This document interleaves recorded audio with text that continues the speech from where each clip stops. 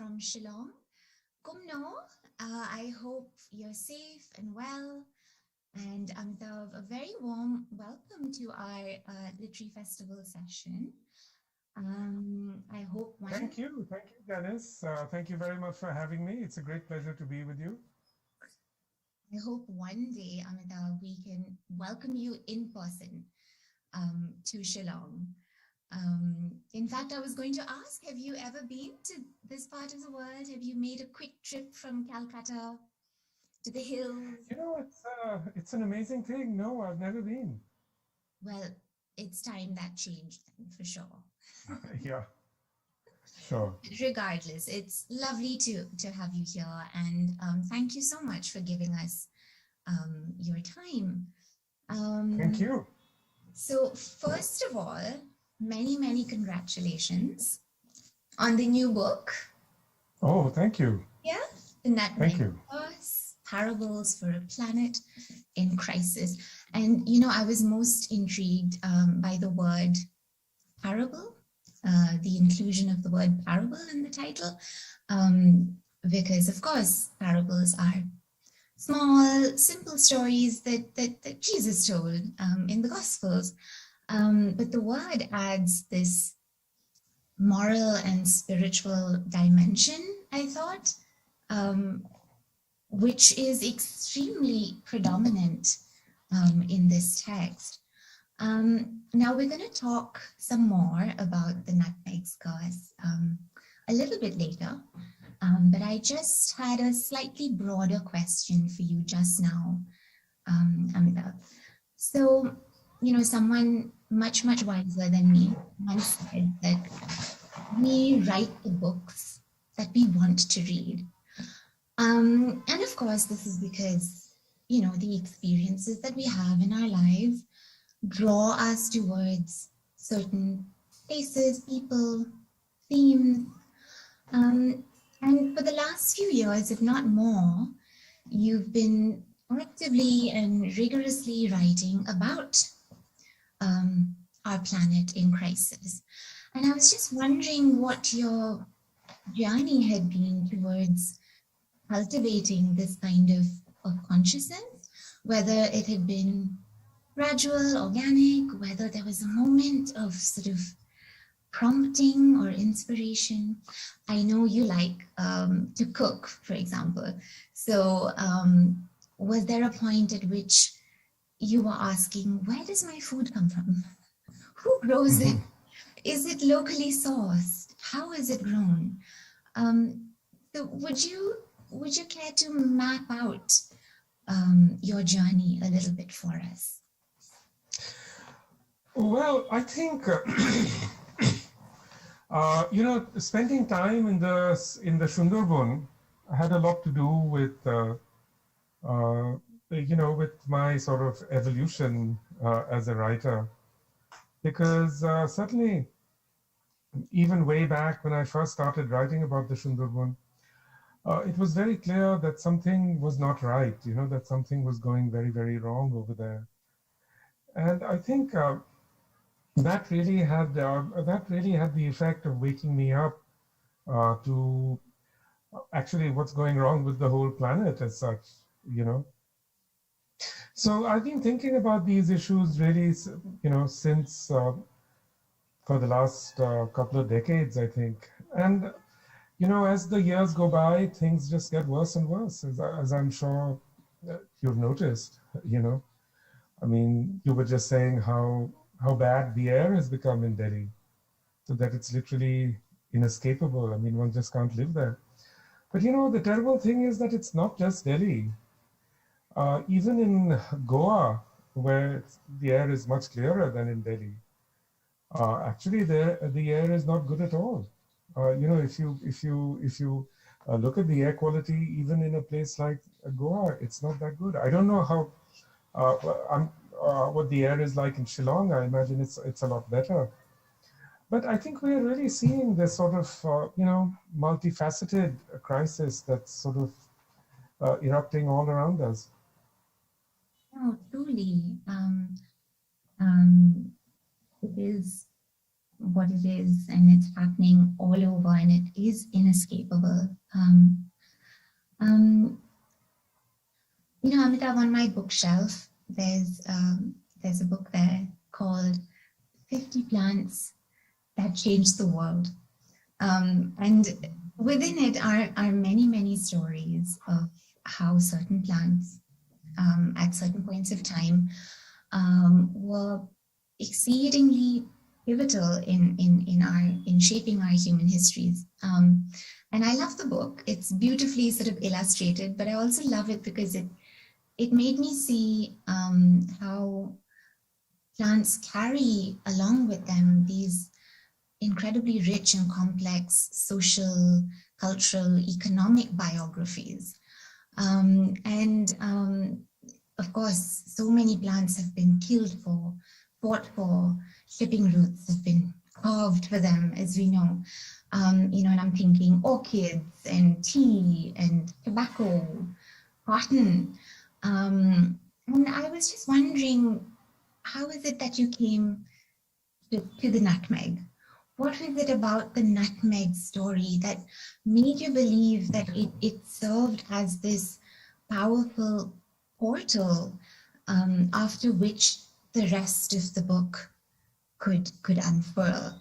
And for those in the audience who may not have read the book yet, the nutmeg's curse is arguing very much that colonialism and the ideologies behind the colonial project play a great role in the ecological crisis that we find ourselves in today. But Amita, why the nutmeg? Well,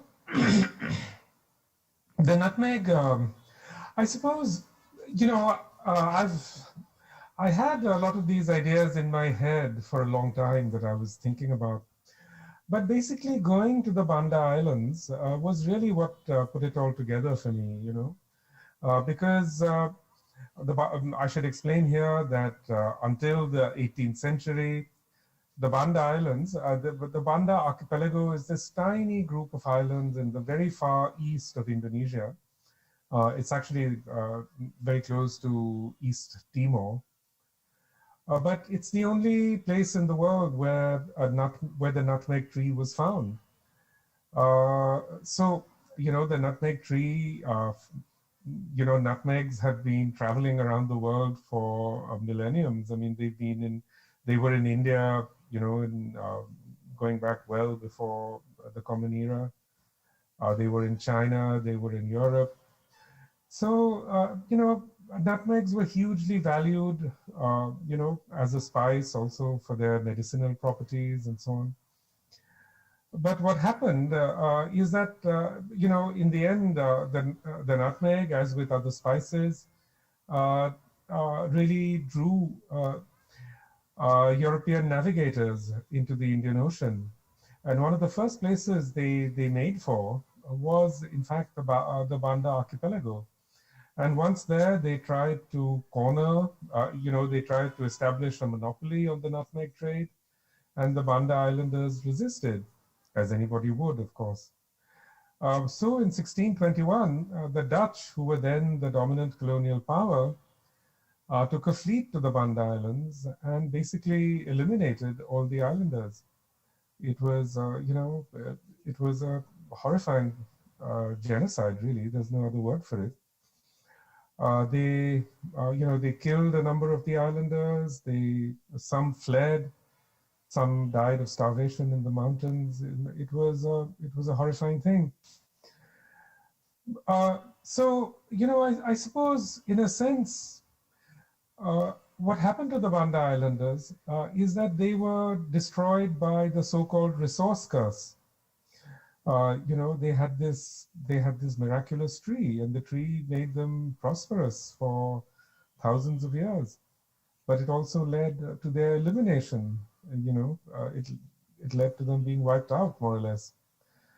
And I think that's in a sense the circumstance that the whole planet is in now. We have this wonderful planet, this wonderful Earth, which teems with wonderful things. And yet, the way that we've treated these things is that, we've treated them like plunderers. And as a result, it seems that the entire planet is now laboring under a kind of resource curse. Absolutely. And this is where also I think, the idea of the parable comes in as well, that this story serves as a smaller story for what's happening, to the planet itself on a much, much larger scale. I find that a lot of people sort of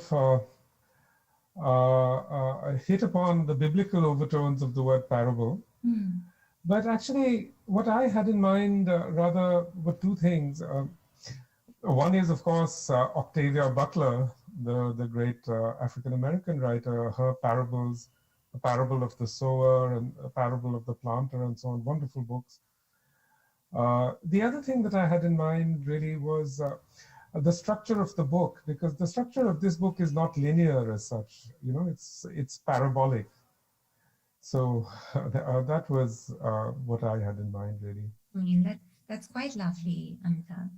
And I'm going to ask you a question that I've sort of wanted to ask for a very long time, although, some might sort of deem it slightly juvenile or even silly, or it might be sort of one of those questions that, you're asked in a creative writing class. But I'm curious, so I'm going to ask you anyway. When you sort of come across a story or when you come across a snippet of information, what is it that allows you to decide that you wish to explore this particular story through fiction?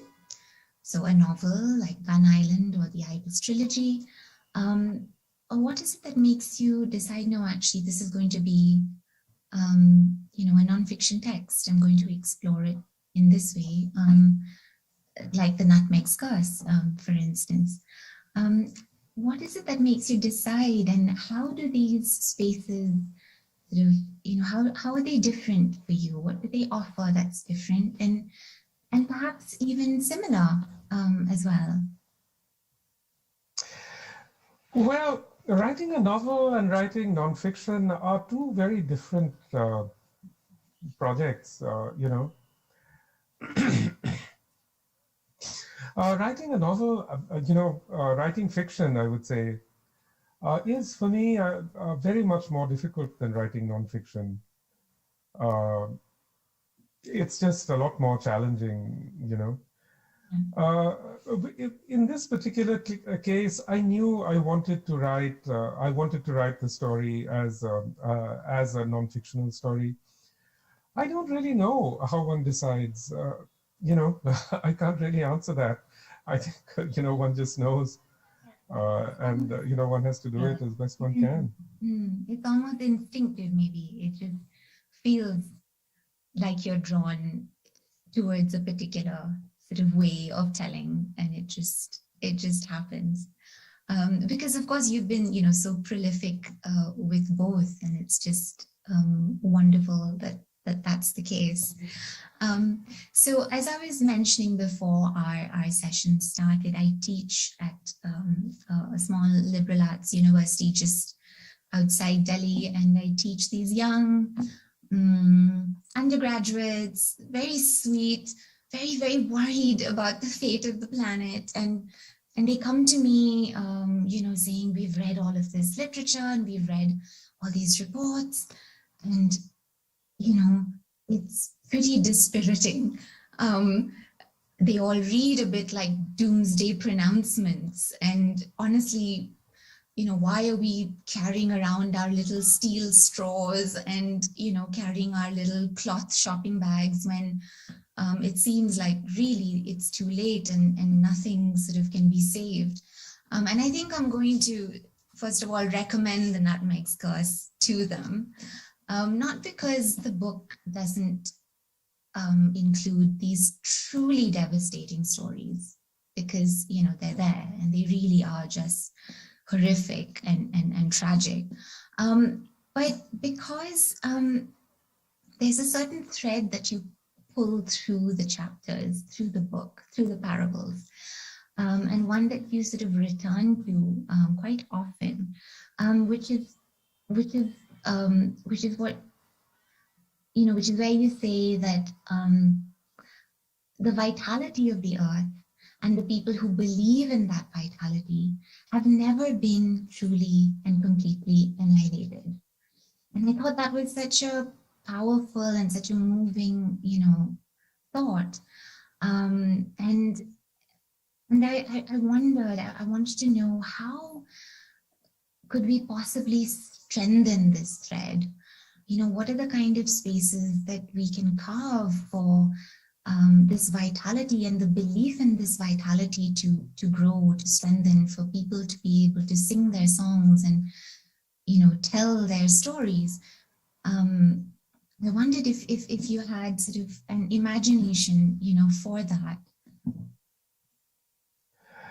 Well, let me say, Janice, that I'm not surprised that you have these young people coming to you and asking these questions because, of course, I mean, they're the first generation perhaps that's growing up with the knowledge that we are heading towards something very, very bad. And we are already seeing that all around us. And, I try to be sort of optimistic on the whole because I have children, Um, but I must say it's becoming harder and harder. I really find it increasingly difficult now to even put on any kind of air of optimism because, you must have seen with this Glasgow summit what a complete disaster it was. I think things are actually much worse even than they seem. We have to remember that scientists, for one, they have a sort of institutional commitment to trying to, as it were, tell their story in a less frightening way than is actually warranted. So things are very, very bad. And, I don't know what kind of world, those young people that you're teaching are heading towards. But it certainly will not be a world like the one that I grew up in. Already we can see that the world is catastrophically changed, you know. And as the years go by, it's almost certainly going to get worse. You are in Shillong. In fact, the mountain regions are likely to be even worse affected than other regions. We can see that terrible story already unfolding in front of us, whether it's in Garhwal or in, other parts of the Himalaya. But actually, what is really frightening is that I think on the one hand you have all these climate impacts, but in fact the political scenarios that are coming about as a result, in one way or the other of these impacts are even more scary. You know, I mean, around the world, wherever we look, we see a profound destabilization. And that's actually, I would say, even scarier than what's happening in relation to environment and climate. And they're So all I wish I could. Yeah. and they're connected, of course. I just wanted to add that as well. Yes, they're absolutely connected. So, I try on the whole to be optimistic. I try to, have an upbeat outlook. The one thing that gives me hope is, the young people are now turning out in large numbers. Even as we saw in Glasgow, I think that was the one hopeful thing that we saw at this climate summit. So that's certainly a plus. But, at this point, it's fairly clear that certain catastrophic impacts of the planetary crisis cannot be avoided, even if the whole world were to act with the maximum possible speed, which it shows no signs of doing. I still believe that writing is a hopeful act, though. So I I refuse to believe that all hope is lost. Just writing, I think, is an act of hopefulness. So I'm so glad you still wrote this book, despite feeling, the way that you do. Of course, my next question was going to be, so Amitav, what gives you hope? But I feel like you might have answered that one already. um, Well, I think is that we should take some hope from is that let's just think about this pandemic, you know, and I do think that the pandemic holds many pointers for the future, as it were. One of the good things that came out of this pandemic is that we all realized that there's a lot of stuff that we do which is meaningless, which we don't need to be doing. It's just busy work, you know. And people have begun to find a better work-life balance, as they say. People have begun, to go away from jobs they don't really need to do, meaningless jobs and so on. So I think there is that. And I think we all also discovered, that what really matters is those who are close to you, whether as friends or as family. They're, they're what one really values, So all of that, I think these are the pluses. I mean, there is just so much noise in the world, just meaningless activity, meaningless noise, and I think rediscovering essential relationships and so on. That is a big plus, but how are we going to say that's the big plus to, let's say, some to a villager in the Sundarban, who's being hit by a cyclone, or to someone, in Mumbai or Chennai who's being hit by climate some sort of refugee. Yeah. some dreadful rain event. Yeah.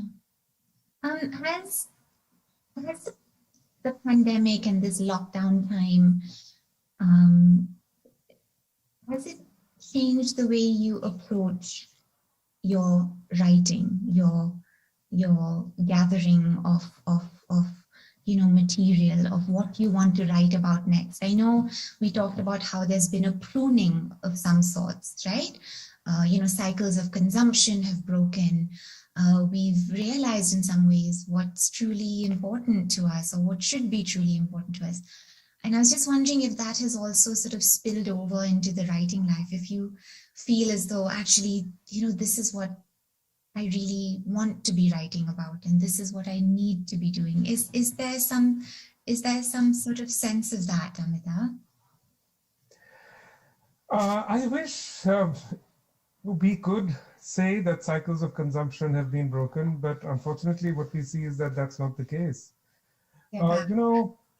During the pandemic, there were many people who were, how shall I say, who looked on the bright side and said maybe, this could be an opening to something better in the world. But in fact, the historical experience of pandemics show that, once a pandemic passes, not that this one is past, but once a pandemic passes, people actually double down and, on whatever they were doing, and do it even more frantically. So, for example, the 1918 influenza pandemic led to the roaring 20s, as they call it, to this massive speculative bubble, which eventually, bursts in 1929 with the Great Depression. And there are signs that that's actually what's happening right now. I mean, I think global greenhouse gas emissions this year are trending to be the highest ever. And all the indicators are that, we're returning, in fact, to our bad old ways as quickly as possible, which is exactly what many of us feared, So, yeah, yes, I wrote this book entirely during the pandemic. And I think, the pandemic did make it possible, to have a kind of deep focus on a single subject, on a single topic. So it was a different way of writing, for that period. Yeah. Yeah. And I also wanted to know, Amitav, because I do feel that this book is different. It does stand apart a little from, from the others. Um, I wanted to know if writing the book changed you in any way, because there's a, a space for indigeneity within the book. There's a recognition of, vitality as this almost sacred life force. There's also, and this is how you end the book really, there's also a call for a need, an absolute sort of imperative need to acknowledge the voices of the non-human. And I just felt as though somehow, to come to that kind of space, to think that way, perhaps there needs to be some sort of shift inside as well. And, there's a moment towards the end of the book where you're in the old Dutch, the old colonial Dutch, house, and it's empty, and you're in that room, and there's a strange moment. There's a strangeness that happens there, and you sort of call it the hidden force later, which I loved. But I thought it was quite a moment of vulnerability, and I just wondered if writing this book had in some way transformed you. I wouldn't say so much transformed as made me acknowledge, certain aspects of the realities that we all live with, and yes, I do think that being in Indonesia, writing about Southeast Asia, it is a region where actually these hidden forces are really uh, much more powerful than elsewhere. This is certainly true of Myanmar. For all I for all I know, it's true of Shillong. That there's a very powerful sense of the unseen, as it were. Very much. Much it is it? Yes, very much. There is, so some people call it animism, but it's not quite that. It's more a sense of, again, the vitality of landscape, of rivers, of forest, of them sort of being imbued with, a life force. So it's very much there in our stories, in our songs.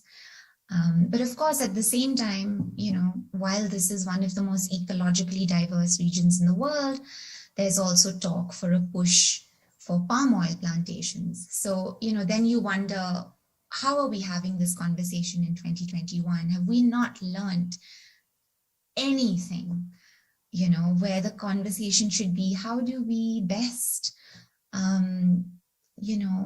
allow the ecological diversity of this area to flourish?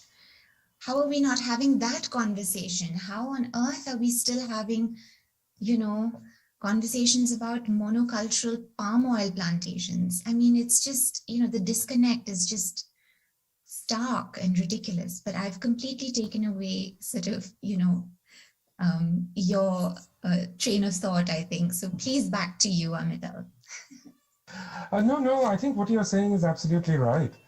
And let's not forget that, in fact, Assam and the regions that, the Northeast, have historically been home to these terrible monocultures, like tea, you know. And tea really is as we can see now, the whole sort of plantation tea economy was just a dreadful thing. I mean, no wonder local people didn't want to work under those circumstances. So they had to go and bring in, essentially unfree labor, And that entire model is collapsing all around us. And the palm oil economies are just as bad. I don't know if you've ever been inside a palm oil plantation. I have, in Malaysia, and I can tell you, again, it recreates this kind of a sort of racial capitalism.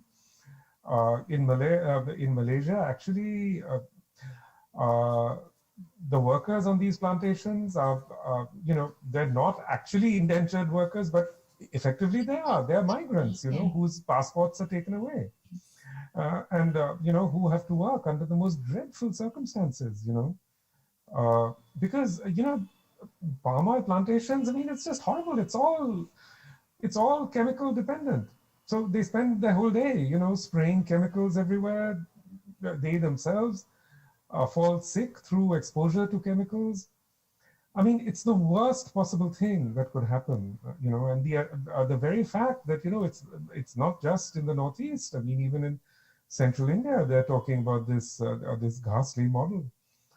So, as you say, far from changing course or changing direction or heading in a better direction, we seem to be hurtling towards catastrophe. What else can you say? God. Yeah, there's a line in your book, I think, where we're driving ourselves into the apocalypse, which I thought was particularly sort of resonant. But no, I mean, I think the nutmeg curse is so incredibly resonant for our times, and it's so important. And I still think that it is a hopeful act to write this book, Amitav. I insist. And I think that for people here, in other parts of the world who may be removed geographically, and removed in terms of time, to what you speak of in the book, the anecdotes that you share, the stories that you sort of lay out for us, there are still these really important questions, I think, that that we all need to ask. Really, what are the discussions that we need to be having now? How do we in some way find these connections, and learn from them, learn from what's happened? So I thought this was a really, really moving, very powerful book. So still, thank you for writing it. I feel like we may have come to the end of our time for the session. But I wanted to thank you again for spending your morning with us and starting your day talking about the end of the world. Thank you, Janice. Thank you. It's always great to talk to you, and great to be on this festival. Thank you very much indeed for having me. Just been a pleasure, Amitav. Thank you so much. Thank you. Thank you. Goodbye.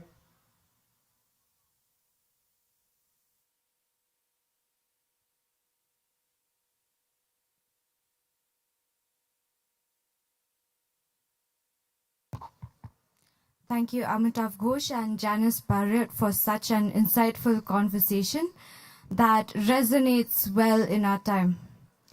This book is available in the Reading Hub bookstore, so please do get yourself a copy. Before we continue with the next session, I would just like to remind everyone here on COVID protocol, please maintain social distance, please wear your mask, please use the sanitation stations, please report to the nearest crew member if you have any symptoms. Now we're going to start off with the next session, Beyond the Lens, Stories, Context, Representation in Film. This session will be an interesting session, especially for film lovers and cinephiles. We are glad to have with us Palmi Datta, Simi Kongtiang, Imti Kharkongor in conversation with Mary Kurkalang. I'd like to invite to the stage Palmi Datta. Palmi Datta Gupta quit her day job in television and wrote Re-Homeland of Uncertainty, which was awarded the National Award for the Best Khasi film at the 61st National Film Awards. A Thousand Unspoken Words is her fourth book and was published by Readomania. Also published by Readomania is Unata of the Earth, an adaptation of the National Award-winning film by the same name. Unata was awarded the Best Khasi film at the 63rd National Film. The film Unata has been adapted into the Marathi film Man Udhan Vara. Polmi is also the screenplay writer of Yodo, which won the Kim Ji-suk Award at the 24th edition of BIFF. Yodo also won the MIT SFT Human Spirit Award at the Pune International Film Festival in 2019 and the Best Khasi Film at the 67th National Film Awards. Simi Kongtiang is our next speaker. She is a Jantia Khasi film director residing at Claria Jantia Hills. She is one of the first female filmmakers from the area and is also known as the face of Jantia Hill film industry. She currently runs the Eva Yan Pictures production company, working on an upcoming series of episodes and short films which she intends to put up on her channel. Her popular works are Skop, Dathe Lut, Jung Uslak, Thong Yong 2017. We also have in this panel Imti Kharkangor, who is the founder and director of Emergence, a music management firm that aims to set up a record label that will encourage and build a sustainable musical career for the artists. He started out as a metal guitarist who had chaotic riffs to boot with bands like Aberrant and now this Silent Offensive. Shillong-based Imti Kharkangor slowly moved into talent management and set up his company in 2018. Under his roster, he manages Khasi Bloods, Meba Ophelia, and Blue Temptation.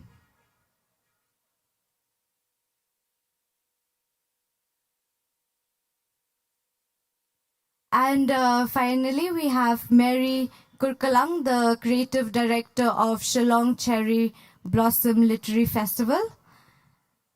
Mary Kurkalang set up Kublai, a consultancy in the culture and social sectors in 2012, offering training in project management, communication, fundraising, and ethical practice and consultancy in cultural policy, international exchange, and facilitating the setup of new art and non-profit projects. In the last decade, she has initiated, led, and managed over 50 projects across India and internationally. Some of her clients and collaborators include the European Union, Australia Council for Arts, Goethe Institute, Penguin Random House India, the Japan Foundation, Kiran Nadar Museum, Bukaru Festival, and many others. I hand over the mic to Mary Kurkalang. Thank you, Nida. Welcome, everyone. You know, in curating this festival, I looked at the idea of what cherry blossoms mean to us here in Shillong, in this region and in this country when they grow. And therefore, because we are in the season of autumn, I was looking at the idea of harvest, preservation, and maturity.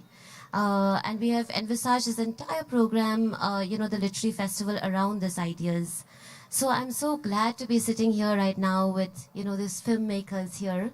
I brought in a lot of, the intersections with living cultures in the environment. The last session we spoke about the environment. I think it's absolutely imperative to do so. And I took all the fun panels to actually moderate. So I'm at another one. We did one on food cultures. We did another on looking at music through the lens of lyrics. Quite a few exciting sessions, and there's a program leaflet there that you can look at. So this is the one on film. Everyone here, I think, is a little nervous, so we should like make them feel at home and comfortable. I hope all of you are comfortable and all right now, because they are also people, you know, like when I brought in the musicians and I brought in the artists, they sort of are behind the scenes in what they do. They're not necessarily on the platform speaking about their words. So thank you very much for taking this risk with me, for having the courage to come on stage and to talk about your work. I think it would not be complete if we were to have a conversation on film, if we were not to actually have a little reference to what you're doing. So what we're going to do is just present a couple of trailers. Can we start with you, Palomi, if that's all right? Yeah, Palomi has joined us from Kolkata. Sure. Yeah, she is a Shillongite who's based between Kolkata and Shillong. Yes, and a bit of Bangalore also. A bit of Bangalore, and she has written most of the scripts for Kurba films. One of my favorite films, Unata, for sure, and plenty more. I think the last one was Yodo, and then there's a short film after Short that. film, yeah, we call it Path. Yes, so that we haven't yet seen in Shillong, I think, right? Yeah. I hope we have a screening soon. We'll have the world premiere and then maybe We'll look come forward back, to yes. that. Yeah. So if I may, Ashish, could you please put on the trailer of Yodo?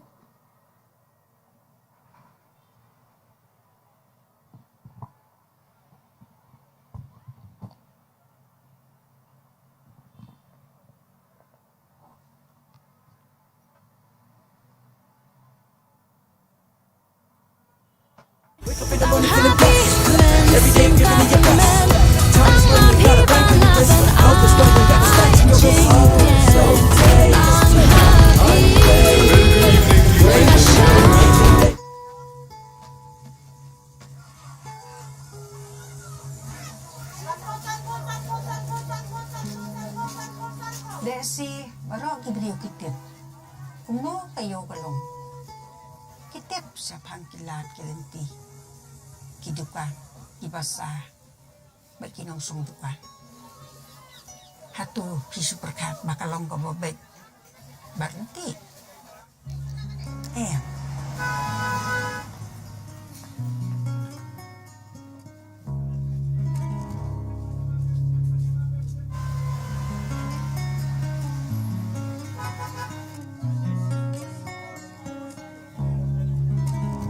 Ngangit makibriyo kilong kumjo hakaleng kapurte. Kijing kamen, kijing jenjar, bar kijing hakajing im. Kini gide kita ki kiba pelong yakakana jong kajing im jong ki. Kini gide kibriyo kibangi kendo man kasiki. Kidok rumat kibangi yo ijang man kasiki. Henry Helen der jom kini kidur kuman kidon kikana bapala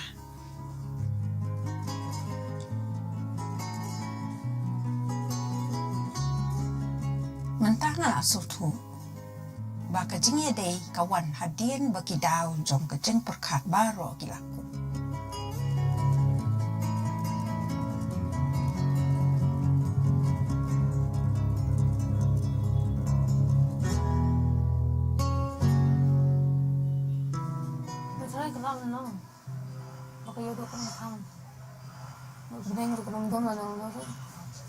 Kadang ang mga soong tiro. Pelanggo ila di.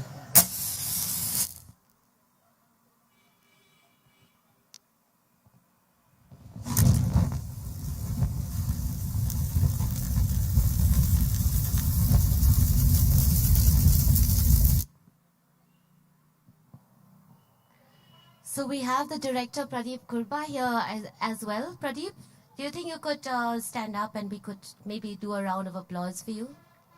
Pradeep, are you here? Yes, so a round of applause. Also to Palomi. Thank you for joining us, Pradeep, here today. What a film, really. Like, you know, Yodo, I think for all of us who live in Shillong, it is at the heart and the soul of, you know, our city. Tell us a little about how you wrote that story. Okay, so as you said, like for everybody who's grown up in Shillong and who lives in Shillong, we all have our Yodo stories. Some of them are very bizarre, funny, heartwarming stories. So obviously the thought of Yodo came from there, and since Pradeep is here, so we collaborated together and we wrote this screenplay. And it was crazy to begin with.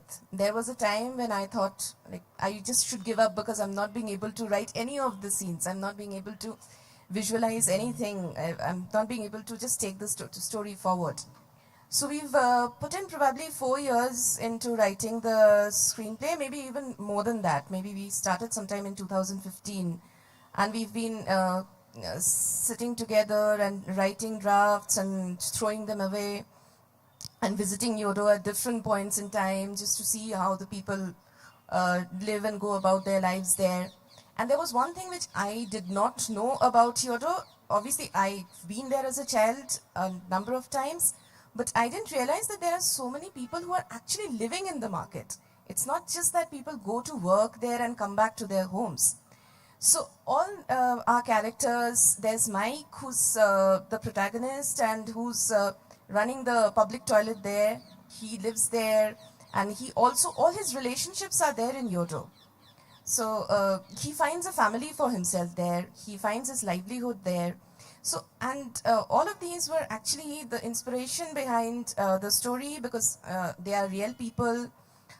We've seen a lot in the trailer. You see a lot of real faces there, and the people, they're so sweet. And I remember when we were shooting there, people they almost all of them became a part of the crew. They were part of. I remember there was this lady. She used to wear red lipstick and beautiful earrings. She used to sit there, and I saw she was actually scolding somebody. Don't go there. Can't you see the camera is on? So like the people are so sweet, and all of them became a part of the story eventually. So that was a crazy process, and I've learned a lot from it. And again, I would go back to the director there. He's seen my the worst moments of a screenwriter probably when I was writing this screenplay. I think that really, like what it did, I think that film for me, and I think for a lot of us, is that we think mostly of Yodo as a space of commerce, but we don't really think of it as a space of relationships. Yes. And there's just so much of the intertwining of relationships there, and it's just beautiful, really, like so layered. Thank you. So thank you much. for telling a tale in all of its nuances as Yodo deserves. I think so many more films could come up on Yodo because there are so many stories Yes, we there. do have that in mind actually. We've been wanting to tell more stories from Yodo, about Yodo, the people of Yodo. So maybe if things fall in place, yes, we'll have more stories from there. Yeah. So a question just about, since we are at a literary festival, we're looking at things through the lens of words and books. How different is it, because you've also written books, how different is it to write a book that is to be published as opposed to writing a film script to be made a film out of? Okay, I have written short stories and novels, and I've also written screenplays. I think there's more space. This is my personal view. There's more space when I'm writing a short story or a novel. I do not have to, especially when I'm writing a novel, I do not have to think about the time constraint. The journey is more inward. I can actually play with my words. I cannot do that in a screenplay. A screenplay is more structured, but a screenplay, for me, a screenplay is a more fulfilling form of writing. Because in a novel, I write a novel when I actually want to hibernate. I actually do not want to communicate with anybody. But for a screenplay, I have an entire team, and there's a lot of brainstorming happening. There's a lot of outward structuring happening. So yes, that's there. It's quite different from writing a book. Yes, because that is. And when I had started, because I had started with short stories and novels, and I still remember my first screenplay when I go back to read. And okay, I was like, okay, how did I write this? Because nobody can understand what he's thinking inwardly. It doesn't make any sense. So I'm just wasting paper because it cannot be on screen. It doesn't make sense on screen. So that's there. And also in terms of how you think of your characters for when you're writing for film, like the protagonists in Yodo, you have to sort of give them much more sort of depth and life within a certain time frame. I think the time frame is very important for writing. The time frame is there, and as we talked about relationships, it might sound a little cheesy if I say this, but your characters, you are in a relationship with all your characters. So a screenplay, writing a screenplay is, it's like a relationship. You have to give that time and nurture them, and somewhere your characters start talking to you. That happens. It might sound a little crazy and cheesy, but that's what happens. And your characters need to trust you for you to be able to tell their story. So that actually happened with Mike and Hep, and even for Onata. For Onata also, that was there. Or even for a short film like Path. So the time frame for the depth or the nuances to come, you actually have to give a lot of time to the writing process, which I'm fortunate to be able to do that. We actually give 3 to 4 years for all our scripts. So, and there's one in process now also, and that has also started probably sometime in 2018, right after we filmed Kyoto. So that's always there. I have to ask this question. Do you speak Khasi? No, I have tried, but I've failed to actually learn. The reason why I'm asking is because the films are in Khasi. Are the scripts written in English then? The scripts are written in English, and then obviously we have a team that works on the dialogues. But you know, this is what writing Khasi films has taught me something. That language is a very small thing, and we actually give a lot of undue importance to the way people speak. Because, and now with since the OTT thing has become very popular, so you can just watch any film, and there are subtitles, and the Indian language films are so much to know about your own people, your own country, and there's so much scope with Indian language films. Yeah, thank you for that. In fact, I was talking to Pradeep a while ago about the film, and he was telling me about how well it's doing in Korea. Am I right, Pradeep? Yeah?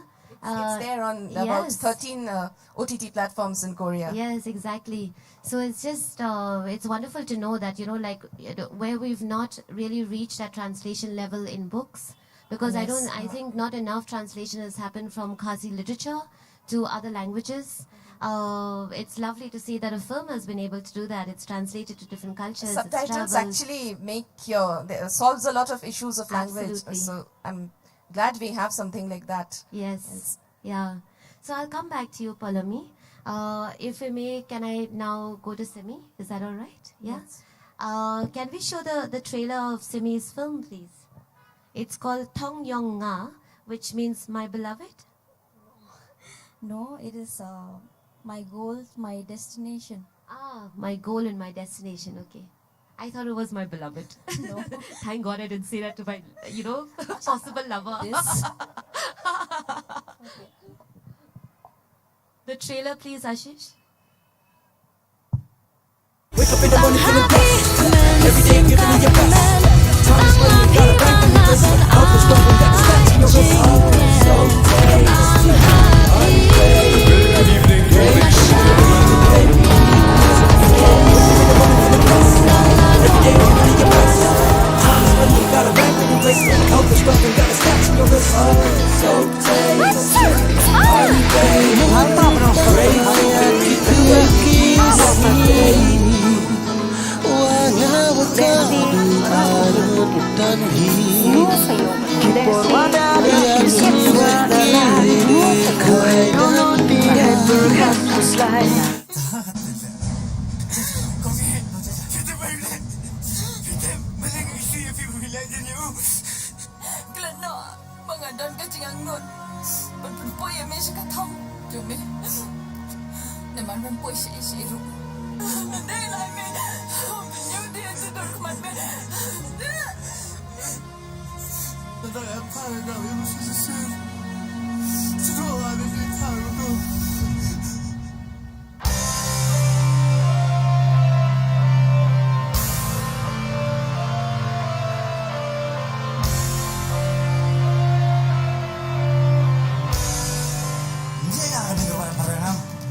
I want to break free. Chicken. Ich nak sort of name, kamu jadi betul dalam tes, ne? Pemilihan nada cocok, tahu yang kata ada, kriau. Kamu suku untuk nyadang wahai feeling so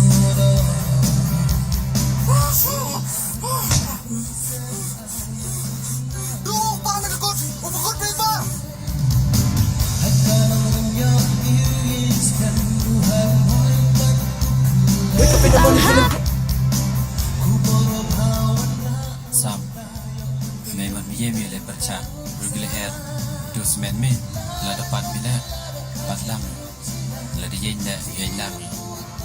Kam genim le tak kaban kam genim le tak terila.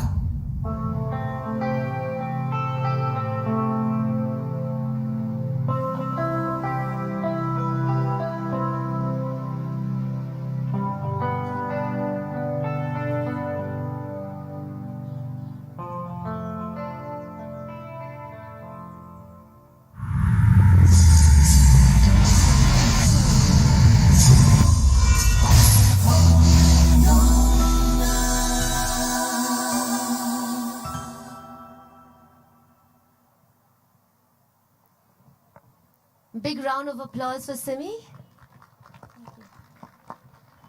So Simi is a very loved filmmaker, has made many, many films, I believe.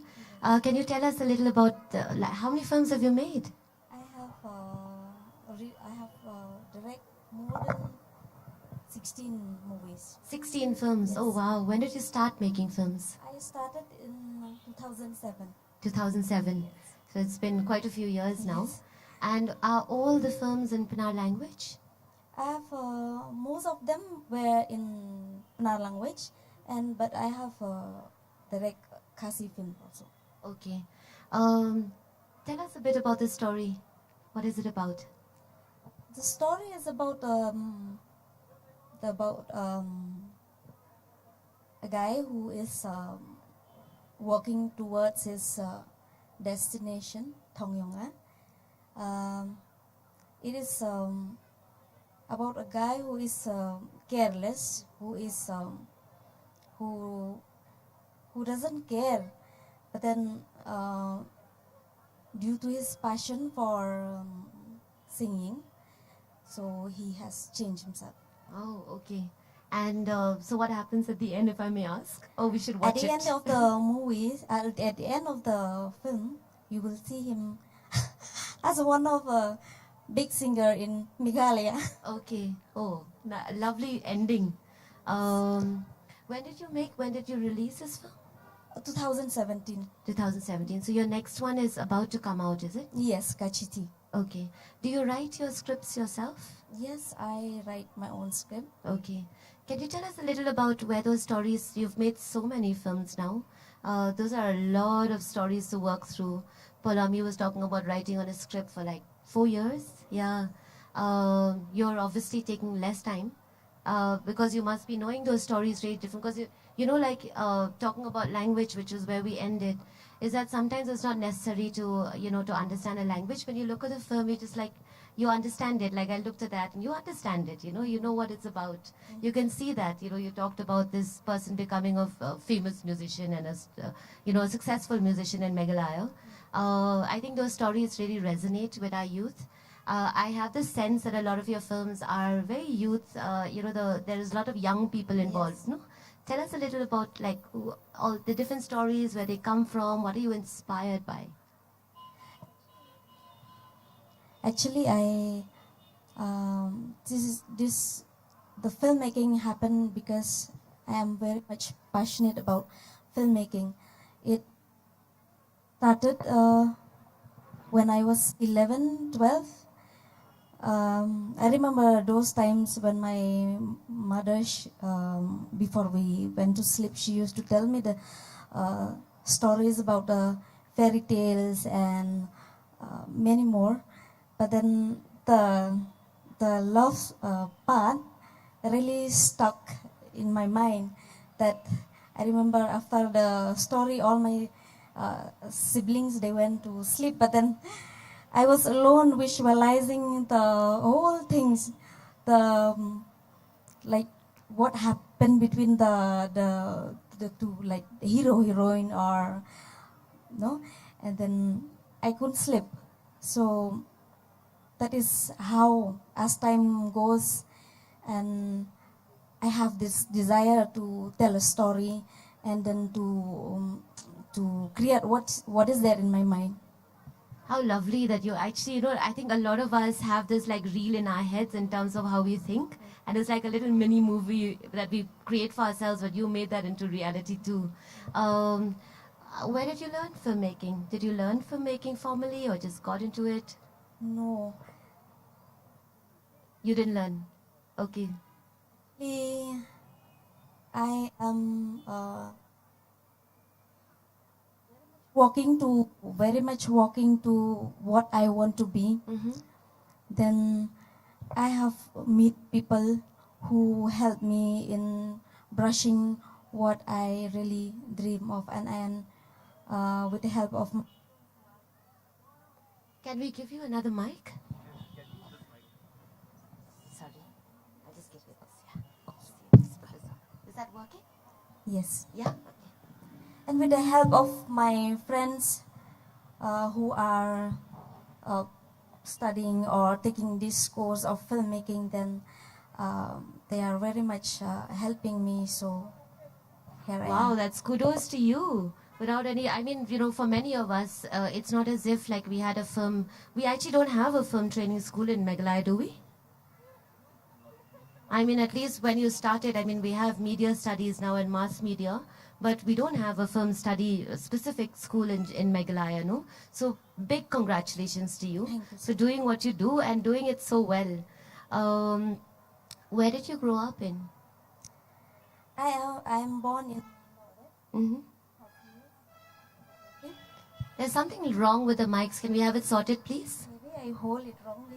Yeah. Okay.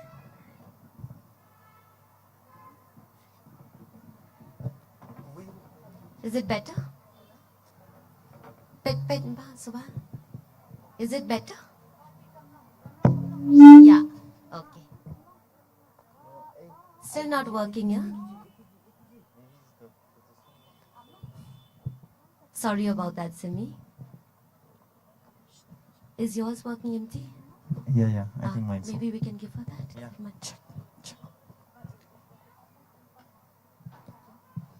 Yeah.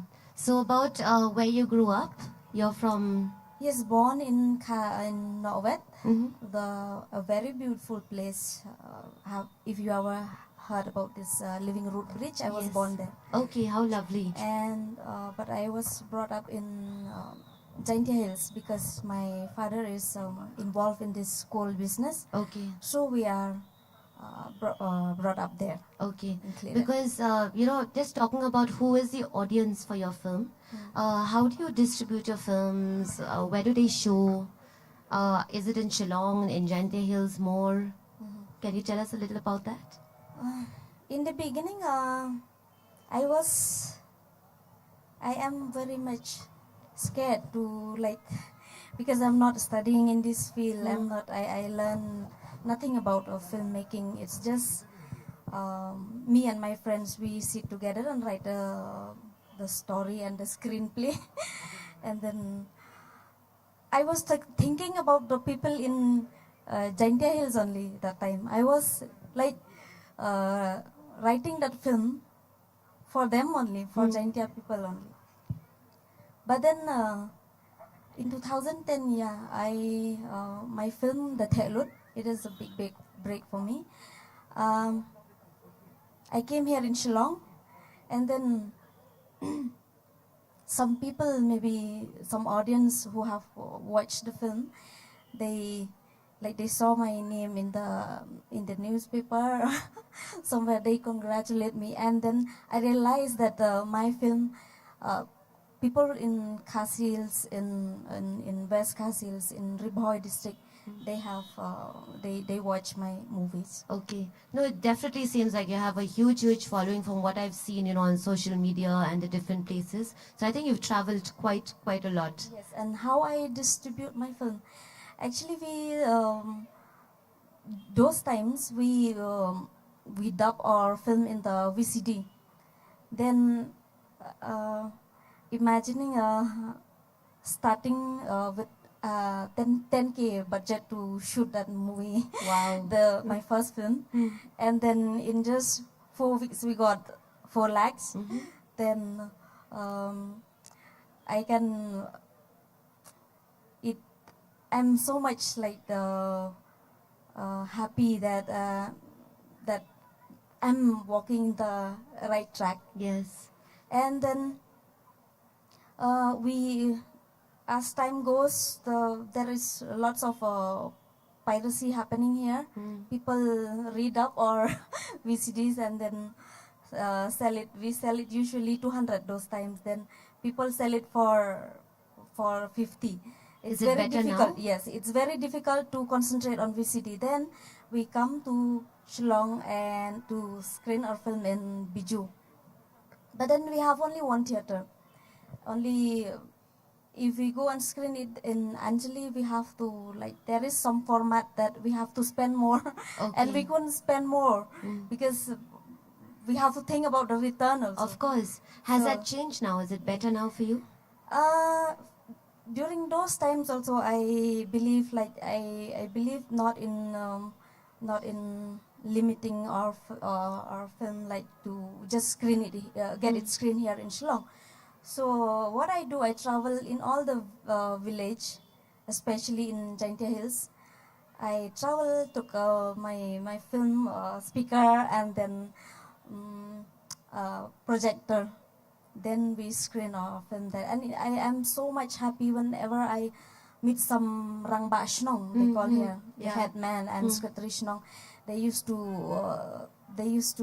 tell me that, Kong Simi, thank you so much, through your films, which we make the funds, we have make our own community hall. Oh, wow. And then that is, and I'll keep continuing this. I'll keep screening That it. sounds on like the a really lovely model.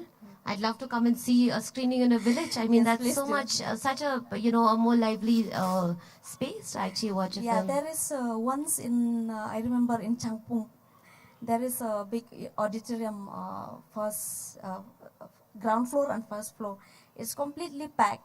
And that time we were screening my film, Chipodonhi. And then during the sound, the music part, people, they are removing the chairs and all. They keep dancing there. They dance. Everybody dance. That I am really enjoying that Yes. moment. Yeah, it must have been such a lovely environment to also see your film being released, like received that way, Thank you so much for that sharing, and I'm dying to come and see the films now. Yes, Your please, I'll screenings, invite yeah. you. Yes, thank you, Kong Simi. I'll move on to MT Kharkungor now. Can we have the screening of MT's ad film, please?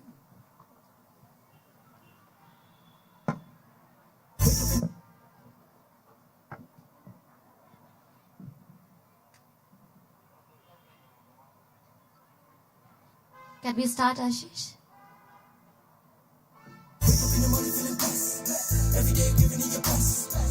Money and got a bank on your wrist. Health is wealth and got the stats on your wrist. Oh, so tasty. Unveiling. Great victory. The day we beat yesterday. Wake up in the morning feeling blessed. Every day giving it your best. Time is money and got a bank on your wrist. Health is wealth and got the stats on your wrist. Oh, so tasty. Unveiling. Great victory. The day we beat yesterday. Thank you. So that's an ad which MT has just released this year.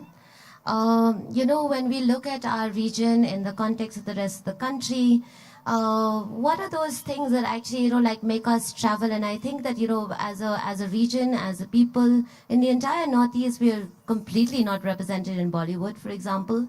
And we are definitely not, represented also in the ad films. I think ads travel a lot. And so I was so amazed to see this advertisement come up this year from Shillong for an international brand. So congratulations, MT, and can we have a round of applause for MT too? Thanks, Mary. So tell us a bit about how you pitched this, this ad. How did you make it? I first got called for a song actually. They called me people from Garmin. So Garmin is a brand from Germany. So it recently set up base in India. So they called me for a song as part of their campaign. So who's the song by? Also, this is a song by Khasi Bloods. Okay. So they called me for that, and they were looking at options to work with. They wanted rappers, and hip hop element to be part of this new song campaign for them, for their brand. After having a conversation with them, I realized I expanded that song idea into like, why don't are you open to, take it further and make an ad for your line of watches? So and one thing led to another, and then I mean like that. They finally approved of the ad. So interestingly, just the first day of the festival, we had Kasi Bloods here, and we were talking about, and we had quite a few other musicians on the panel to talk about their music, and apparently now, the mainstream industry, mostly Bombay, looks to the Northeast, looks to Shillong for actually rap and hip hop, no? So maybe in a way that's also opened up other avenues. Yeah, it definitely has. I mean, like when it comes to English songs, Northeast is quite famous for delivering good material for in any genre for that matter. And of late, in the last few years, hip hop and rap has exploded in India, and with that, a lot of things has opened up and connected people and made people more aware, people in mainland India and people outside of the country, aware of the talent that exists in this part of the country, Northeast India. So with that in mind, we're coming back to the ad, like I pitched the idea to them, to the government office in Delhi, which then went to the government office in Singapore. So I pitched this idea of doing a whole talent, Northeast homegrown talent for this ad, which, because my idea was like, I haven't really seen Northeast Indian representation, like you said, in ads and films and all that. So maybe I was having this idea while I was talking with my team, and we were like, we would really like to see more representation from Northeastern Indians in mainstream media. So what was interesting for me in the ad is actually the range of faces that you see. It's not one particular type of face. So tell us a bit about how you cast, how did you cast for that ad? Yeah, so being in the line of work that I am, I meet a lot of people, I know a lot of people, and while we were scripting this, me, Sumit, and Bok, shout out to Sumit and Bok, wherever you are. So yeah, while we were scripting for this, we thought, who to include, and it was important for us to include each and every state, someone from one state, at least from Northeast India. And the kind of work we do allows us to work with people from all walks of life and from different states. So we were able to have not just in terms of talent, what you see on film, but also behind the scenes. From your line producers to your production people to assistant directors, all of that.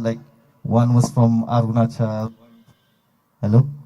So one was from Arunachal, one was from Mizoram, Manipuri, Garo, Khasis, Jaintias. So a very eclectic mix. I think it's also representative of the fact that we're in Shillong, and Shillong is at one place where actually you have all of Northeast, quite a wide variety of the population of the Northeasterns in Shillong as well. No, we've only always had them, so there's a nice mix there.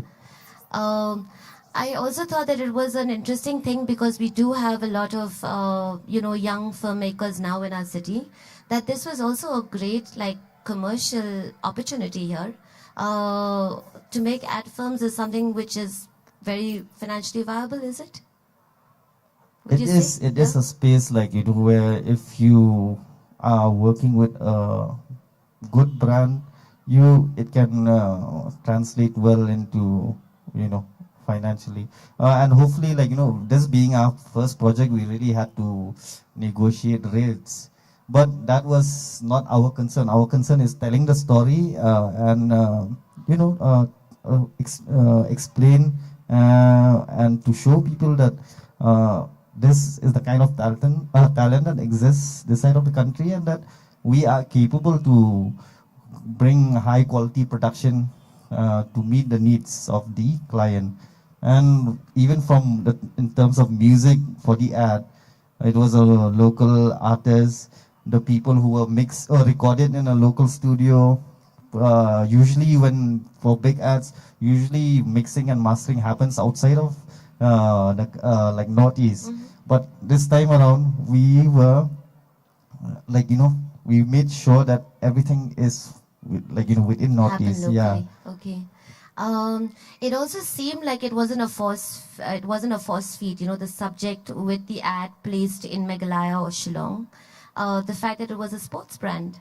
I think people are geared. Like all of those people were actually professional rock climbers, as I understand. I think I Yeah. spoke to the rock climber.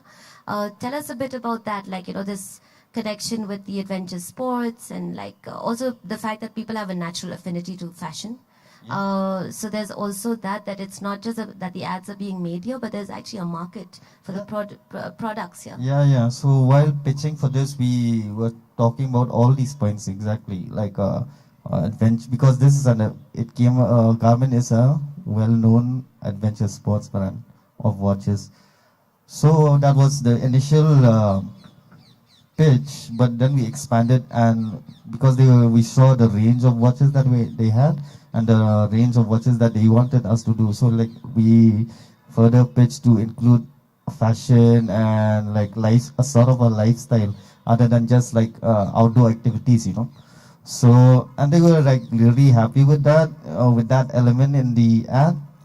And it shows a lot about how Northeast is.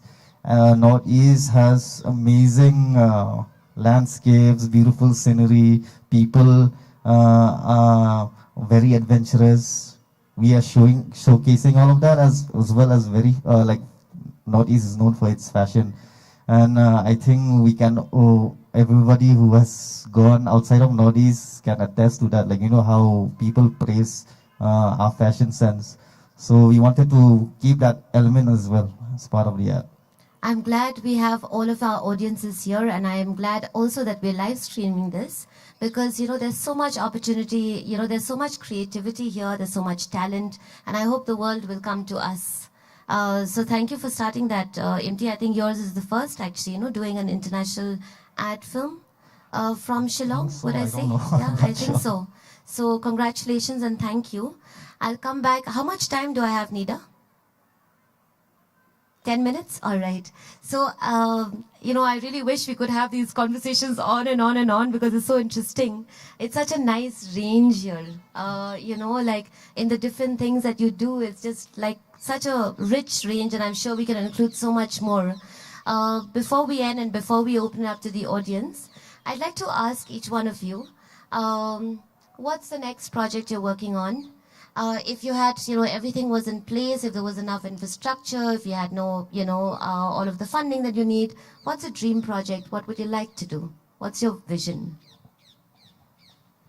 Right now, I'm working. We have completed the shooting of my upcoming film Kachiti, and this time we are going to spend more on the technical part. We are going to take Kachiti to Bombay for color grading and sound mixing, and in future I would like to brush myself more and to see the more better version of me as a filmmaker. And I always dream of screening my film outside the state, so I'm working on that. And I would look for the film which are more realistic and more of a autobiography.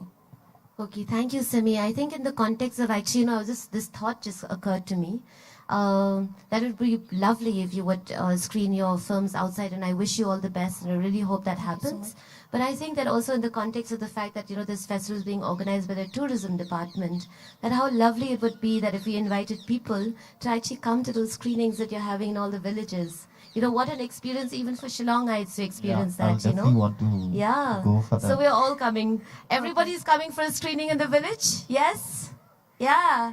And the timing of the screening will not be like we are screening early, 7, 6. They will screen at around 12, 11 At night? a.m., At night? 12 p.m. Oh wow, Yes. what Oh, wow. fun! Even more, yeah. We are all Whole coming. night Yeah, we they are all would- going to come and camp Yeah, out. they would bring their own mat and make their kids sleep there and watch the Oh movie. wow, all that's night. lovely. It really sounds lovely. I haven't been for, I haven't had an experience like I will that. So it sounds surely take fascinating. you. Yeah, I Thank will you. Yeah. And moving on to you, Polami. My next project is titled The Elysian Field. That's with Pradeep Kurba as director. And we've not been able to be entirely happy with the screenplay. So we were one of the 22 projects that was selected worldwide at the Busan APM. So thank you. And but that was sometime in 2020. But we've still been working on, because we got a lot of feedback from there, and we've not taken everything, obviously, but there was a lot of constructive feedback. So we are kind of working on the screenplay again, and we are giving time to it. That's there. And there's also something which I haven't done ever. It's a thriller. I'll not exactly call it mainstream because I don't like how that word is perceived in cinema in India. But it is something very different from the other films which I've been doing. The screenplay, again, that's a screenplay I'm unhappy with it, so I'm working on it. But I've surprised myself and written a screenplay in 4 months, and that was probably the first time for me. And coming to your second question or suggestion, which you said, if I had the resources, or even if I do not have the resources, this is something which I've been thinking about, and I had a chat with Simi also. I would want our films to be more accessible. We are always making films, Indian language films, not necessarily all of them in Northeast, but all Indian language films. The access is so limited. Like, okay, today I know Simi or I know Dominic, so I can probably ask them or request them for the link, and they can do the same with us. Yes. But not everybody can do that. Absolutely. And I really would want that. I don't know how that's going to happen. And since this is, I guess I'll take the opportunity, we have the platform. I would actually request you, and since it's the 50 year of statehood here, it's high time we have a Shillong International Film Festival. We've been waiting for that forever. Absolutely. I think, definitely needed. There was what was the film festival that was organized by you, Kelvin Cinema? Yes, yeah. And that was such a because good of the start. pandemic, we couldn't have a second. Yeah, and I really do hope, and I think, like I was telling Pradeep, maybe a whole bunch of us should get together and just do it, organize Exactly, it. yeah. It's time we do that. Absolutely, yeah. And yes, I mean, why would we make films and not have, want them out there for people to watch? Exactly. No? So that accessibility is a major thing in terms of, except now actually we have more access to films, Tamil and Malayalam films, thanks to the OTT thing. But and obviously Hindi films are everywhere. But even films like, say, Bangla, I stay in Kolkata, but we do not have access to all kinds of Bangla films. Or even Assam, they've been making films much before we started making films probably, but we do not have that access for any Indian language quite a films. gap Yes, there, no? that's there. So yeah, thank you for that sharing, and I think, yes, very much needed. So Imti, what's next? What would you like to do? Right now we are concentrating on like the next few projects that are coming up, our music videos, and also to some brands also which I can't mention right now. We'll be working with some brands, so hopefully, this will open up more doors, not just for me, but for other people who are interested in this line of work. and especially in the ad space, you know. So hopefully, right now we can just hope for the best. I mean, like, this is just a initial stage, very nascent. So yeah. I'm sure the industry is going to realize that, there's so much scope here and there's so much creativity. Why would they not come? So I wish you all the best and all Thank you. success. Thank you to each one of you here. Like I said, like having the courage to come and share, and you shared so much. It was so lovely. I'm opening it up to the audience in case you have any questions. Anyone? Any questions? We have a very non-curious audience, it seems. Maybe we should, all of you just go watch the films, all right? So thank you again, and I'll end on this note. There is a question. I'm so sorry. Yeah, there is a question. We do have some curious audience. I'm glad. This question is for Polomi. Can you explain or tell us how and what drove your concept for the film on Yodo? And my understanding is you live in Kolkata. I live in Kolkata, but I am from Shillong. Okay. So, like, we've all been visiting Yodo, as I said before. We all have our crazy Yodo stories, our bizarre Yodo stories. And actually, I collaborated with the director of Yodo, Pradeep Kurba. It was also his idea to begin with. And he's probably had more experiences at the market than I did. And we looked at the market from a very different perspective. It's not just a commercial space. There are people actually who live there, and who work there, and they have their relationships growing there. So that was obviously the tipping point, and we got our idea from the people who actually live and work there. Actually, I love that point about what you brought out, like the difference between writing a book and writing a film script, which is actually writing a book is a very solitary affair, and writing a film script is very collaborative. Very right? collaborative. Yeah. And we have the entire team, and sometimes even people who are not part of the team, we sometimes send our scripts to them, and they come up with such beautiful ideas. I remember I had sent my, when I was working on Yodo, I had sent it to one of my juniors, and she had such, outlandish ideas about the film. We couldn't incorporate them, but I've been thinking about it. Like, there are so many different ways you can tell a story. Absolutely. Yeah. And I think sometimes, the inside-outside look is good. Yes, like, yes. it just makes for more critical work, Yeah. So on that note, if there's no other questions, anybody else? No? All right. So thank you very much to each of you. Are we giving Thank you them... for having us. Yes, thank you. So we have some books to gift you.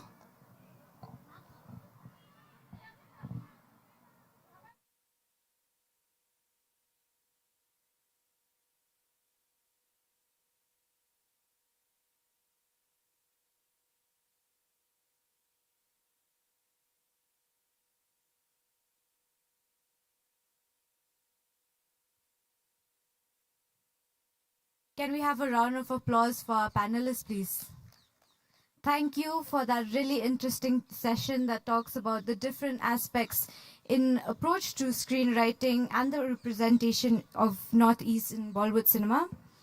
Now we're going to take a quick lunch break and we'll be back here at 2 p.m. Thank you.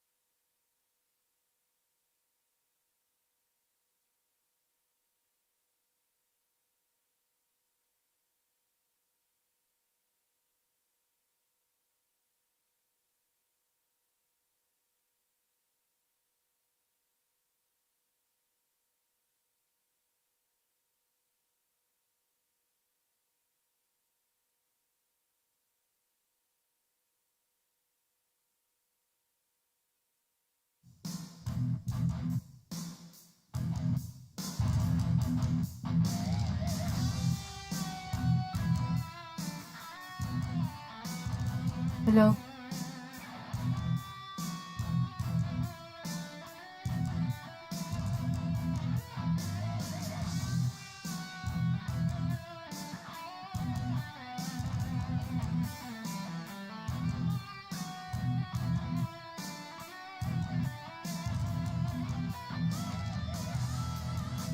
Please everyone remain seated. We will begin the next session shortly.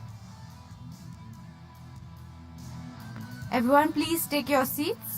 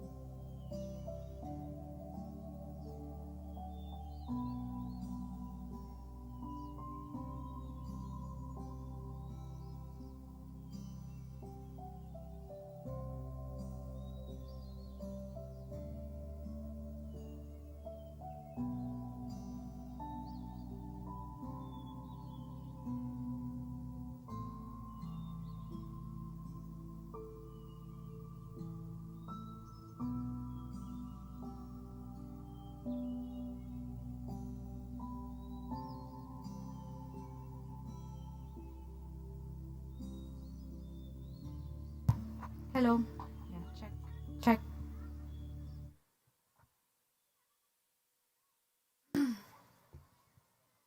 We're going to begin the next session.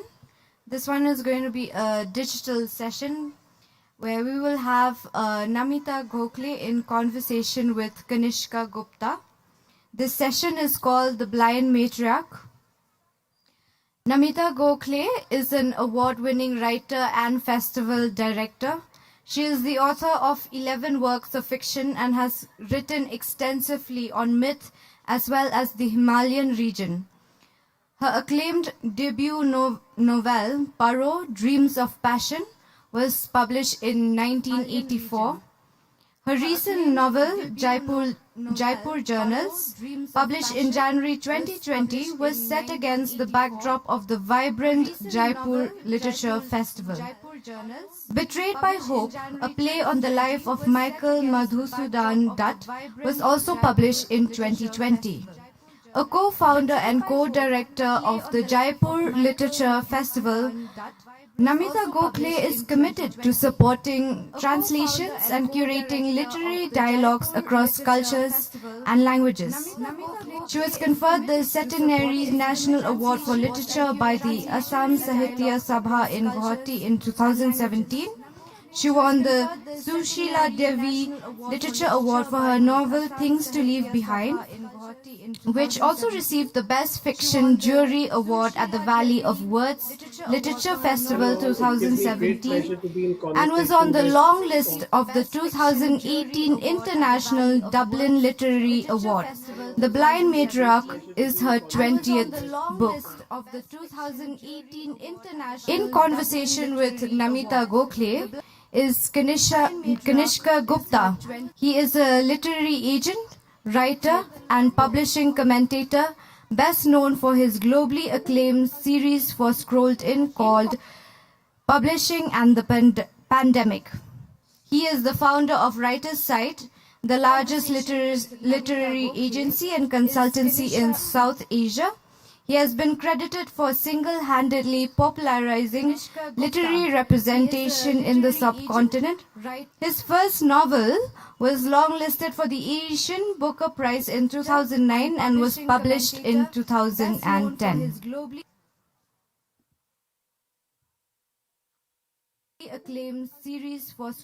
This is the third session that we're having as an online session.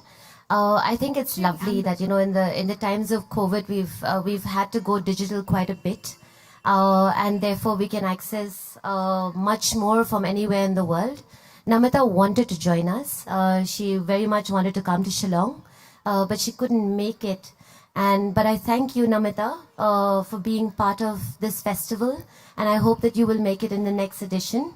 Kanishka is here with us. She was on several sessions earlier in the earlier program. I just want to read a bit of the blurb of the book, The Blind Matriarch, which has just been published.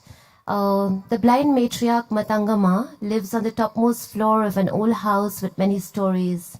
From her eyrie, she hovers unseeingly over the lives of her family.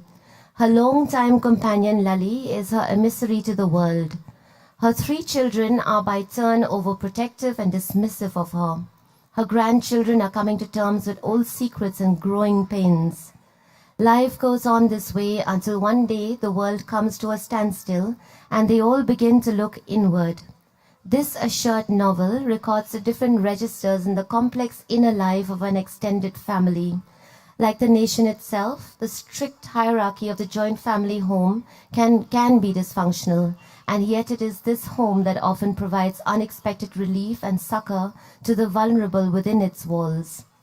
As certainties dissolve, endings lead to new beginnings. Structured with the warp of memory and the weft of conjoined lives, the narrative follows Middle India, even as it records the struggles for individual growth with successive generations trying to break out of the stranglehold of the all-encompassing Indian family.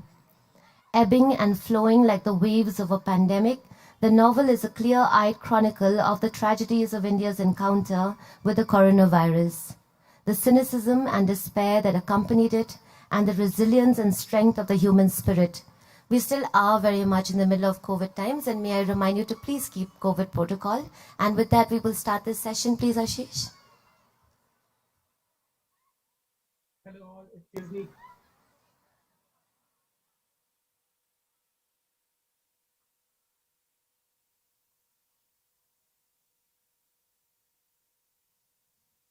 Hello all, it gives me great pleasure to be in conversation with author and literary director Namita Gokhale at the inaugural Cherry Blossom Literary Festival 2021. Namita will not be able to attend the festival in person, but she was kind enough to make herself available for an online session about writing, literature, and in particular, her latest novel, The Blind Matriarch, a sprawling family saga set against the backdrop of coronavirus in India.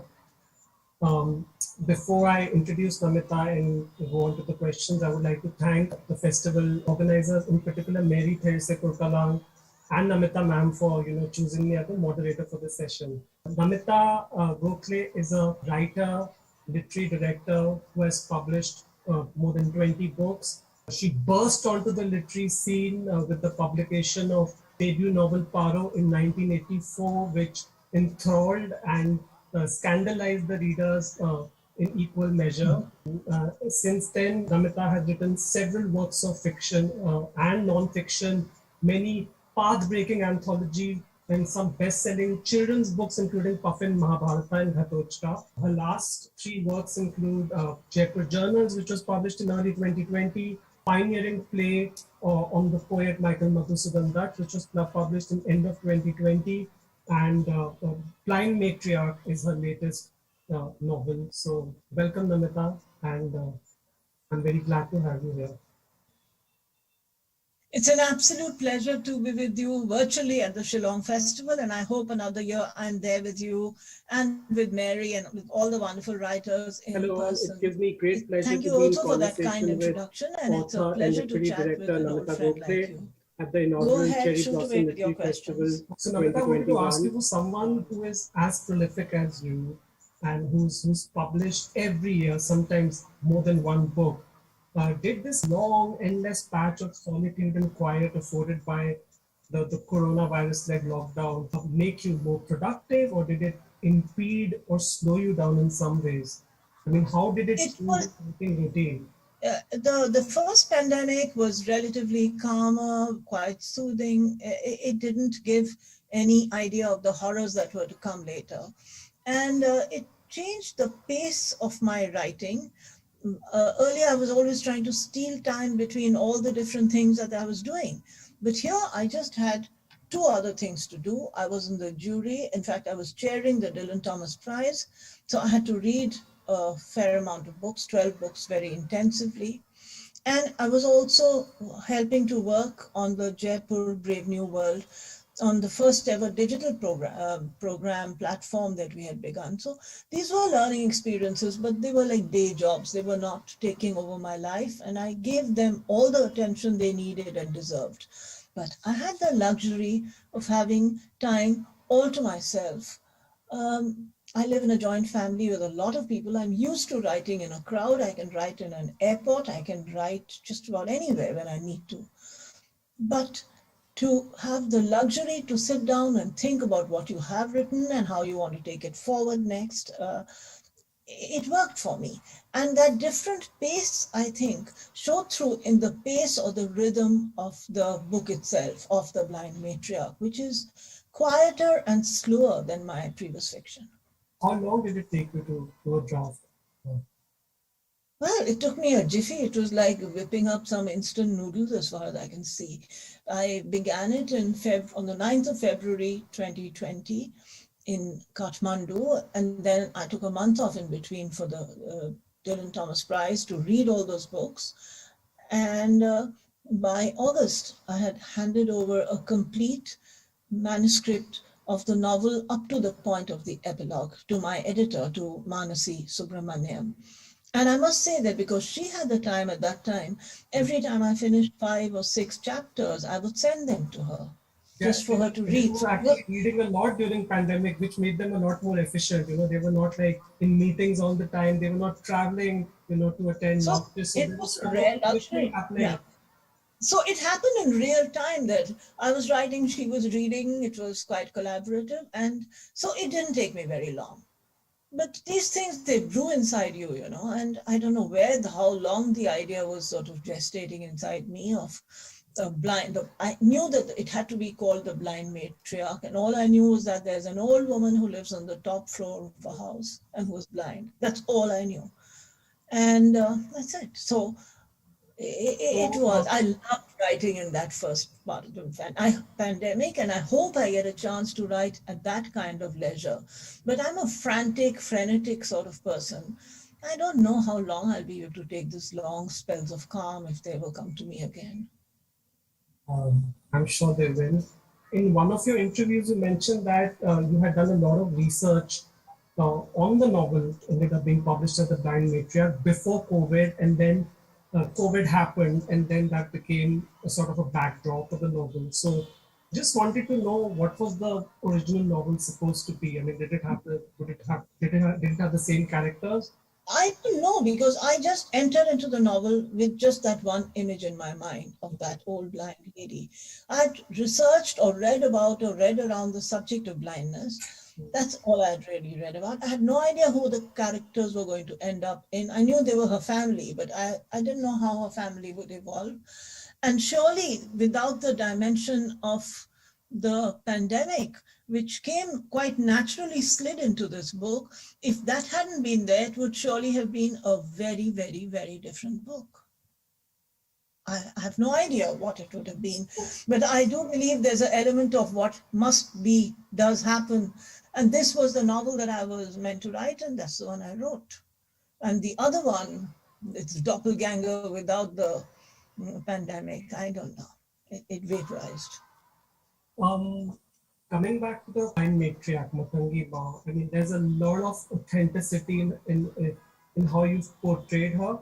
Her other senses, even the inner eye and intuition to make sense of the environments. What was the inspiration behind, this very fascinating and very real and authentic character? You did mention like a few minutes ago that you did a lot of research about, blindness, but I mean, it comes across really, really strongly. So just wanted to know, I mean, why? I didn't really do so much research. I thought about it a lot. And I have a very dear friend who's a very famous scientist and medical doctor. And he had told me once in conversation, he loves to tell me odd medical facts, which I lap up. He had told me that while the sense of sight is in our eyes, but actually there are some sort of sensory things that would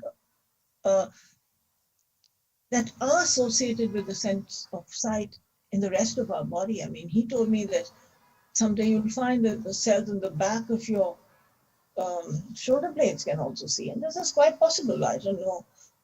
I don't want to make any rash and foolish medical statements, but I do feel that as we have evolved over the years as a human species, there are so many sensory leftover things in us which the current use of our senses doesn't allow us to recognize. And I have seen time and again that one sense goes and other senses do get accentuated. And when you're a real superstar or a sage or a saint or a person with extra sensory perception, then you're able to tap those intuitive and sensory and hidden or forgotten layers of perception that can make you see much What more. gives But this is a sort of, yeah. this is giving you a rational explanation. But I saw Matangi Ma as somebody who could see more than all of us, even though her conventional eyesight had deserted her, and because she had chosen not to see some things. And the book is also Her life. full of pearls of wisdom imparted by Matangi Ma to all her relatives, including her grandson Rahul. So that way, I mean, she comes across as a very wise lady despite such a huge handicap.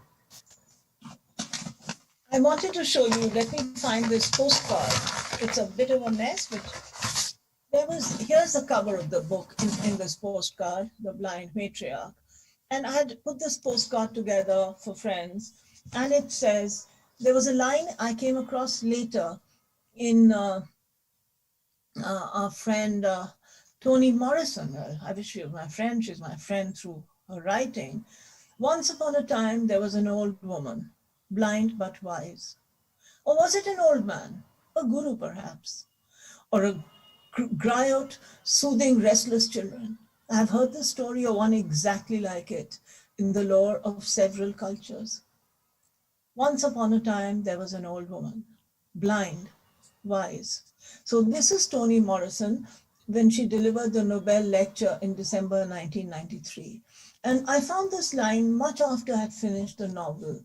But there is something common to many cultures, I think, about the wisdom of old women and the wisdom of a blind old woman or sometimes a blind old man and who has seen a lot and they don't need their eyes anymore to see. They can see with so many other ways of perception.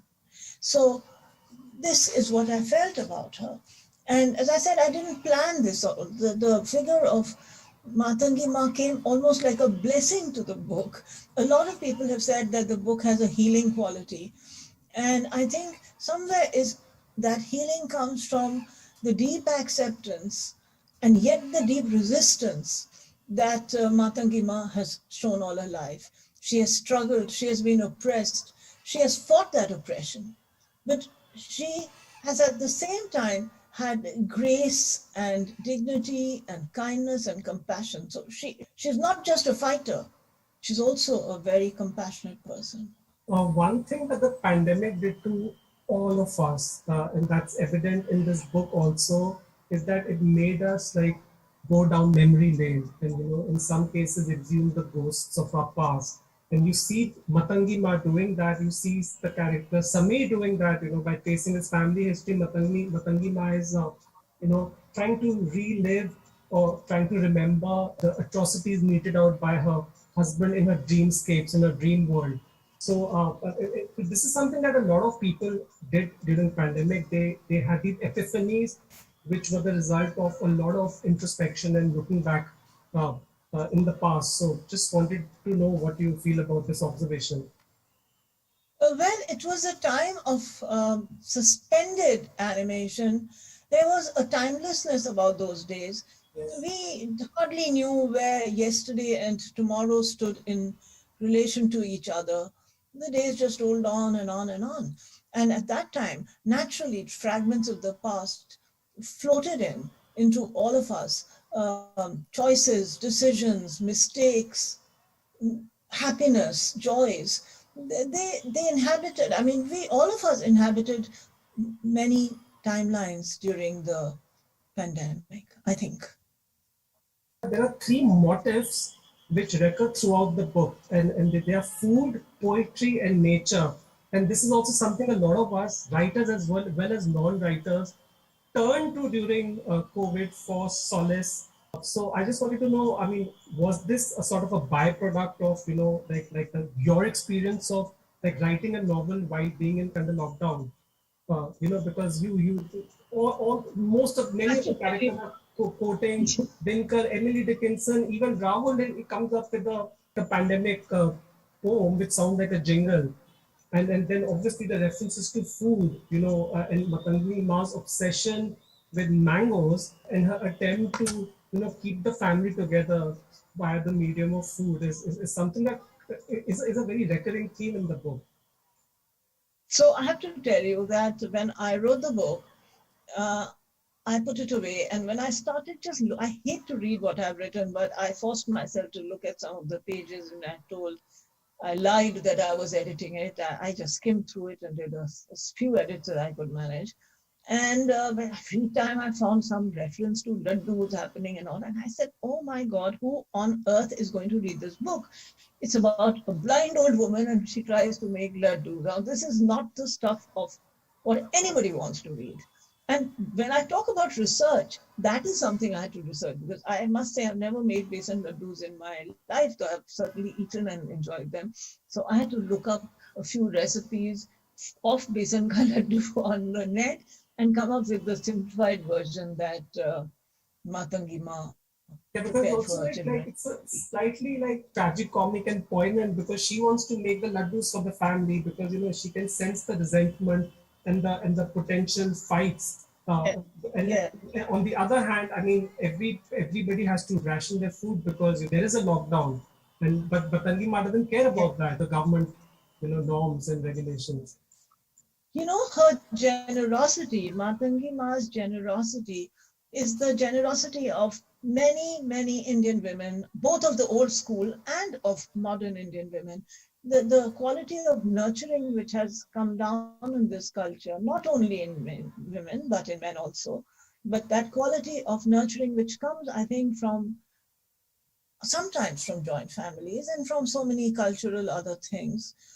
I mean, this is a sweeping statement, but yes, that's part of what she does. She wants to hold the family together. She wants to feed them. She wants to hold them. She wants to do it with her own hands. And be I mean, very the fair to everyone, which is so evident when she's sharing the details of the will towards the end of the first section. So, as I said, Matangi Ma came as though she came to visit me, and I felt blessed that she visited this novel, and we got into her life, and yeah, she was, or whatever, a very, very remarkable and yet a very typical woman of that generation. And I think part of the success of the book is that many people recognize, revere, remember their grandmothers, their grandaunts, their dadis, their nannies.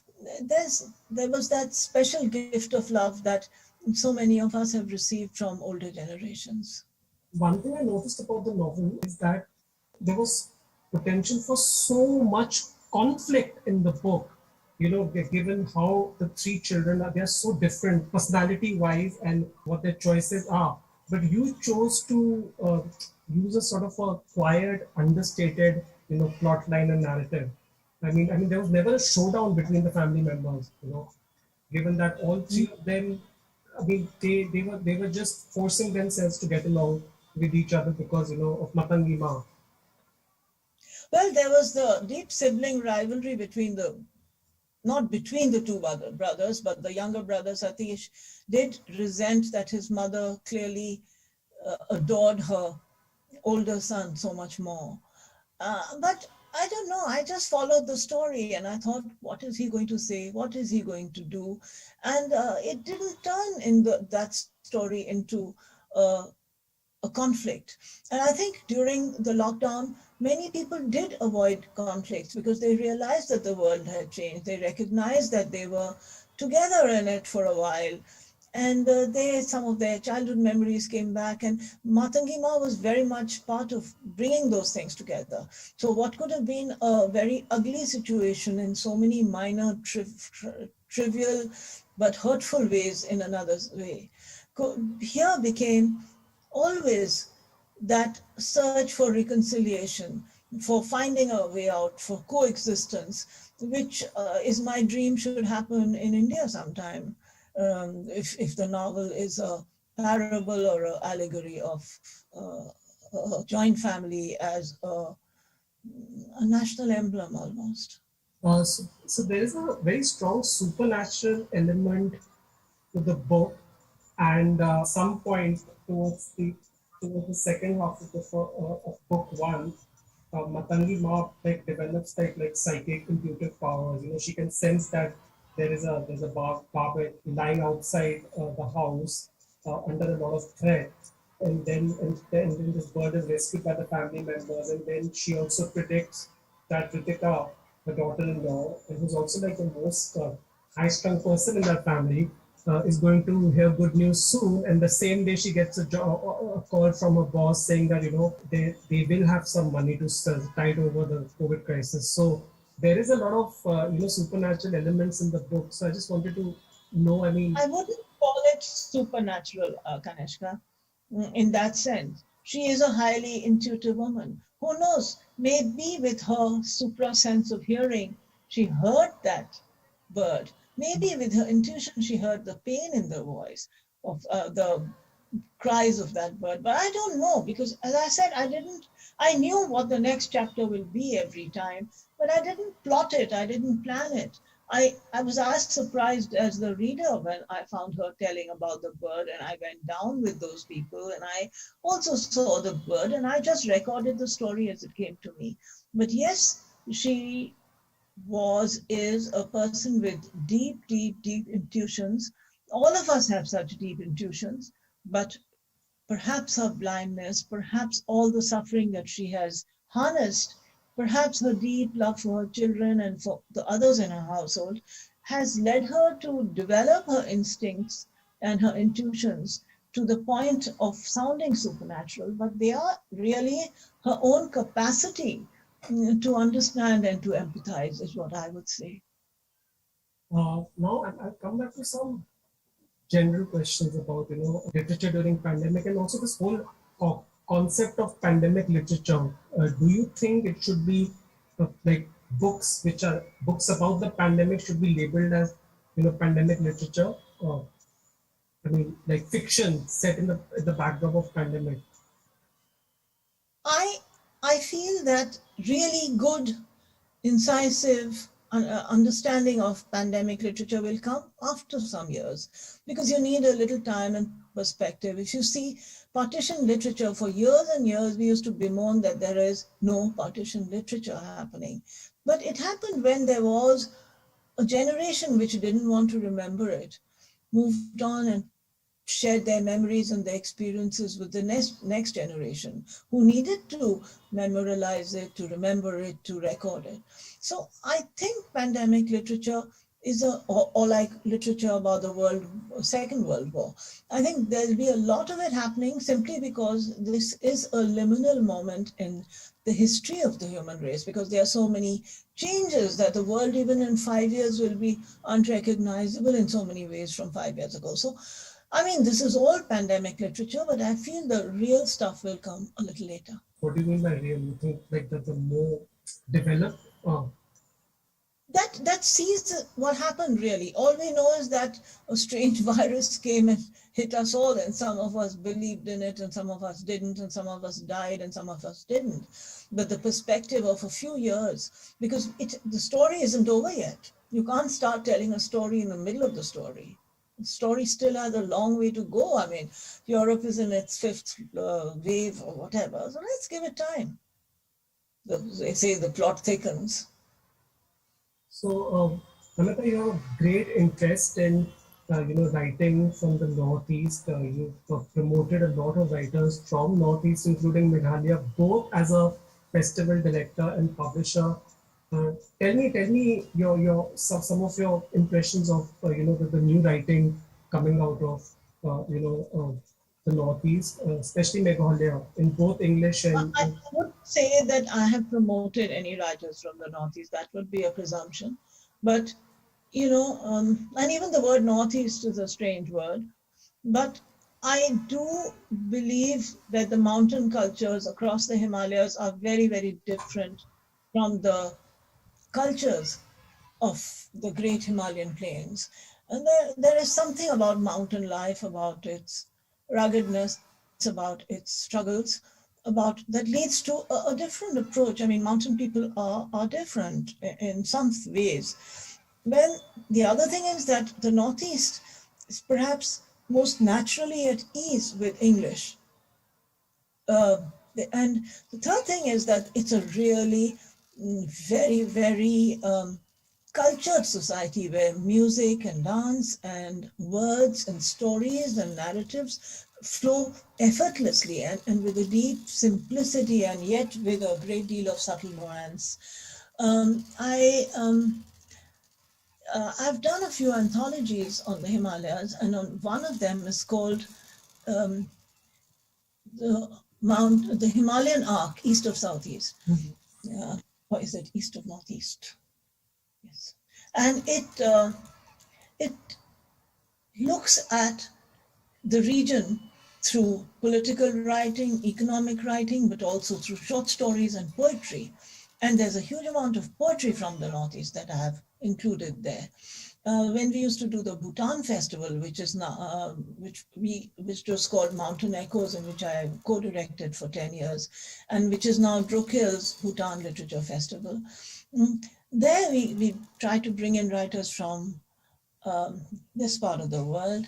I've always been very close friends with people like Mamang Dai or Tamsula Ao, or deeply respected their writings, Esther Siam, and so many of the younger writers. I mean, I don't want to go into naming all of them. First of all, because sometimes the name are so. Kim Pham has been a friend who came to this thing, but I won't even attempt to pronounce his full name without having it before me. But there's a different quality. Kim Pham, of course, I know, but I'm saying there's a quality to the writing which is highly intuitive, finely honed. It doesn't waste time on unnecessary details. While it evokes the necessary details. So I think that somewhere that the writing needs to be more visible and more mainstreamed by publishers, which I think slowly, as publishing in India is opening its portals to more and more points of view and more perspectives are being listened to, I'm sure that moment will come very soon. And that's why I'm so eager to follow the Shillong Festival online when it comes on. So, Namita, any word of advice / caution for the organizers of Shillong Lit Fest? I mean, I know that this is one of the first literary festivals being organized in Shillong, but before that there was a very famous festival called the Calm Literary Festival. Yes, and, indeed. and it's no longer like it doesn't take, it shut down. But I mean, how I think the festival will do extremely well because there is already a deep sense of community among the literary world here. And because of that, that joy of camaraderie, of sharing, is there across the different cultures and states and state boundaries. And as they say, location, location, location. If it's in such a beautiful place as Shillong, people want to come there. The natural beauty of the environment, of the environs, lead one to relax and to share more happily. So I have no word of advice or caution. My only advice or request is please get me there next year, as I couldn't make it this year. That's a plea almost. Namita, All the best for this festival, and see you next year. Thank you.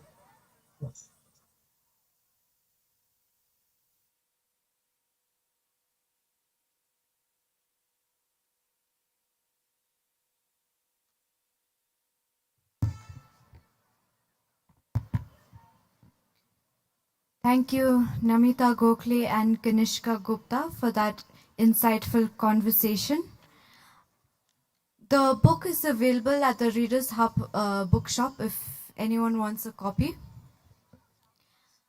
I would just like to remind everyone here on COVID protocol, please maintain social distance, wear your mask, use the sanitization stations, and report to the nearest crew member if you have any symptoms.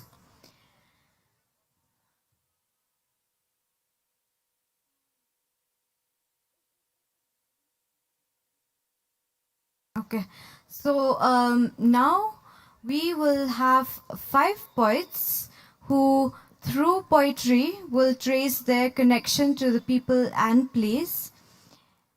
Please, I call on stage the 5 poets.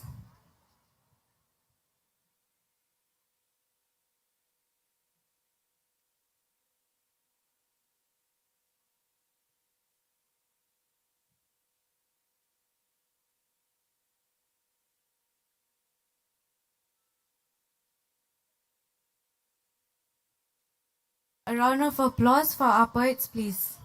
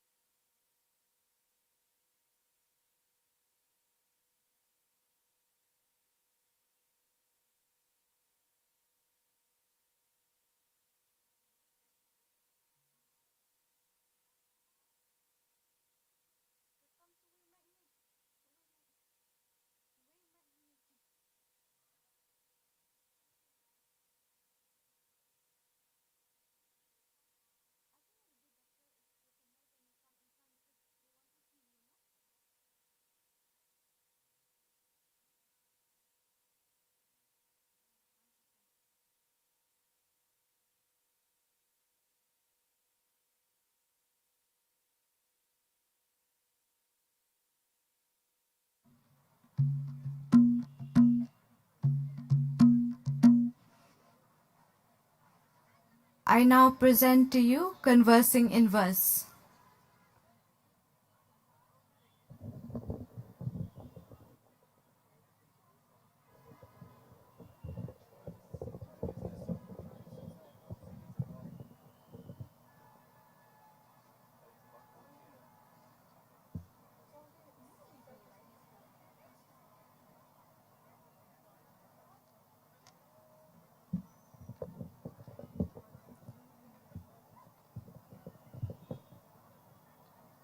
Hello everyone, I am Dairisa Rumno, and this poem is titled Poetry is a Tree. Poetry is a tree I had neglected for too long. I had forgotten its sway and grip.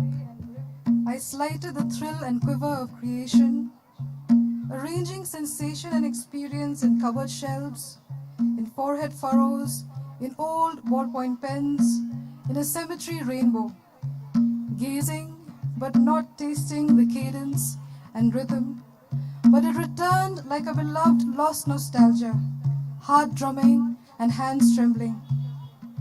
Poetry is palimpsest, overlapped, intricate, like lace upon lace, where I heard love and pain cooing in a pigeon's goose.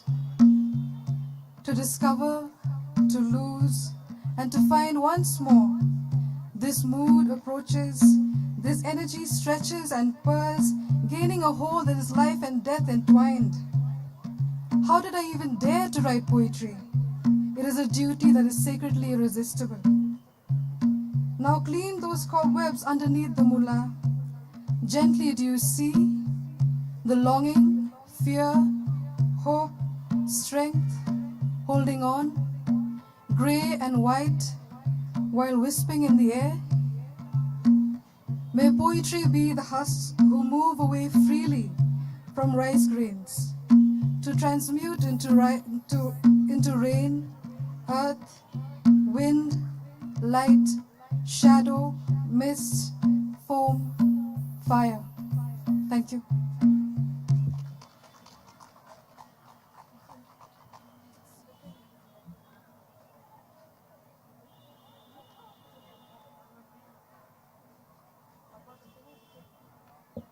Can you lower it?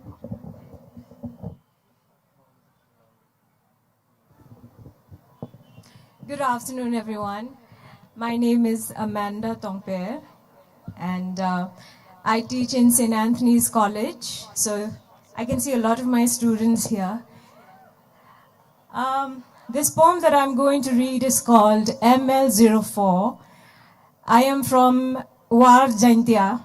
I was born and brought up in Joy, and this poem is a proud tribute to where I came from.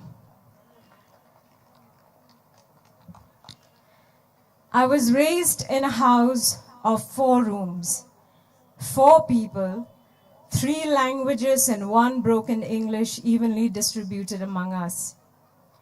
I knew early on the sting of onions, the taste of fruits that are stolen, and the serious desire to strangle the landlady. She died 20 years later on her own. The house we occupied was accompanied by 4 other houses, 4 other families bearing the foul and flowery languages of Mustem, Modamai, Minso, Trangblang. Sometimes names like Maste, Maplan, Dimos pop up like references, the same way I remember characters from Dickens. But nothing placed the fear of God in me the way the compound idiot Warlund did. He who flirted with aunts and cousins amidst hiccups and unbearable drunkenness with his smelly jacket and his squeaky boots, may his soul rest in peace. Prayers twirl out of the landlady's tower like steam from her soapy rice. May we love our neighbors as we love ourselves. I can still picture her unibrow girl servant suppressing a yawn so that her nostrils flare up instead. The girl kept to herself. Perhaps she learned very early that the stain of gossip spreads like the color of turmeric. So she stuck to her masters, tall as a ladder, monosyllabic, monobrow and all. It is sad that I associate her with the claustrophobia of rooms and the smell of Vicks. Evening lifted like the smell of mustard oil on your wonky pots and pans. From your window to mine, we were all connected. Around this time, while onions thrown on oil clatter, the fastest rappers were born. Akbar was the king, the king, the king. It was very likely that one of us would go back to school the next day and mess it all up, saying, the king, the king, the king was the westerly winds. Only Aiba whispered her lessons in hissing sounds with a dollop of Raja Khaini stuffed in her mouth. It was like a love conversation with her mute lover, the book. We envied her because when we whispered, it did not sound as sleek. We inherited the earth, we the children, didn't we? What patch of land did we not own? What insect and fly did we not slay? We crossed ditches and braved those stupid dogs that also had a lot of trouble mating because we cursed them, remember? Adults may look on our stinky toilets and call it poverty, but we, the citizens of our childhood, were only just glad to torture each other. If darkness is here, can Walloon be far behind? Thank you.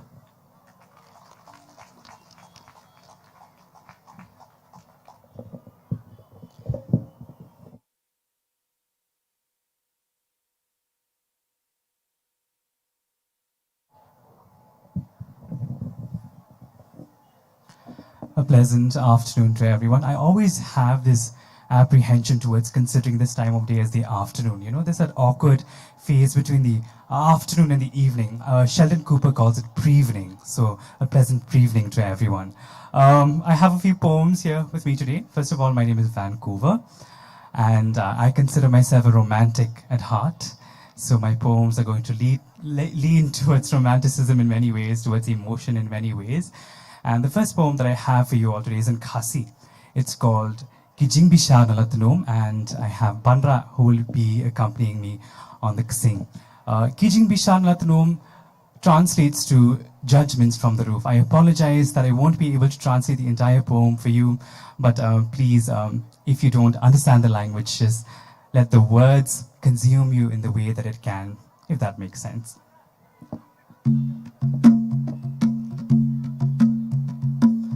Halakat nom ngayeng bam leer nga artati ni ka jingho chongka haba om smashu kum ka jing ais ngob ha kamariang henrei smapen ban kum ka jingta sa med upara marjan habdeng ki yeng pakidulan kalat kra klem ding klem sit klem nyut klem nyer nga itang kidong musa uri ustad bapalang balar blar klem jing im Kim pensha skor ya kali air samit kabakawut shani shani shatay shatay hakrum ka sahit beneng pat ya kabaki klor kikso bakilo ki benna kum ka de page hi smo kum ba kadon ka jingatay niya no shiliang ka kendo ka karu de lagi kali ki kiusiaw ki so lang berla smo kum ba ka klo sha ka beneng kamriu spa mga ka beneng pat Jai jai halaka jings ngur kasamut dakalili hangni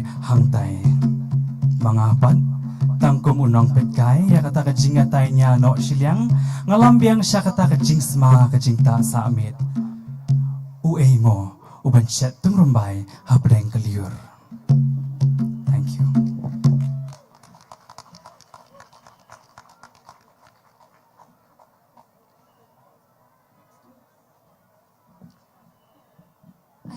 This is okay. Hello everyone, I'm Amanda. Beside Moit, I teach in Shillong College. Well, this poem is, I feel if all of us who are sitting here or who write in any way, and those who trace their roots to Shillong, we owe it to, especially in poetry, we owe it to our Shillong poets, some of whom are very well known and accomplished names. And this was a a question that I had posed to one of them at one point of time, and it was a conversation that we had, in fact, in particular with Bakan Palm and Robin Ngangom. And I'd asked them this question, and if I'm motivated enough, it is because of them. It's called How to Write a Poem. Paint with words, make them feel, I was told. But where do I find words? In a foreign tongue, words that flow deep like a river.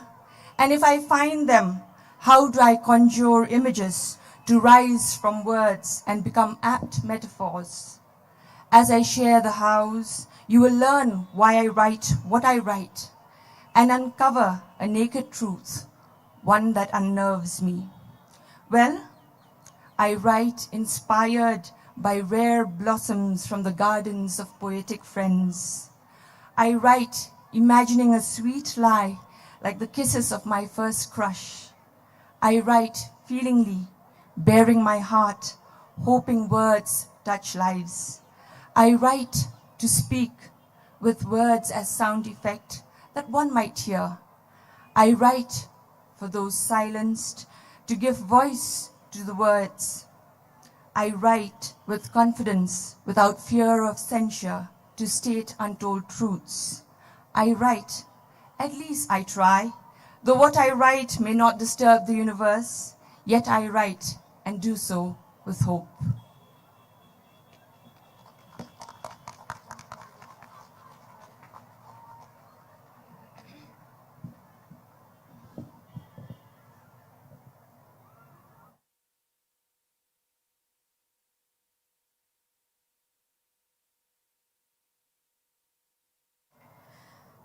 Kublai Barok. Good afternoon, everyone. I'm Clarissa Candice Giri. I am a research scholar from the Department of Anthropology, Northeastern Hill University.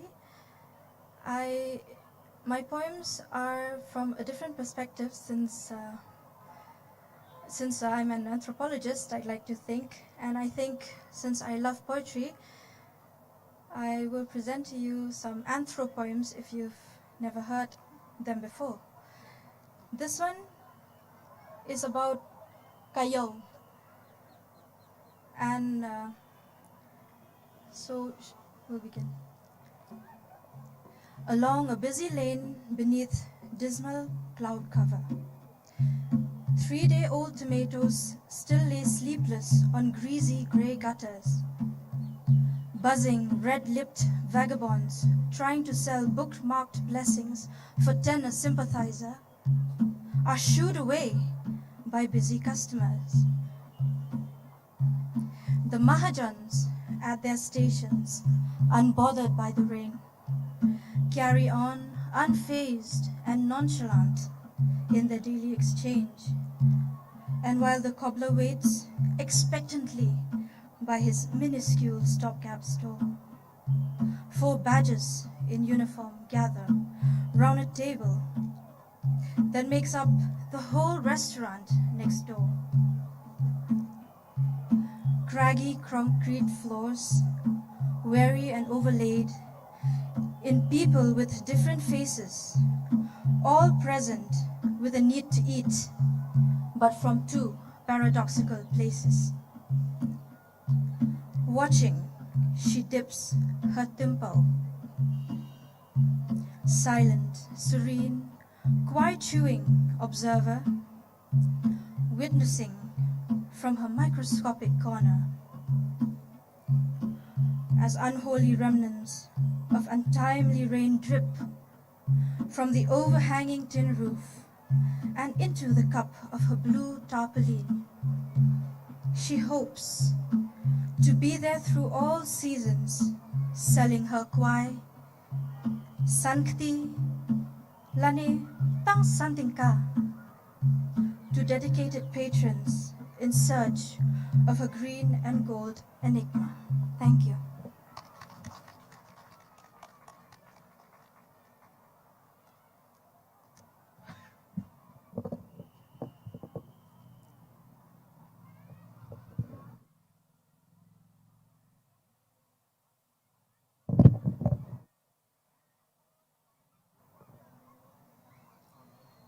This next poem is titled A Return, and this is dedicated to the season of autumn. Hello, autumn. Today we meet as if for the first time. Beauty and wonder, tied in a loop, played again and again from the depths of a blue sky.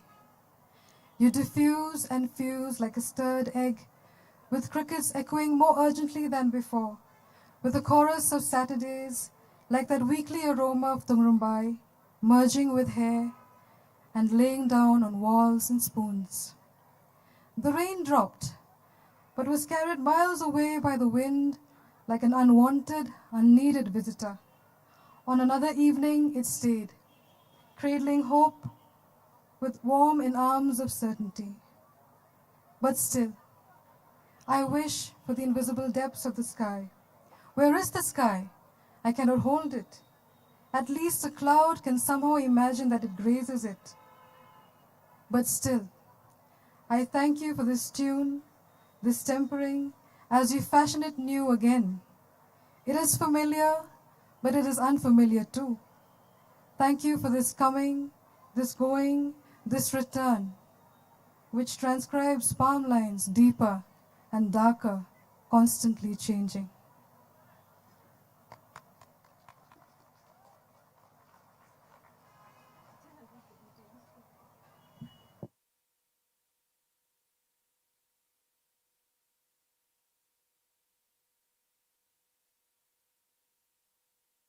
Check.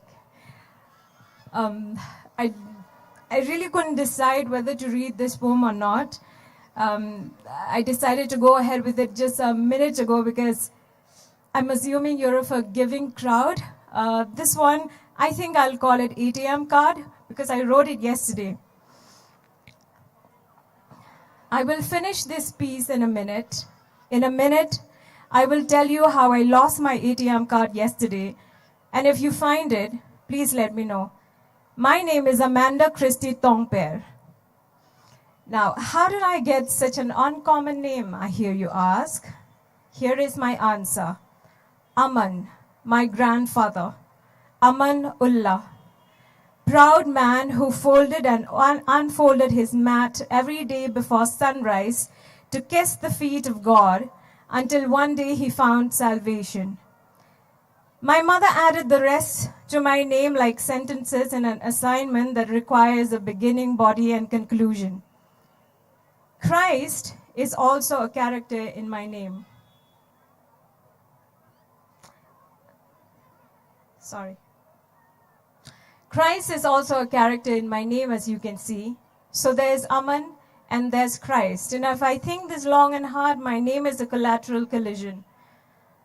Such nuances, who knew? But my point is, I only know my name is on that ATM card, and if you find it, don't think twice about what my name means. Don't make a fictional story of the shade of my past or the highlight of my present. Don't think of the two religions that braided a sturdy bridge that has brought me here to speak of them proudly and without shame. Don't think of the politics of identity. It's too much. I mean, it's just an ATM card. Just trust that I am human like you. And like you, I'm only ever looking for the goodness of the human heart. Thank you.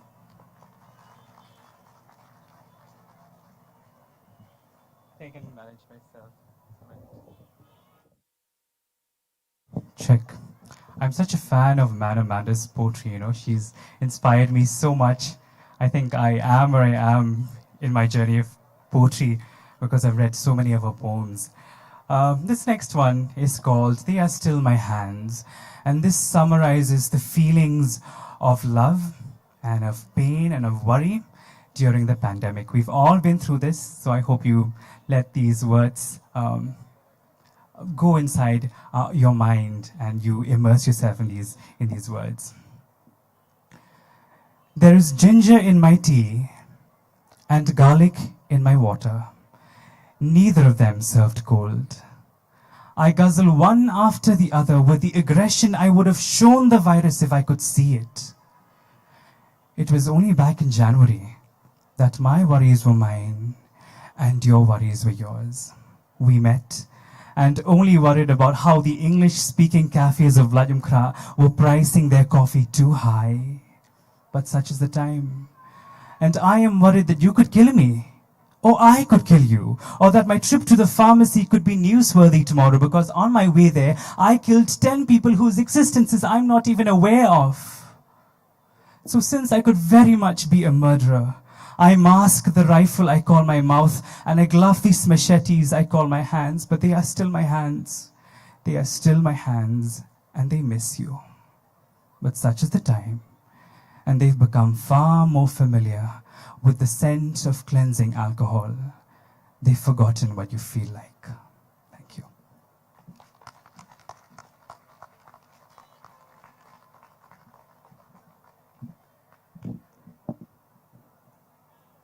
Since we're all from Shillong and most of us Khasis, I'd like to read something that we're all known for about our matrilineal and about the Khaddo. So this one is called On Being a Khaddo.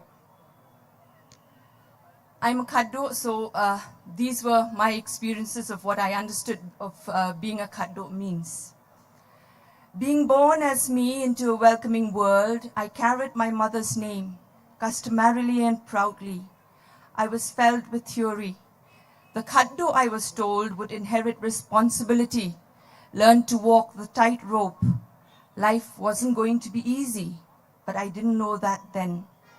As a young girl, friends from the plains who crossed paths told me I was lucky. Lucky to inherit, have the man come home, and not lose one's name. I was convinced that as Khaddo, I was better off. Roller coaster life then played its cards. I had promises to keep, promises I made on the deathbed to a loved one. So I grew up with children I call my own. Till then, life was all well. But being alone, society's eyes work on you like a prey. They say, you're working, and conclude, therefore, it's time to tie the knot. But me being me, my Khaddo life had conditions.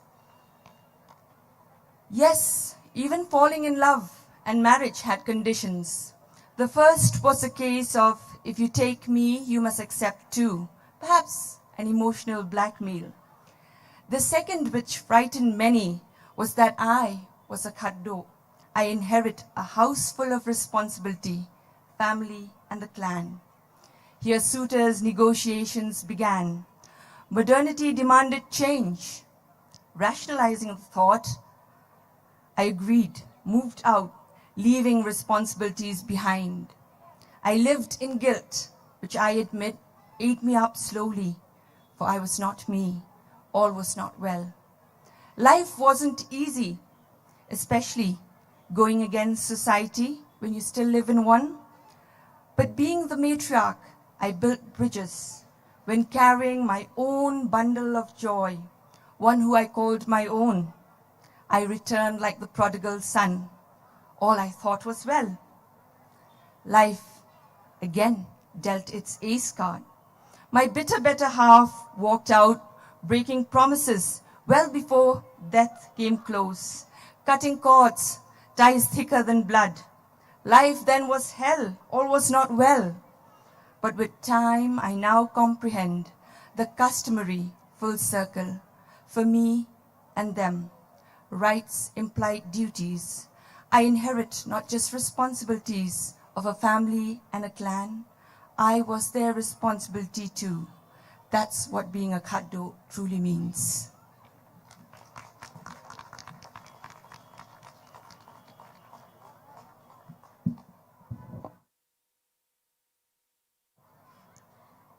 That was a very beautiful poem, ma'am. And being a Khaddo myself, it really resonated with me as well. So for my second poem, I think we'd like to go back to childhood in Shillong. My perspective this time. Okay.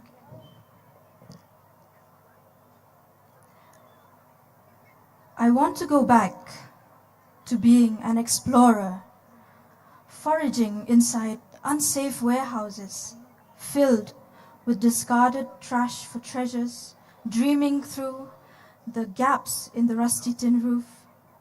God knows I've always loved broken things.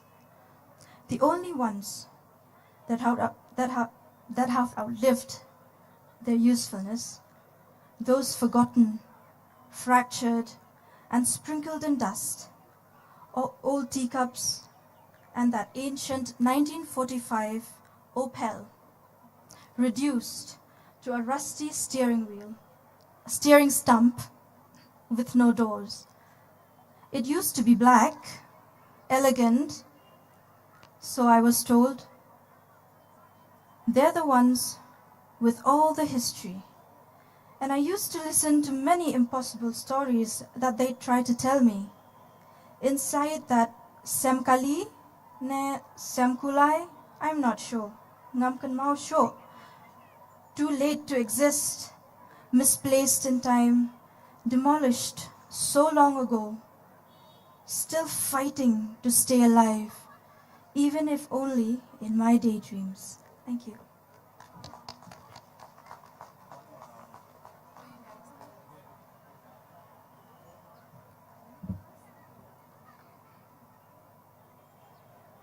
We've come to the last round of our poetry, and this third poem of mine is called When Words.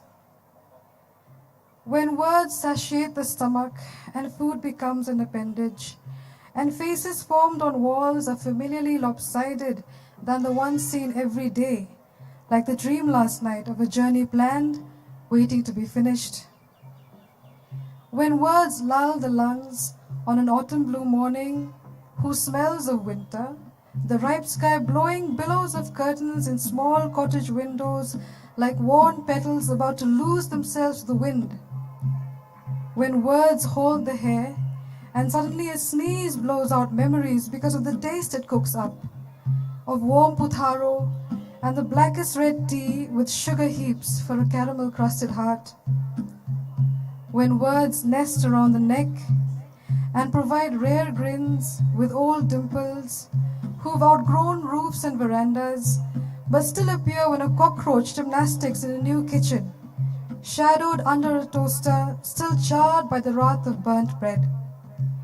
When words need the knees like oil for unsteady joints, so they can dodge the rumbling hum of an earthquake before rails and nails are loosened to flight.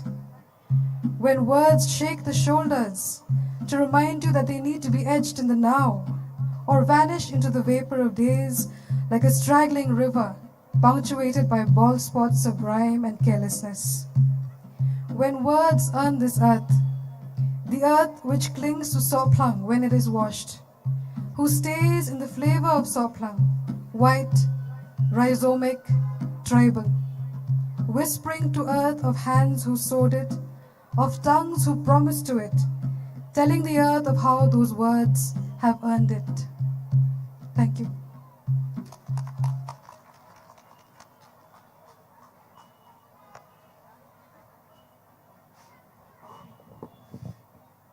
I'm so sorry, I have to keep doing this.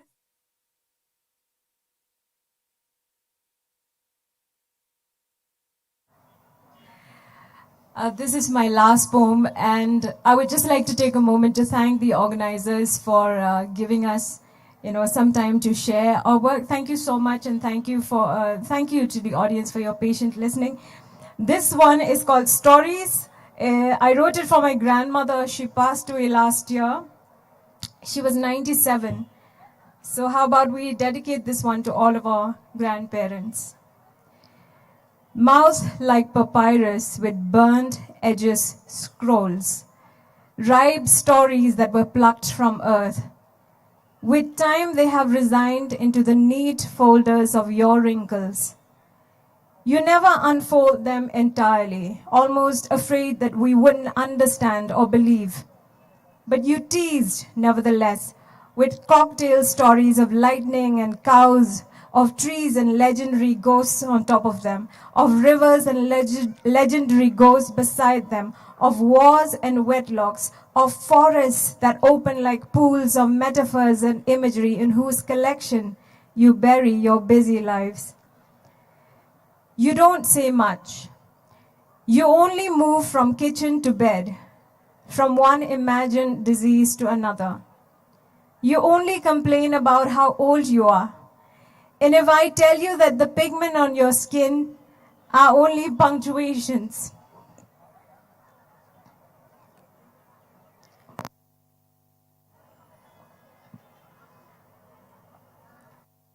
in the grand epic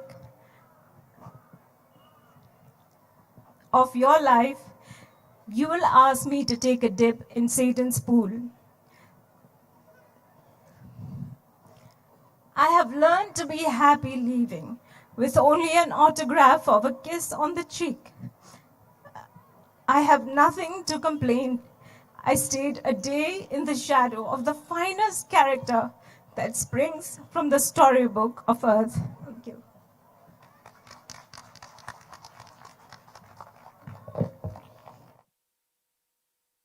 I suppose we all know grief differently. I'll be using the instrumental for this next poem. So if you could have that ready, please. This is called On Knowing Grief. How timely.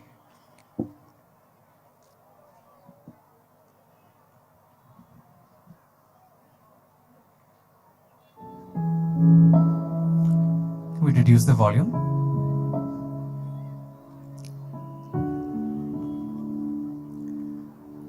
I wrote about grief because I knew her well.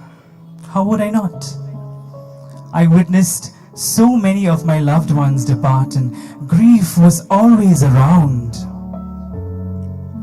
If she isn't already a near one herself, she's at least a neighbor whose naked window scenes arouse no humor anymore. I met a friend who lost a friend, a mother who lost a mother, a daughter who lost a son, and I found grief to be familiar to them too. She walked around their homes differently from mine, surely, but equally as comfortable. You see, my friend downs bottles of Old Monk because he knows grief as a drinker. My colleague complains about her 8 a.m. work hour because she knows grief as a pillow. My grandmother spent hours kneeling down because she knows grief as a prayer. And in my knowing of grief, oh, I sat on the roof as cold air ruffled my unkempt hair the night my father passed. Perhaps I know grief in the wind. So, for when each of us meet grief, I'd like to apprise you of this, that grief is a shapeshifter, a fraudster, an imposter, a fake friend. But you mustn't make it appear that you know about its business. In fact, treat it as it arrives. If it arrives as a flower, tend to the soil. If it arrives as a song, tune your strings. If it arrives as a meal, lick your plate dry. Because grief likes itself liked, welcomed, and unquestioned. And if ignored, will latch onto your calves and wet her pants while laughing at your face. Sit with grief, my dear. Pour tea for grief. And remember to ask her how much she likes milk in her tea. Milk or dark on that day, sweetened or unsweetened. She's a gamble, this grief girl. Thank you.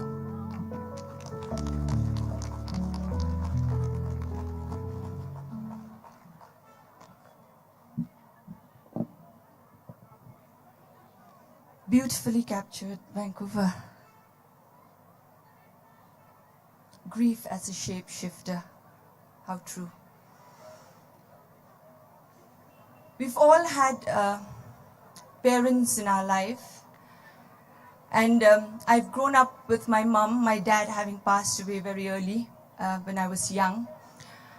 I was quite a rebel of sorts, never really understood, what a mother or being a mother is, and you really don't appreciate a mother when you're young. It's only when you grow older, you become a mother yourself, that's when, it hits you back. And you understand what being a mom means. During my early years when I started writing, my mom used to always ask me, what do you write about? I've never heard you write anything about me. And this was one day when I was busy writing certificates for some program in the college. And late at night, I decided I'd write this for her. And I'd give it to her because the next day was her birthday.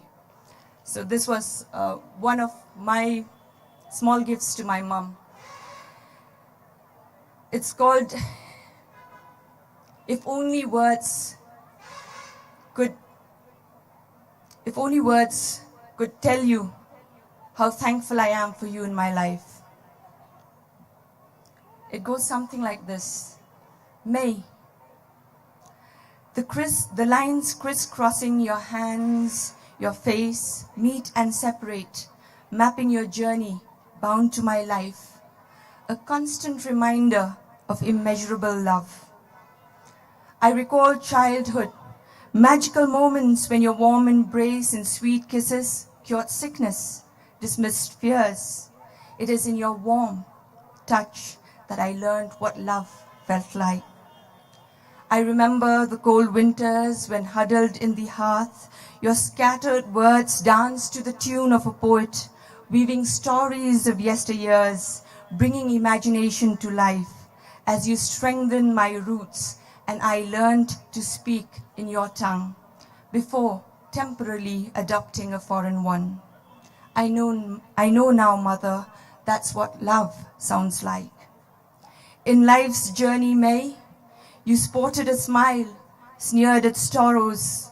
Each line that I now see on your face are unspoken testimonies of how you braved the storms to give us warmth as you dared to dream the impossible dream, lifting me up to be in your image, showing me what being a mother meant. And if today, May, I'm a good mother, I owe it all to you. You taught me unconditional love, and that sacrifice meant giving up your love for the sake of loved ones. You taught me to nurture my passions and hold on to my dreams. You, May, believed in me when I stopped believing in myself. You gently reminded me to submit to the Creator's will. You, May, taught me to look at the stars, enjoy the blue skies and everything around, but to never lose sight of the ground I stand on.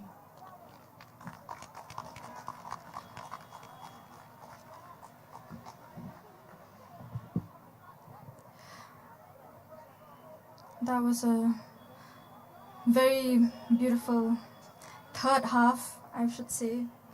I am honored and privileged to get the chance to stand here and present my poems along with such beautiful, beautiful poets.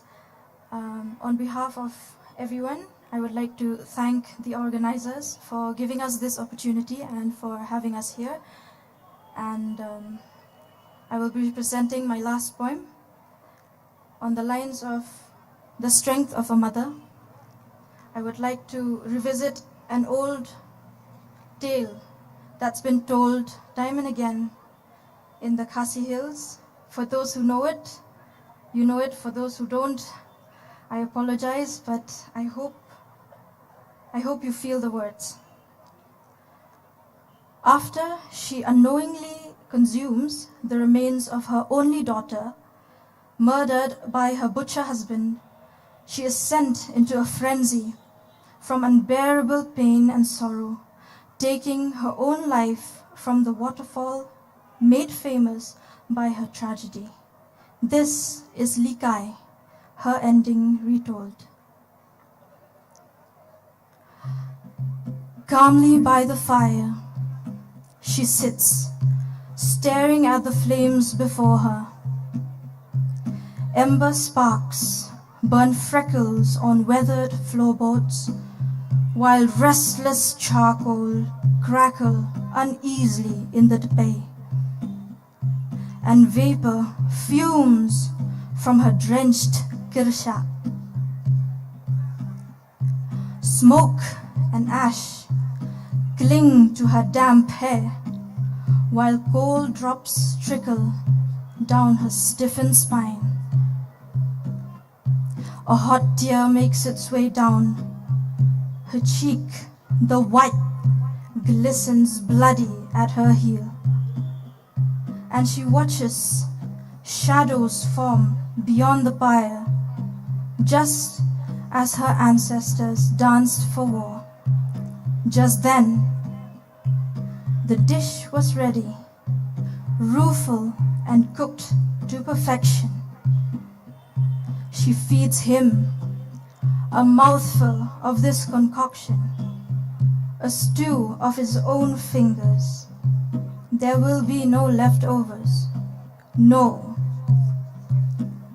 Oh, how he tossed her daughter's tiny fingers like mere refuse into the shankwai. No, this butcher will devour his. Thank you.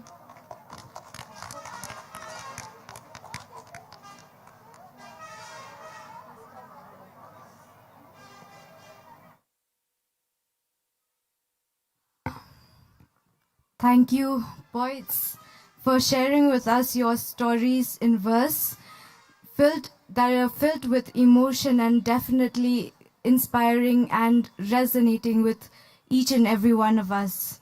And thank you to Banra Borlang Saukume on the Sing Shillong for accompanying these poets.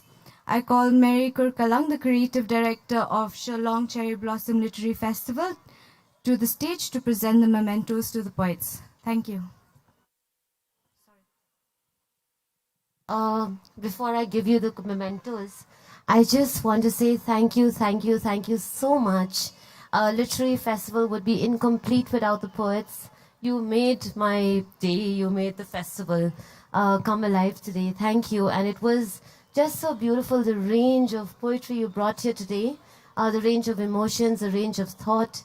It is just like such a celebration of our city in a way, and such a meaningful, deep exchange in verse. So thank you really deeply from the bottom of my heart and from all of us in the audience. Thank you.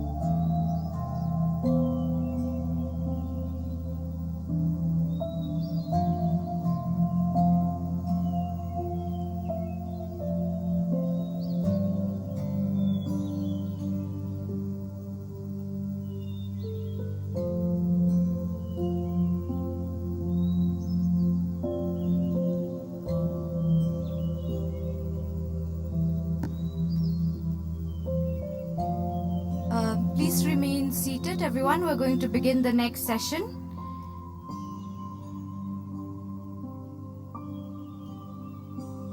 This next session, Where Do Your Stories Come From? Where we will have Bijal Vacharajani, Daisy Hassan, Sandeep Roy in conversation with Ajitha G.S. This is going to be a really interesting session, so please remain seated. In this panel, we have Bijal Vacharajani. When Bijal Vacharajani is not reading a children's book, she is editing or writing one. A commissioning editor at Pratham Books, she leads a team that dreams up picture books that are inclusive, diverse, and challenging stereotypes. She has a master in environment security and peace and is a climate warrior. We also have Daisy Hassan Bounce, who holds a PhD in media studies from University of Wales, Swansea. She was the project manager on the Creative Interruptions project at Brunel University, London, a radical investigation into the struggle of for equality through arts. She has been engaged at the University of Leeds, UK, where in partnership with Shisha, the International Agency for Contemporary South Asian Crafts and Visual Arts, she worked on Between Kismet and Karma, South Asian Women Artists Respond to Conflict. The program was a nationwide cross-art form event supported by the Arts and Humanities Research Council UK, which showcased the work of cutting-edge women artists from South Asia in the UK.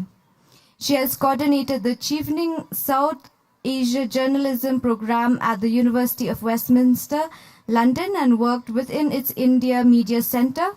She has researched and taught media and film at the University of Westminster, Leeds, Cardiff, and Swansea. She has worked in both the state-owned and alternative media sector in India. We also have Sandeep Roy. Sandeep Roy is a writer and radio host living in Kolkata. His work has appeared in numerous outlets, including the New York Times, the San Francisco Chronicle, the Hindu, First Post, the Times of India, BBC, NPR, and Scroll. He is a columnist for Mint Lounge and the Hindu and hosts the Sandeep Roy Show for Indian Express. His audio dispatch from Kolkata airs weekly on public radio in San Francisco. His first novel is Don't Let Him Know. And the person who's going to moderate this conversation is Ajitha J.S. She has been an editor for over 2 decades across various platforms, from academic publishing to journalism and trade publishing. She is currently the managing editor of Context, the politically charged literary imprint of Wesleyan Publication. I now hand over the mic to Ajitha. Hi, and welcome to our discussion. We have here a really sort of diverse panel. We have Shondeep Roy, who is a journalist, and he's written a novel that explores, it sort of grapples with marriage and family and that sort of thing. We have Daisy, who's an academic, and her novel is sort of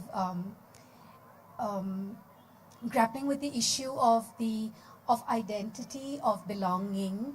And Bijal, who writes primarily for children, she's a climate warrior and warrior, and that's kind of what she explores with her books. And I think I would like to begin with you, Daisy. To sort of take the theme of our discussion forward. Can we sort of start with talking with all of you, sort of reflecting on where your stories come from? Both of you've written your first books, and perhaps you could tell us a little bit about the book for those of us who haven't read it yet, and also maybe where you think it comes from. So,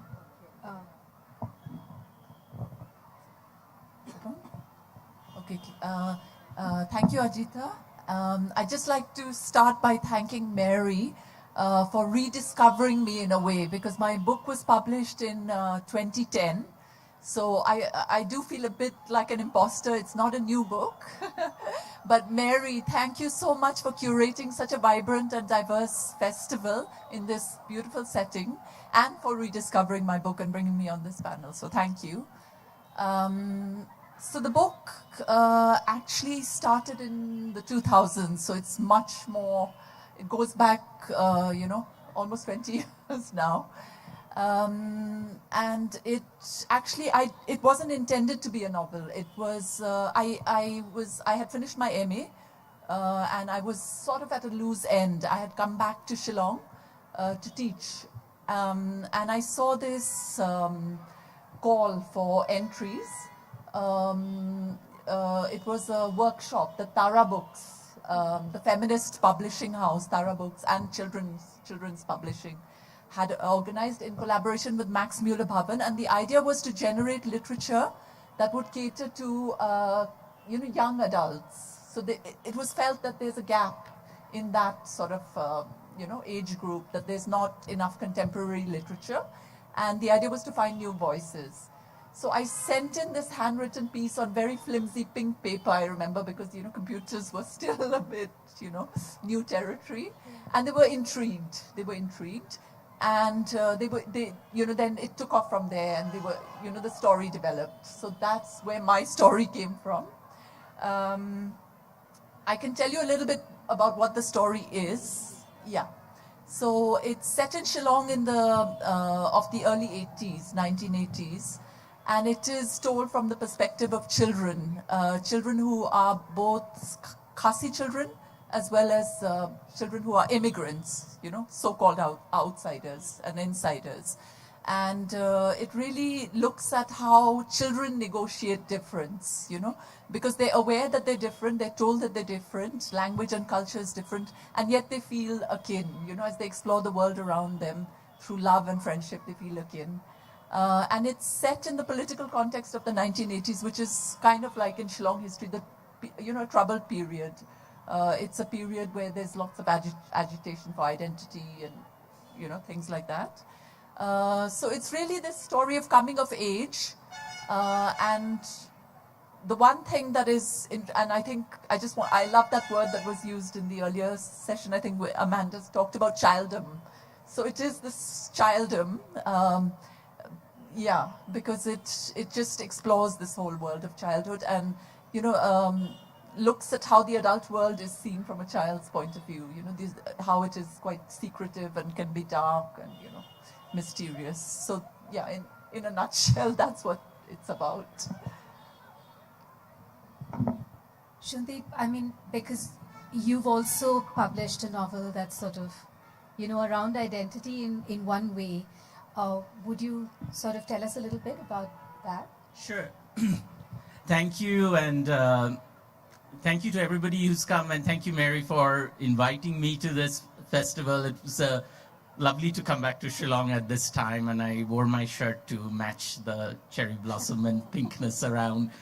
But so if you feel a bit like an imposter, Daisy, I often felt like doubly imposter, not just because my book has also been a few years, but more so because I was not meant to be a writer at all. Like most I grew up in Kolkata, and like most good Bengali boys was gently but firmly steered towards engineering.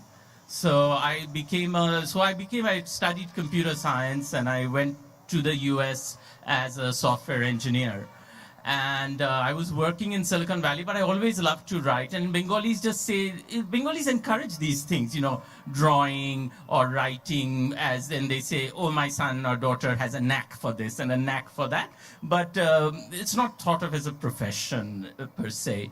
And it was in the US that I actually started writing for different magazines, just because I liked, and volunteering for a gay and lesbian magazine that was out there. And I started writing these little short stories, some of which were published in anthology, some of which I had kept, and I was in part of a writing group. And at some point in the 2000s, I actually quit my software job and went into journalism and media full time. And I didn't tell my family back home that I had done this. I just told them I had switched jobs. I told my sister, and eventually my mother got suspicious, and she asked my sister, does he still work in computers? And my sister, who is an English major and a professor in English, very carefully chose her words, and she said, he still works with a computer. And so at some point I had to come out about that. And I think that was much more difficult coming out about that than coming out as gay or anything. But then when I started to put this short stories together, somebody who had read the short story said, even though you think you're writing about all these different people and their secrets and the families and all of that, some are written in first person, some are written in third person, you are actually writing about the same family at different points in time.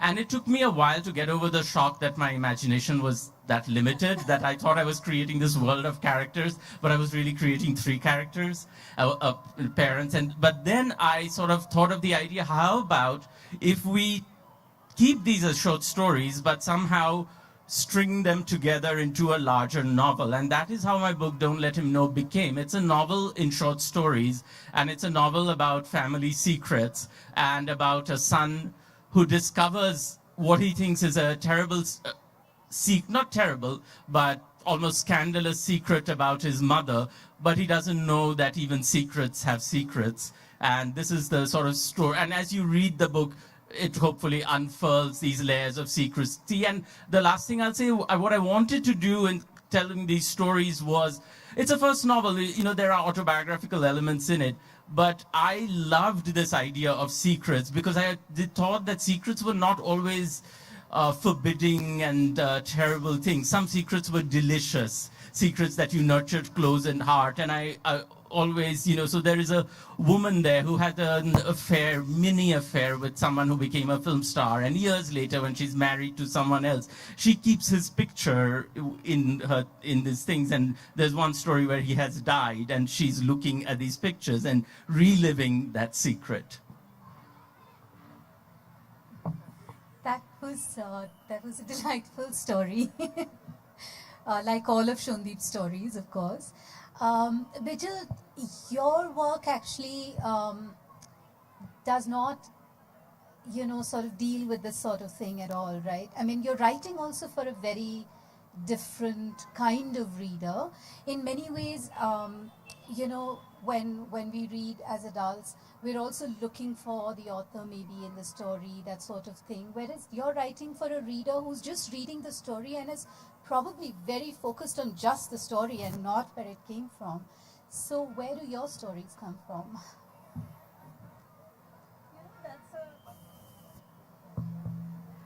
That's a great point, because when I go into schools, especially to younger classrooms, half of the children are told that she wrote the book, and they look at me and looks like, was there a person behind this book?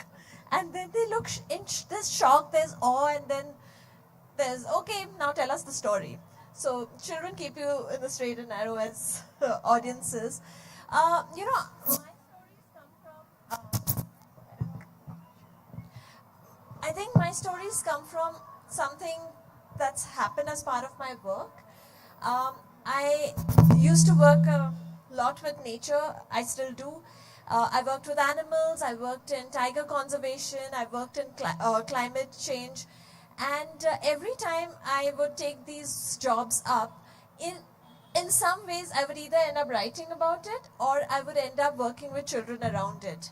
So suddenly these two worlds started colliding in my writing, where I came to believe, I strongly believe that it's children who have the power to change the world. And so which is where a cloud called Bhura comes from as well. It's based on this fictional brown cloud that comes and hovers on top of Mumbai. And it's kind of like, I wanted to explore how climate change is no longer just a scientific phenomena, it's being defined by the way people perceive it. So what does the media think about climate change? What do the politicians think about it? What do the adults think about it? What are the scientists saying? Can anyone understand them? So all of that's there in the book. And then these 4 children who are just like, no, this is our future. This is our present at this point. We want answers and we want them now.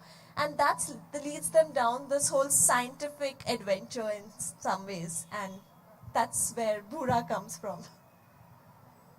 You know, that's actually a nice sort of point for us to also get to my next question, which is that, you know, for both of you, with identity being a part of your novels, and a very, very like central part of yours, how autobiographical are your works, you'd say?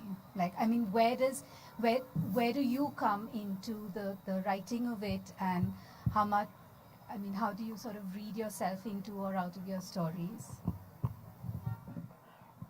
Yeah, thanks, Ajita, for that question. I think we were talking about it as first novels, I think, tend to be, because you're drawing a lot on, you know, the experiential, I think, as opposed to, I guess, craft or experience, or, you know, design in a way. So raw experience does come in to a large extent. The thing with what happened with me was, obviously it was drawn from diaries and letters, and there was an element of recollecting all that in tranquility in a way, So it's a process of distilling and distilling experience. But it also happened in dialogue, because it was part of this workshop. It was working with very experienced editors. So I guess that saved me a little bit from myself. Autobiography in that way is I guess negotiated in the book. Yeah. My book actually has, it's kind of funny because a lot of people assume that because I identify as a gay man and my book has a gay character that it is autobiographical, but actually the gay character is completely made up, who is a married gay man who has, a son. In fact, his son, who is, to me, the somewhat most boring character in the book, is the closest to me because he's the one who has gone to Silicon Valley and is working. It's like a nod to my previous life in Silicon Valley and that kind of orderliness. But as you write, Daisy, what I think as a first-time writer I draw on is not necessarily autobiography, but the memories of things around. We're writers are magpies. We steal bits and pieces from people and store them away and they sometimes appear when we don't even realize that they're coming out. But one of the things that was wonderful about writing, there is a story in the book about a great-grandmother. And I had the privilege of knowing my great-grandmother till, because she died when I was 14 or 15 years old. So the great-grandmother in the book is based on my own great-grandmother, and it was a real privilege, I would say, to sort of hear her voice in your head once again, some 30 years or whatever after she was gone, and writing that dialogue. My great-grandmother and my mother used to fight all the time because my great-grandmother liked to eat things that she was not supposed to be eating at the age of 93. So she would call the fruit seller and get mangoes on the side, or she would send the person who worked in our house to buy these deep-fried telebhaja snacks, which she wasn't. And my mother would always find out and raise hell. And much of that book, that story is about that interaction between the two and a child watching this. And my mother, when she read that chapter, the first comment she had was, she was like, I was not so mean to your great-grandmother. And I said, Ma, that's fiction. It's fiction, but that part wasn't that fictional. But then later, I overheard my mother telling somebody that was her favorite chapter in the book. So it was. And I'll tell before just one other thing. There is one other piece. These things that are autobiographical, there are stray lines in there which now I realize come from memory. Like there is a scene where a man has died, and this little girl is watching her father's body being taken away, and she leans against her mother, and she feels the coldness of the keys that the house keys that her mother has tied to her sari, and and she feels it on her hand. And that is actually, I realize now, came directly out of a memory I had of my own grandmother's death. And, I remember the coldness of my mother's keys as they were preparing my grandmother's body. I mean, there are things there is a mother, when the son is going away to America, and the mother comes to see him at the airport, and he's walking away and down that corridor, and she's receding into a distance, into like a pinprick. And I think as somebody who lived in America for 20 years, I think I have relived that journey over and over again, where you come back to family, and then as you walk away, they're still standing there. That was a time when people could come into the airport, no? And they're still standing there at that gate for that last glimpse before you turn the corner.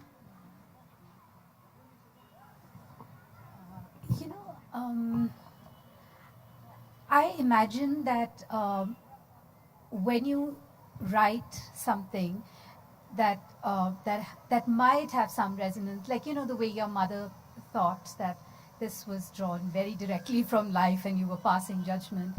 Um, and also, I mean, when you put that work out there, then people read it and they feel like they now know you. How do you feel about that? How do you feel about this process of like, there is this story, it's come from somewhere, there's some of you in it, there's some of everyone else you've met in it. But you feel kind of like more known to people. And I mean, is there a reaction you have to that, or a vulnerability to that sort of thing? Yeah, I mean, I guess it's human nature, right? To fix things in your mind or fix people based on very, very few and flimsy facts sometimes. So yeah, and that happens with, the thing is I'm a one-book wonder. So I have been very strongly associated with this book. I think for yourself as a writer, I think it can be both, it can be limiting. It can be limiting. Sometimes it's a hard act to follow. So there is that. There is that. There's just one more thing I wanted to say related to autobiography and being fixed or fixing others, which is that I think writers are they betray their friends and their families to some extent. And I didn't feel it so strongly until I saw myself represented in one of my sister's stories. And it was about childhood. It was about childhood, and it was about, it was about a vulnerable period in one's life, and we had a very strong argument. So yeah, it's a gray area, it's a gray area. You can't be disloyal to your art or your imagination, and yet I think there's an ethics to it. I've probably taken away from the question about vulnerability. Sandeep. A friend of mine once told me that never meet a writer you admire because you run the risk of shattering all the illusions you have about the writer, because you might see, love that from reading the book you form an image of the writer, and sometimes it's best to let that image stay that way. I think people do think they know you, and that often happens where sometimes just because my book deals with a gay man, I'll get invited to things and plonked on some LGBT type panel, even though the primary character in my book is actually the woman who has married this man whom she later discovers is gay. So it's really her. To me, she's the moving force behind that book. So, but people fix on certain things, and as a writer, you have to let the book go. Once it's out there, people will read what they want into it, and I learned to be okay with that. And I feel like I am probably guilty of the same, where I read people's books and assume certain things about them. So if people do that, at least they've read the book, and so I'm happy about that. But even as a gamer, I've never gotten a date out of this book, though, I have to say. So, Bijal, I mean, because your book has fantastical characters, brown clouds over Mumbai, it's, a lot of it is just so much science. You're drawing on that sort of like your worry for the world and that sort of thing. It's not autobiographical, but actually like you pour so much of yourself into the books that you write. They're all coming from, like, if you know Bijal the person, you know that there's actually a frightening amount of her in those books, right? What do you think? Are your books autobiographical? I think that's true, actually. In many ways, a lot of people, especially after they read Bhura, came back to me and said, so which one are you? You must be Amni, right? Or are you Mithil? And I was just like, I can cook. Mithil keeps wanting to cook and keeps burning up things. And I was like, I can cook, So, and they're like, then you must be Amni. So, because she's this full nerd who's constantly trying to save the world, and they were like, it has to be you. So Bhura, actually, I wrote it first from the perspective of Amni, who's the serious, I'm going to change the world kind of 12-year-old. And then I rewrote it completely from another character who came to me much, much later. Her name is Tammy. And she actually is, to me, became the driving force of the book. And I didn't realize it at that point, but she's based on my late partner, I realized, because she strongly talks about social justice. She comes from a very different background than her friends. And she's constantly saying all this is good, but you know, hello, there is life to be led and there's struggles over here that are very real. My grandparents are suffering, money is getting tight, and you all are just like, but let's save the world. Like, what is happening? So Tammy came from that space, and I only realized it much later when somebody said, hey, that sounds like, and I was like, oh. That's really interesting, and I was wondering, do any of you want to sort of read a little bit, just maybe like a page or something, just a little bit, so because we've been talking about your books here so much, and just to get a feel of what it sounds like. Yeah, I mean, I really welcome the opportunity because it's also set, there are scenes set in Wards Lake, you know.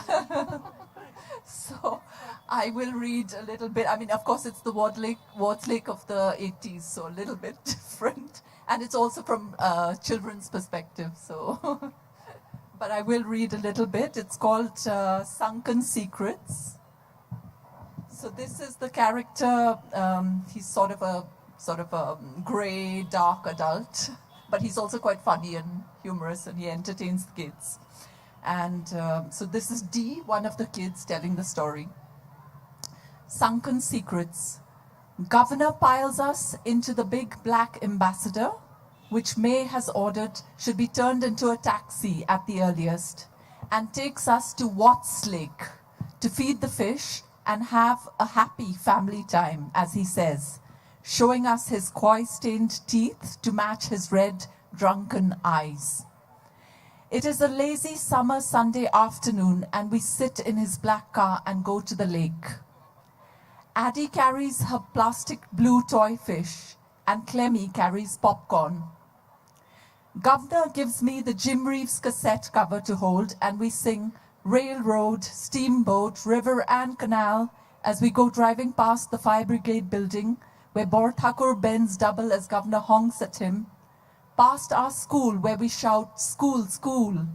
Past Kule's school, where he swears loudly and tries to throw stones if he has any. When we arrive, the lake is green, and there are red and yellow boats in it. Kule swears, at which Governor tries to kick him.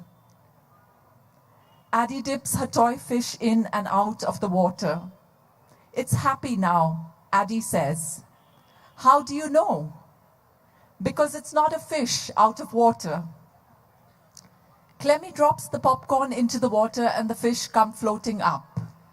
There, I saw the orange one. We lean on the white wooden bridge and the fish come up to eat Clemmy's popcorn. Then Clemmy drops the empty packet of popcorn into the lake too. Never do that. You'll kill the fish. Governor crooks his finger and we follow him meekly to the grassy slopes. Kule goes off to chase the kites and bully the kite flyers. We sit around Governor, who tells us the story of Watts Lake.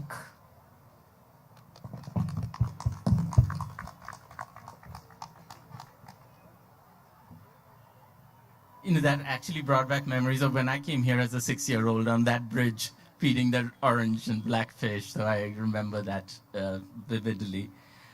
I thought I'd just read. I'm sorry, I'm Liam.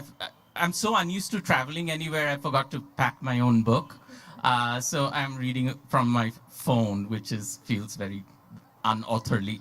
But I thought I would read from since I talked about the great-grandmother, I'll read a little bit from that bit. And before I read, I should just say that soon after my book had come out, I saw this article online, which was listing like 13 traits of a typical South Asian sort of immigrant novel.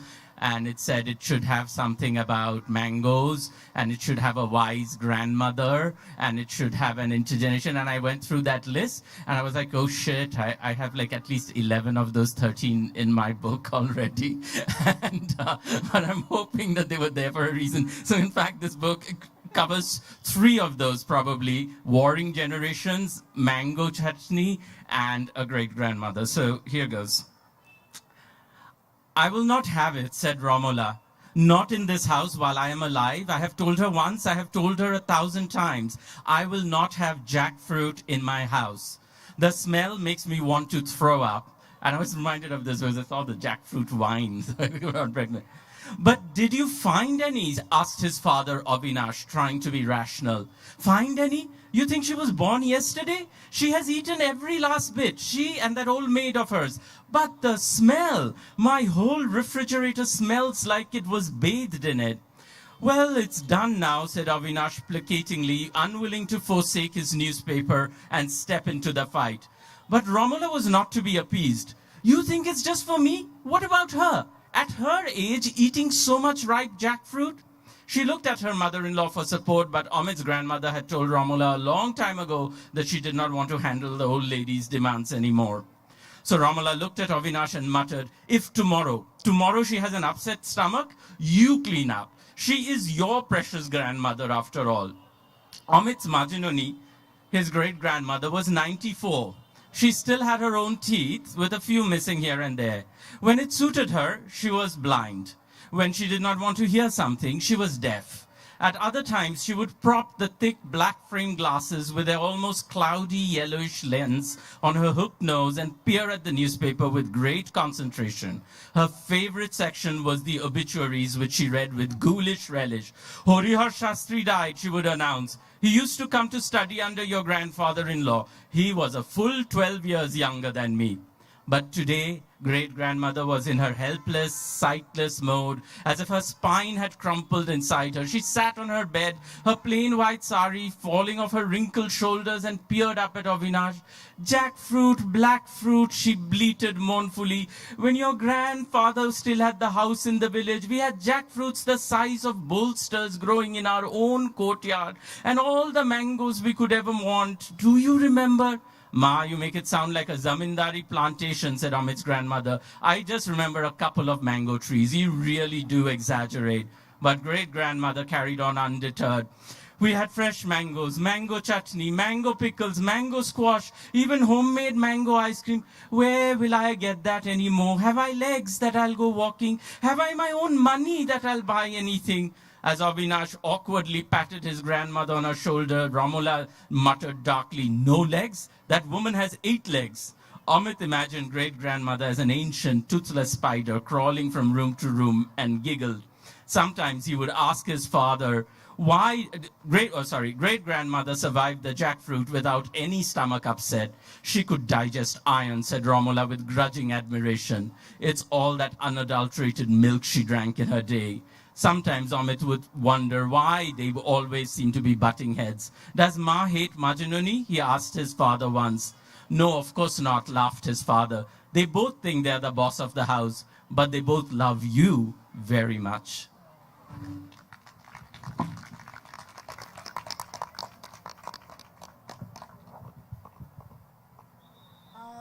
Okay, so we start, it's 8:13 in the morning and it's really dark, which is very unusual for even Mumbai, and it's not the rainy season. On most days, Amni could see the following from the 21st floor window of their building in Glen Meadows Society. 1. Mrs. Daruwala's apartment. 2. A colorful line of Mrs. Daruwala and family's clothes hanging out to dry. 3. Pigeons roosting and pooping on the parapet. 4. A mango tree with no mangoes on it. 5. A piece of the sky. Correct. But today, Amni couldn't see anything. Correction. All she could see was a thick haze. Everything was grayish-brown, like on an overcast monsoon day. There was no sky. There was no sun. A brown cloud glowered in the sky, whirling like a top.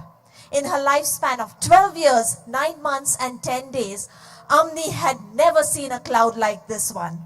It was also the biggest thing she'd ever seen, and Amni lived in a city crammed with tall skyscrapers and long bridges. Outside her window, it was as though the world had turned upside down, and now a turbulent, toxic ocean hovered above them. The cloud was a swirling mass of sooty greys, muddy browns, burnt yellows, gases that collided violently and restlessly into each other, like someone had appended bottles of oil paint and smashed them up viciously. Below, the neighbors were standing on the cemented path and pointing up. Ghosh uncle was bent over his phone and trying to take a selfie with the brown cloud in the background. Amni whispered, "What is that?" "I have no clue," Ma said, reaching for her phone. "Is it an eclipse, you think?" "Really? An eclipse? When was the last time you saw an eclipse that looked like a fat UFO cloud squatting on top of us?" Sometimes adults made no sense. Now the thing with adults is that either we look at social media for answers or we turn on the television. So that's what Ma does. She turns on the television. A special edition of Khabar Bhayankar, the most popular news show on television, was on. Vaturyo Bauche was shouting into his microphone. Now, Amni had always thought the newscaster resembled a hyperactive crow with a slick-backed black charcoal-colored hair, shiny black suit. Today, he was like a hyperactive crow on 15 cups of coffee. "This cloud, it's the brownest cloud we've ever seen," Vaturyo Bauche declared. Amni rolled her eyes. That was kind of obvious. Climate scientists are pouring in from all over the world to study this unusual cloud that's hovering over our city. My question to you, mysterious brown cloud, is why are you here? There was no response.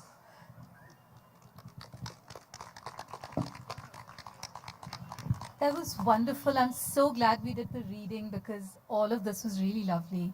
I was wondering if anyone from the audience had any questions because we're like nearly out of time.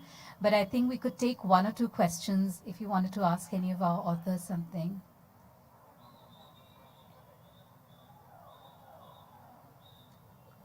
If, yeah, I don't see any hands, right? So okay, there's one question there.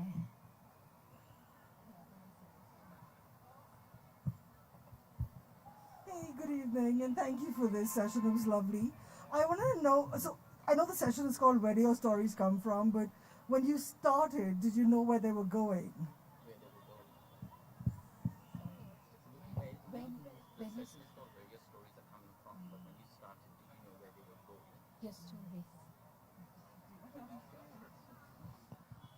I think it's very rare a writer who knows where the story is going. At some point, the story will take over and lead you to places you didn't expect it to go. And this is not just true of fiction, where we are literally making up the story, but even non-fiction writers. I interviewed somebody recently who wrote the book Born a Muslim, and she said she started out thinking about a completely different book than the wide, much more sweeping book that ended up.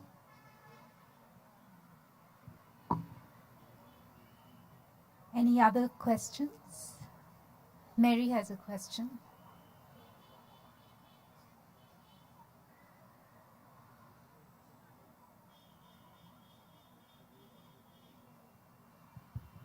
Can you tell us a bit about how stories could travel? I think we have many stories here to tell. They haven't traveled as much. So can you give us a bit of advice? Yeah, we were talking about the afterlife of the story. So yesterday, where we were talking about process and distillation and all of that, but then the afterlife, which in this day and age is also, it's the festival circuit, the prizes, the glamour of it. So that is both advantageous as well as can be paralyzing for, I was talking about my own example. My book was launched at the Jaipur Literature Festival. It got a lot of attention. And it sort of paralyzed me a little bit, you know. I couldn't, you know, I just, like you were saying, you get fixed to the book and then you can't really come out of it. You don't know it's a tough act to follow. So there's that side of, you know, the travel of books and stories. But I'm sure there are other aspects. Sandeep and Bijal can elaborate. I mean, I agree with that as someone who's also overdue for a next book. But I sometimes feel reassured when someone's gap is a little longer than mine.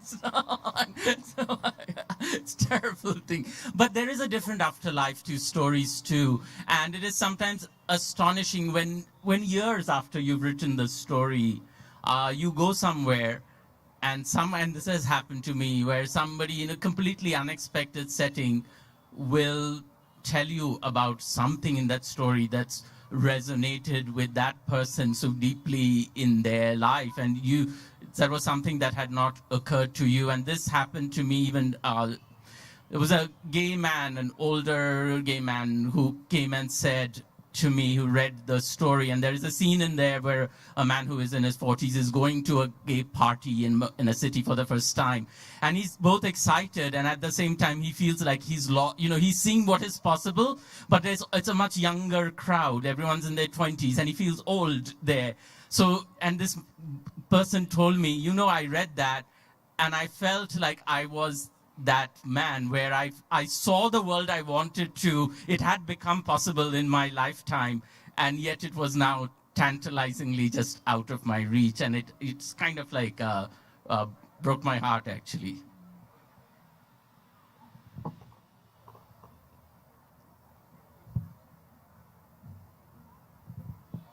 Thank you, panelists, for such an intriguing take on where your stories come from. We'd like to present you with mementos. We have Mary Kurkalang, the creative director of the Shillong Cherry Blossom Literary Festival, presenting the speakers with the mementos.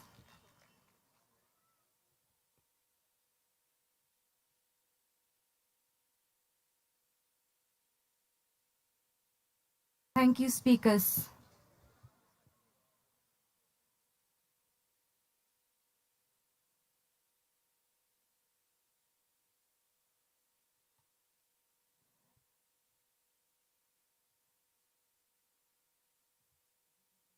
Today we are glad that we have in our presence Dave Dutt Patnaik, who will be in conversation with Malvika Banerjee.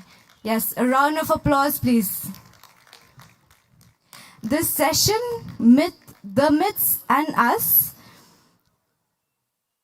in this session, The Myths and Us, we have Dave Dutt Patnaik on ancient stories in today's India. Dave Dutt Patnaik writes on the relevance of mythology in modern times, especially in areas of management, governance, and leadership. Trained in medicine, he worked for 15 years in the healthcare and pharma industries before focusing on his passion full-time. He is author of 30 books and 600 columns with bestsellers such as My Gita, Jaya, Sita, Business Sutra, and the Seven Secrets series. He was a speaker at TED India 2009. His TV shows include Business Sutra on CNBC TV 18 and Devlog on Epic TV. His most recent books are Leader Insight from Indian Mythology, Culture, 50 Insights from Mythology, and My Hanuman Chalisa. In conversation with Dave Dutt Patnaik, we have Malvika Banerjee. She is the director of the Tata Steel Kolkata Literary Meet, as well as literary meets in Bhubaneswar and Ranchi. She is director of Game Plan Sports Private Limited, one of India's oldest sports marketing company. She is a movie buff with a keen ear for Hindi film music. In 2011, she opened the popular handloom store By Loom to explore her passion for saris and through it the magic of India's handloom tradition. I hand over the mic to Ms. Malvika Banerjee. Thank you. Thank you very much. Good evening, everyone.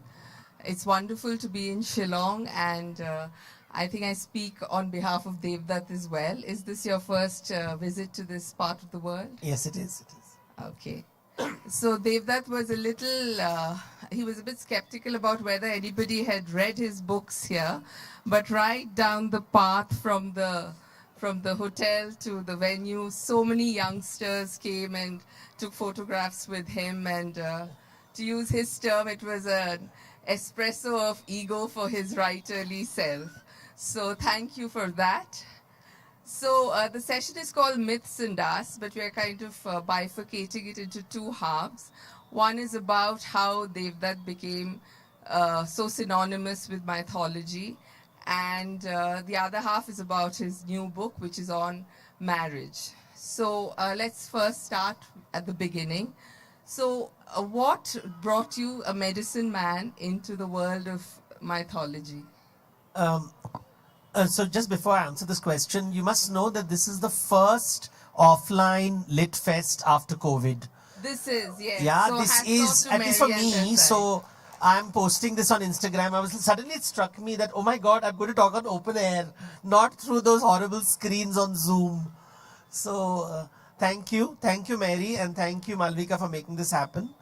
As far as mythology is concerned, it was a hobby for me, where I went for all my answers. So I would read Ramayana, Mahabharata, Amar Chitrakatha as a child, and I went deeper as it was just a hobby. I never thought it would become so big. It was something that I did in my free time, and over time I realized that there was so much knowledge here, so much deeper understanding of human psychology, human society, culture, art, heritage, and it just sort of gradually became a part of my life. I mean, I would write columns, I would write an occasional column here and there where I married management and mythology, and I realized they became very popular. I mean, a column which was supposed to run for 2 or 3 weeks ran for about 15 years. So it just happened organically. I never realized it would be people would be so interested in the subject. I thought I'd do my pharma work to earn money, and I'll do mythology for fun. Now I do mythology for money too. That's great. So there's a public perception that Devdutt is, in fact, you just showed me a little screenshot of somebody who's called you a Hindu mythologist. But I have to say this about Devdutt, that he actually is vastly well informed about mythology from all over the world. He has written books on Greek. You've written books on the Greek mythological traditions. You, I'm sure, are familiar with other traditions of myths across the world. So, you know, what about Indian mythology do you think it is more complex than, say, Scandinavian, the epics there, or Greek myth? See, mythology is the traditional stories of a culture through which the culture expresses itself. You know, in fact, there's a Khasi story about myths, really, storytelling. It says that God gave wisdom to this man in writing, and on the way home, he lost the piece of paper. And so when people asked, where is the knowledge of the gods? Because you don't have a paper, he said, I have printed it in my mind, and I will reveal it through stories. And that's how storytelling began in the world. Storytelling began to reveal the wisdom.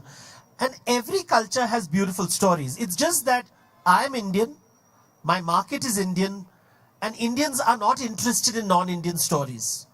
So I focus... That's sad. Yeah, we would like to talk about Egyptian mythology and Assyrian mythology, but when I would give lectures on Egyptian mythology or Assyrian, I would have only 5 people in the audience. But if I would talk on Ramayana and Mahabharata, I would have 500 people in the audience. So the difference was huge. So we are wanting to know more about our culture. So I wouldn't say it's more complex. It's just that it's a very diverse tradition. We have stories at a level which is fabulous. I have the memories of people who lived 2,000 years ago through stories. It is not so in other parts of the world. China, for example, consciously wiped out its mythological tradition and is now trying to reclaim it, but much of it is lost completely. Japan has a lot of tradition. Africa has stories which are oral and are lost again because, colonization took place, slavery took place. The stories are, people are trying to, but we have been very lucky. We have oral stories, written stories in every language. So I think you can spend a lifetime decoding our culture, and I think that's what I have done. I've tried to make it accessible to people as far as possible. I try to simplify it. I don't try to make it sound larger than life. And it's not religious stories, right? They're stories about life. It's about suffering, about pain, about loneliness, about how this deals with day-to-day life. My mythology is used in management because I keep saying that modern management as we know it today is really based on Western mythology, on heroism, on leadership. The leadership concept is really strongly rooted in the Bible, on the idea of Moses and Noah. Indian Jain mythology, for example, has a very different way of looking at business. Buddhist mythology has a very different way of looking at business. Hindu mythology looks at money in a very different way. So the world is not realizing that there are multiple ways of looking at economics, at politics. We are so colonized in a way that we don't realize there are different ways to imagine life, and that's what mythology reveals to us. It's not just India, around the world. And around India as well. We were just sitting and listening to the beautiful poetry session here, and one of the poets mentioned a bit of local folklore about this mother who eats her child after it has been killed by the father. You're learning it as well as you go along, because each part of the country has its own traditions. So these stories about the horror of cannibalism, of how, I was hearing the story because I am vaguely familiar with the story from this part of India about this woman who marries a man hoping that her daughter, it's a remarriage, that the daughter will get a father, but the father is jealous of the stepdaughter and he kills the child and feeds it to the mother. It's very macabre, the story. And in horror, she weeps and she leaps off this waterfall. And that story, when you read, you remember Greek myths talk about fathers who sacrifice their children and feed the gods the body of their children. And these motifs, like for example, a motif which is found in a Khasi story is found in Greek mythology. And I find these patterns very exciting. These patterns, because every day you realize they're human patterns. How do the same patterns exist in different parts of the world? Because they come from the deepest, darkest pits of humanity. And I think that's what connects us with the world. So that's what I want to share with the world. Like today I heard this young man telling the story and I was like, oh my God, that sounds so much like a Greek myth about this, the story of Tantalus really, of who kills his own son and offers it to the gods. And the word tantalizing comes from this man because he's punished by the gods that he'll always be in water. He'll be thirsty, but if he tries to go towards the water will recede from him. And if he's hungry, he reaches out to the fruits above and the fruits will pull away from him. So he's tantalized always and is all forever hungry and forever thirsty. And that story, and then I was hearing this Khasi story of this mother suffering and eating her child because she didn't know it was it. Then the connections of heartbreak, of desire, all that is wrapped in these mythological stories. They're very raw. They're not literary. They are raw, they are elemental. And I think that's the best part of mythology. So you spoke about patterns which form across cultures. So you've been writing for 20 years now. So do you see the patterns of reactions to your stories, the responses? An author today is more than an author on the page. He has a social media life. So do you see the way people react to your stories, the need to define you in certain ways? Has it changed in the last 2 decades? So initially people assumed I'm right-wing. Then they said I'm left-wing. Then they said you are a fence-sitter. Then they said you are out-of-the-box thinker. And I realized that people want to box you because they're insecure. And they need, you don't like a shapeshifter. You don't like people, you want people to be predictable so that a predictable person helps you understand yourself better.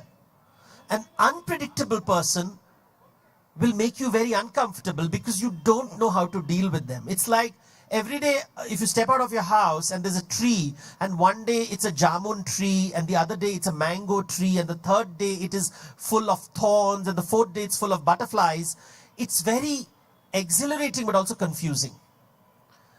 Because you want the tree to be, no, you be a tree that I can deal with, so that I know the pattern and therefore I can deal with you. And that's what I see with readers. They want writers to, at least when I'm writing on mythology, people would assume that you write on Hindu mythology.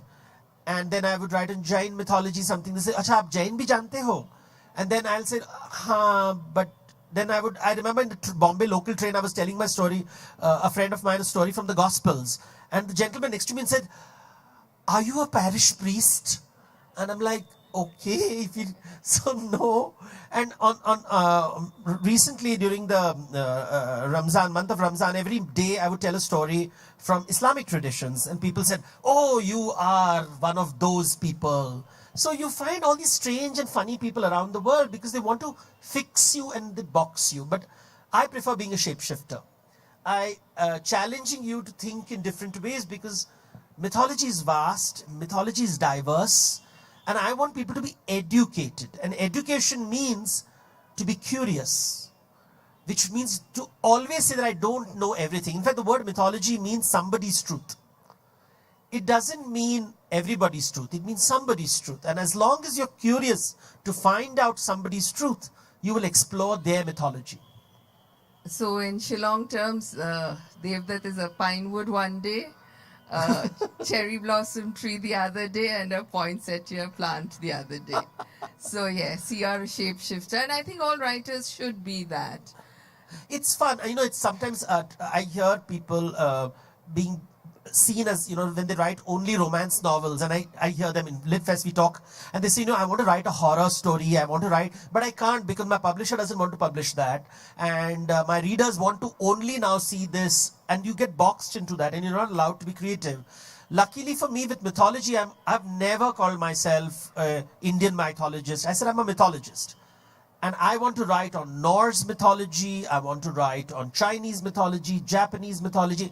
And luckily, my editors, my publishers have given me the freedom.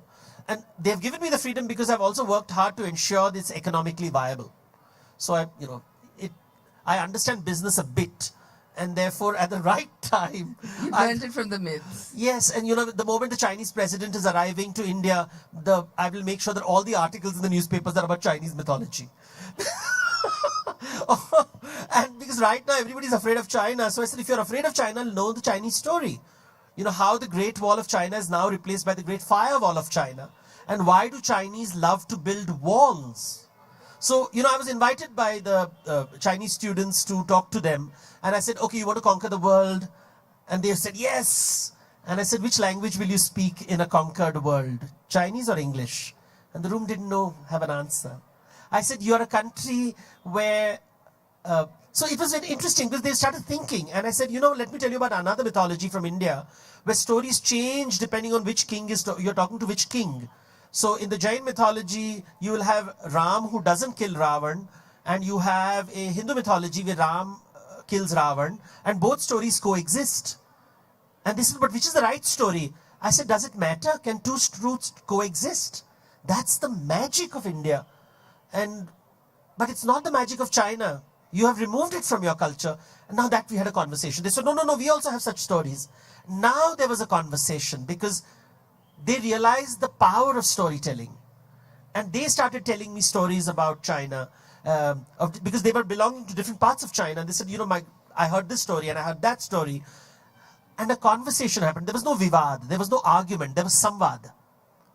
And at the end of the evening, they were telling me to eat this and I was telling them to eat this, and we had become friends because I respected their truth and they respected my truth.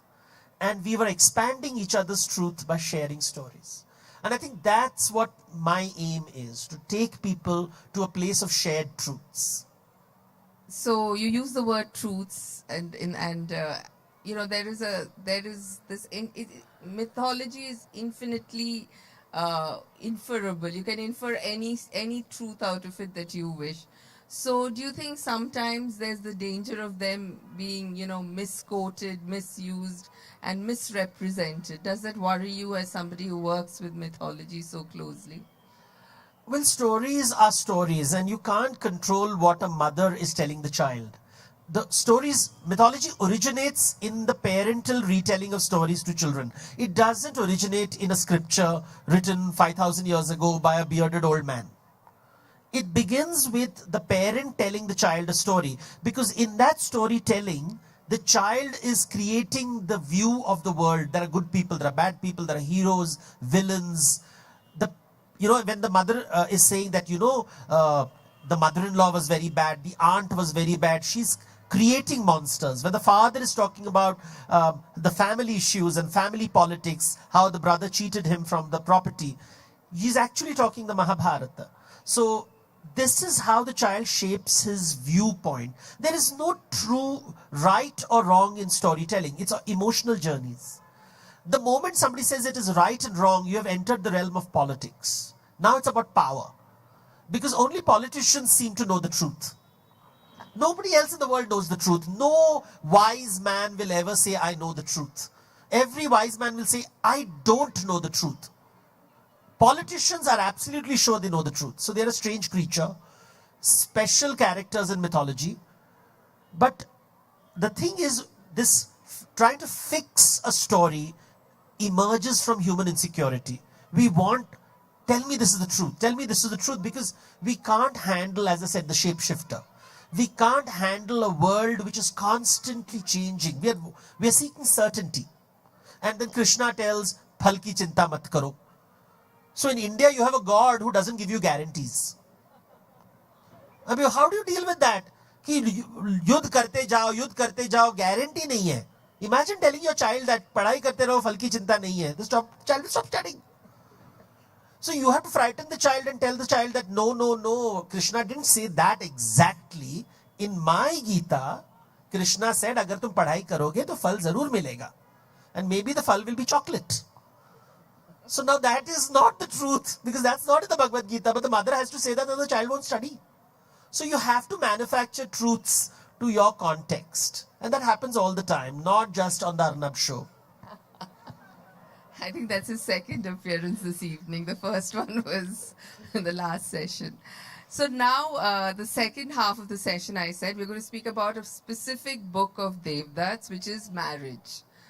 And Devdutt is very prolific. I was just telling him over lunch, he's like Barbara Cartland. I don't know how many of you know about Barbara Cartland. She was this extremely prolific author. So Devdutt is right up there with Barbara Cartland. Well done. I have the eyelashes too. So Devdutt, marriage, at a time when its relevance in social life and modern life is being questioned, why a book on marriage? So step one, I'm not married, so I can only write about marriage. This was done during COVID times, and when we were... We'll do a formal launch with Mary on stage after the session. Okay. And we wrote this book because, I got a request from someone that can you put a book on marriage, because the court cases were happening around marriage, around adultery, around same-sex marriage, about all kinds of conversations were happening around marriage apparently in the Supreme Court. And the lawyers, one very senior lawyer said, we don't have a book, an easily accessible book which talks about marriage in India, because the government keeps saying ye hamare sanskriti ke viruddh hai. And nobody seems to know what this sanskriti is. So can you please tell us what is this Sanskriti? And it happened because in the conversation I said, in Rig Veda there are stories about the Apsara, Urvashi leaving a husband in the Rig Veda, the oldest scripture, leaving ki main ja rahi hu swarg, and Pururava, her husband, is saying mat jao, hamare bachon ka kya hoga, and she says tum sambhalo. She says, main to chali, I'm bored of earth. So you have the story in the Rig Veda, which is like, is it proto-divorce? And I was like reading the story, and then there is the story of Lopamudra and Agastya, where she is looking at Agastya and saying, Apna puja path band karo, and please pay me some attention. Do your husbandly duties, gods have got enough attention. Here's a woman demanding attention from her husband within marriage, and interest, and this is a conversation from the Rig Veda. I'm not talking about the Puranic traditions which are much later. It's a conversation which is over 3,000 years ago. So I was telling these stories and I said there's no one place where these stories have been put together. So I wanted to tell stories from the Vedas, from the Puranas, from folk traditions, oral traditions, region epics, Tamil stories, ballads, Rajput ballads. So I tried to put as many as I could to give a sense of how diverse and dynamic India's marriage traditions are. There is no one type of marriage. And I also, I'm often invited by people to choreograph their weddings because they want, हमको थोड़ा हवन भी चाहिए, लेकिन champagne serve कर सकते हैं क्या हवन में, देवदत्त जी. And I'm like, oh my God, I better charge a lot for this. Because nobody knows what they're doing. It's like this stage performance where everybody's, and now because of Karan Johar, I think every Indian has Sangeet. When my sister got married, we didn't know what is Sangeet. Now Tamilians are doing Sangeet. Malayalis are doing Sangeet. It's the end of the world. It is very nice. So it's strange things are happening. And I said that now, the Mangal Sutra has reached every corner of the world. All kinds of strange rituals are happening. Henna is being applied everywhere. Alta is being applied everywhere. And the weddings are becoming interesting. But the real fact is, at the end of the day, if you don't have a wedding certificate from the government of India, which is a marriage certificate, you could be in serious trouble. You can have the most expensive wedding in the world with all the choreographers and all the pandits from Banaras. But at the end of the day, you have to register the wedding at court. And really, that's what matters, that parchi. And I thought, that's interesting, right? We have all these traditions in the world, but that's actually performance. If it is not registered, the state of India doesn't consider it in marriage. It has to be registered. And I wanted that to be brought to light. And this parchi, who decides who should marry whom? And marriage is about creating family. And therefore you have, people saying that you can only marry from this community, that community, outdated ideas like that. And then people are now asking, can same-sex couples get married? So all these things were emerging, and I thought, let me write a simple book, not heavy book, just choti-choti kahaniya. Also telling about stories of women who were not married. So there is a whole section of women who choose not to be married. So there is the Tamil stories of Mani Meghalai or stories of Madhavi. These are courtesans who had many husbands. Then there are nuns and men and women who choose not to be married at all. They don't want marriage. There are some who have multiple marriages, some who have one marriage, some who have remarriage, some who have heartbreak, divorce. All kinds of things happen. So the whole diversity is what I wanted to capture for the young generation. Because romance is the bestseller, right? Everybody loves romantic books. But I think young generation should know that there is no fixed formula of marriage. There are happy marriages, there are unhappy marriages. There are multiple marriages, there are singular marriages. There are no marriages, and people are very, very happy in this world without getting married. There are women who have had children without marriage. There are men who have raised children without marriage. And they're all and I'm picking up only stories from the Vedas and the Puranas and the Indian scriptures. They're all part of our Sanskriti, which I think the politicians will get a heart attack because you see, they know the truth. And scholars like me just write myths. But I want to compile these because you have these strange arguments in the court saying, "Hamare Sanskriti ke viruddha hai," and then I'm like, "नहीं आपने पढ़ा नहीं है, आपको संस्कृति के बारे में कुछ नहीं पता है." So somebody has to do it, right? So, and make money while doing that. So, one of the recurring features in this book is the agency of women. Yes. And sometimes it's overt, sometimes it's done at a level of deception, and still the woman triumphs without the man even knowing that he's been had. So I'd like you to read one story about Ravan. Yes. Yeah, this is the one, story 21. Okay.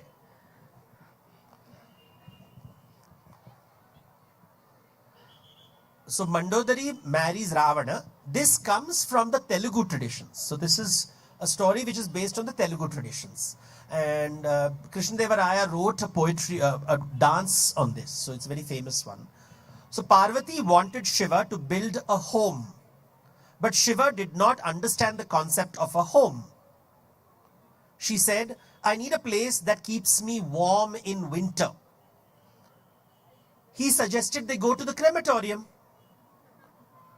She said, I need a place that keeps me cold in summer. He suggested they go to the Mount Kailash covered with snow. She said, I need a place that keeps me dry in the rains. He suggested they live in caves. Frustrated, she ordered Shiva to build her a palace. Shiva did not know how. Shiva asked his devotee Ravan to help. Being a Vedic scholar well versed in architecture, he built Shiva a palace. It was beautiful and it made Parvati very happy. Pleased that his wife was pleased, Shiva offered Ravan a gift. And Ravan, greedy as ever, said that he would like the palace itself as a gift. And can your wife be my wife, for I have heard she is very beautiful? Shiva, the one who is without guile, this means Bholenath, said, so be it. He did not understand the concept of marriage. Parvati divined how Ravan was taking advantage of Shiva's innocence. To teach him a lesson, she took a frog, a manduka, and turned the frog into a replica of herself. Ravan saw this duplicate Parvati and took her to Lanka to his new palace. She called herself Mandodari as she was actually a frog. But pompous Ravan never realized he had been tricked by the goddess.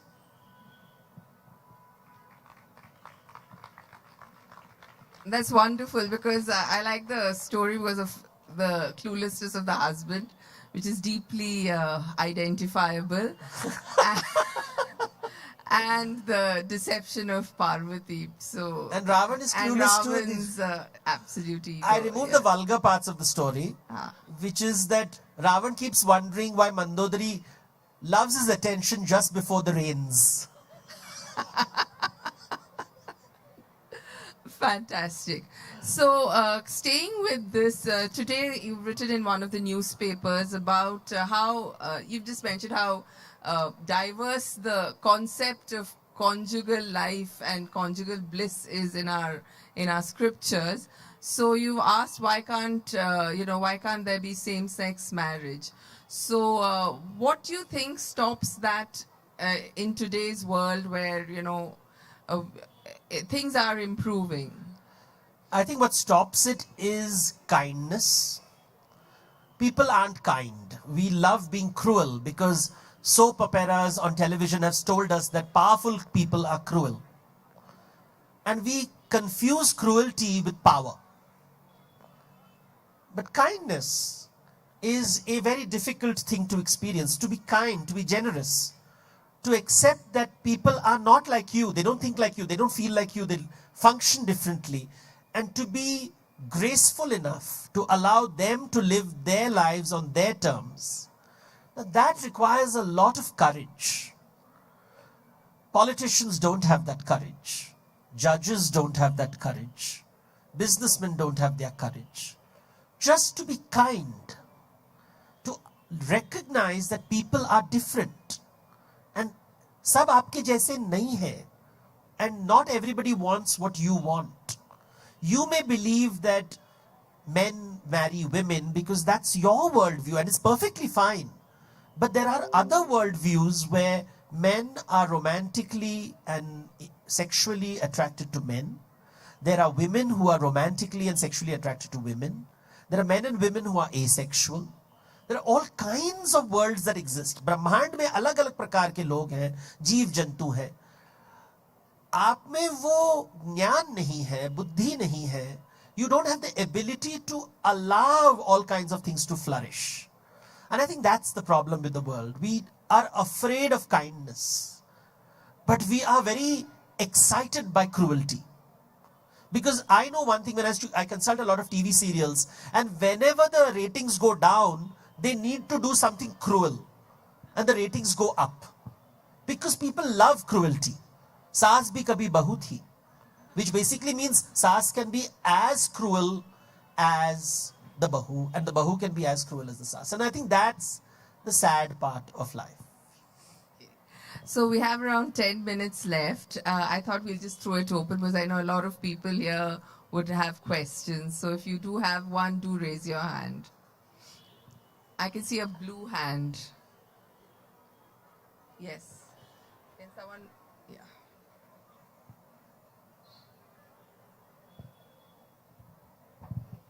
Good afternoon, sir. Good afternoon, ma'am. Devdutt sir, I've been following you for ages. Similarly, I've been interested in mythology for ages also. My grandmother used to tell me such stories, and since then, I am interested in one specific character, specifically a person. It's Ashwathama, and I have been reading a lot about him. Also heard a lot of podcasts about him. So what's your thoughts on Ashwathama? Well, with Ashwathama, I mean, I was just talking about cruelty. With Ashwathama, you experience a man who thinks it's okay to be cruel. Because what does Ashwathama do? He kills Draupadi's children. And he wants to kill an unborn child, a child who has not even been born. He wants to kill the child because he's so full of anger. And I think Ashwathama represents a lot of young men today who are full of rage and anger. And they don't know why they're rage and angry. They're very angry. And I think that anger is embodied in Ashwathama. And it's tragic because he comes from an entitled, educated background. He has wealth, he has power, he has everything that you can wish for. But all the wealth, all the power, all the upbringing has not taken away his cruelty. And that's a very interesting story because the story begins because he's so poor, he doesn't know the difference between milk and water. And that's how the story begins. The father goes on a trip to find food for him and ends up creating a son who is exceptionally cruel. He is the only character that Krishna curses. So Krishna, who is always smiling and laughing, and is the only character who is cursed by Krishna, saying that, how can you be so cruel that to attack an unborn child? And I think that is something we must think about this. And he says to be immortal, and he's still around us. I think it's a metaphor for people with lots of power, lots of privilege, lots of education, but unke andar itna gussa hai, and they don't know why they are angry, but they want to hurt people, especially women, especially unborn children. That's the story. The story is of trying to kill an unborn child. And I think that's something we need to reflect upon. Okay, can we just move around the questions a bit because then we'll cover more people. Yes, there's a gentleman standing in the aisle just behind. Yes. Some ladies also, please. Okay. So, can I ask or you want me to pass? Yes. Okay. You ask first. Okay. So, Devdutt ji, thank you for solving the problem of politicians, whatever that very myopic view of conjugal life and what is the right kind of conjugal life. I also see a lot of problem among the contemporary politicians and their attitude towards the environment, towards biodiversity. And I think it's high time you write a book on that also, how our myth can be more can offer more friendly advice for biodiversity and the environment and all. Thanks.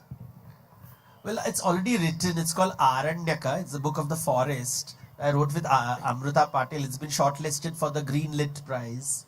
So if you are interested in mythology of the ecosystem, there is a book called Aranyaka. Sir, I have a question that how can we... Sir, can we... Okay, just after that, there's a question for the lady in pink in front. Go ahead, sir. Let him first go ahead since he started. Sir, how can we differentiate between mythology and history? That is, how can we... So history is based on evidence? No, sir. That the recent trend that mythology is being converted into history. It is being presented as a part of history. See, if you want to study history from politicians versus history from historians, problem kidhar hai? That I know that... So when you have a heart problem, you'll go to a cardiologist. When you have a kidney problem, you'll go to a nephrologist. But for history, when you go to politicians, फिर तो लफड़ा होने वाला ही है. But the general narrative is that mythology is being presented as a part of history. So how can we separate that, yes, this is a mythology and this is a history? These need not to be merged or converged. नहीं कर पाओगे. छोड़ दो. Okay, on that cheerfully pessimistic note, can we just pass the mic to the lady in front? So there's no hope. You can't stop Well, this. there is, but you know, right now, when people are not interested in Saraswati, why present her to them? Yes, ma'am. Good evening, sir. Good evening, ma'am. I have read your work ever since I was a child. And now that I'm a history student and I'm doing my undergrad in history, I must tell you that you are widely debated in my early medieval South Asia course. So I must ask you this question because I firmly believe that when myths attempt to seduce history, perhaps popular imagination is created. So the question I would like to ask you is, which is based on what Romila Thapa ma'am writes in The Tyranny of Labels, about how we must not attempt to apply the present circumstances of today to the past. And since most of your work sort of overlaps with this contemporary context that we live in, how much of your work do you think subverts the popular narrative into believing that perhaps tradition in ancient India was as it seems in your work? You see, it's a complicated question. We don't have time for that. But the easy answer is please read my books more. Thank you. 199 rupees with discount. But the point is, people want to feel good about their past. Everybody wants to think good about their family, their country. So they go to a historian. A historian can't do that. The historian's job is not to make you feel good about your past. The historian's job is to tell you this is the past. But what are people, what is the market wanting? The market says, tell me good things about my past. That's the problem. So let's take an example of a British child. A child raised in Britain wants to hear good things about Britain. The historian will tell the child, your ancestors colonized the world, enslaved the world, plundered the world. That child is not going to like the historian. You see, so historians can't make you love your country. Politicians can. So we must separate the subjects. If you're looking at a historian to feel proud of your country, you are on the wrong path. Mythology is nothing to do with the country. It is telling you, what do you believe in? What did your ancestors believe in? It's a different subject. Politicians want your vote. They will tell you anything you want so long as you give the vote. They don't care for the truth. But truth is overrated. You and I don't want the truth. I want to hear good things about my father. I don't want someone to tell me my father was sometimes good, sometimes bad. I want to be told my father is a hero. I want to be told my father was a great man who changed the world. If a journalist comes and tells me that, actually your father was not so good, this is the evidence that he was not so good, he was probably good, he was maybe good, and they have evidence to prove, I will say, get lost. So we all want good memories of our past, and historians can't provide that because that is not their job. We confuse the job of historians. As a mythologist, my job is to tell you what the stories are communicating about hunger, fear. How did people imagine the world? Why did people believe in rebirth? Why did people believe in one God? So my job is that. It is not to make you feel good about yourself. But what people are looking for is they want to feel good about themselves. So either you listen to politicians or have a drink of whiskey. Which is, I think, a good note to end the session on. So thank you so much, Devdutt. May the stories and the myths all keep coming. And I'd like to invite Mary for a quick launch of the book before we are ushered out. Can you just come and stand with Devdutt and a book? And yes, we'd also like Dr. Vijay to come. Anyone else? And Cyril sir, are you here? Oh, yes. So we need more copies, actually. Yes. Yes. Hi. These are the people who actually reached out to me and got you here.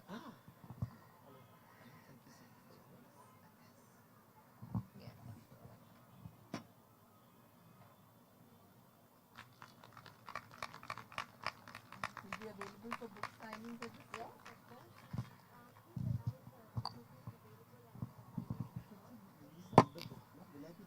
The book, hello. The book is available at the Reading Hub bookstore. You can get a copy and get it signed from the author himself. Thank you.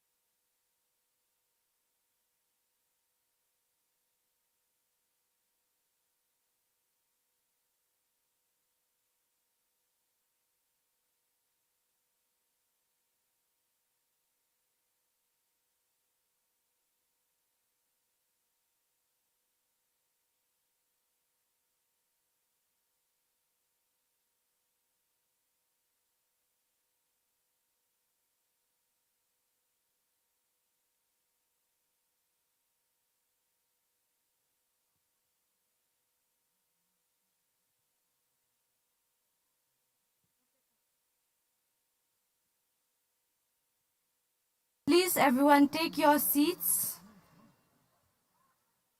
We're going to start with the next session.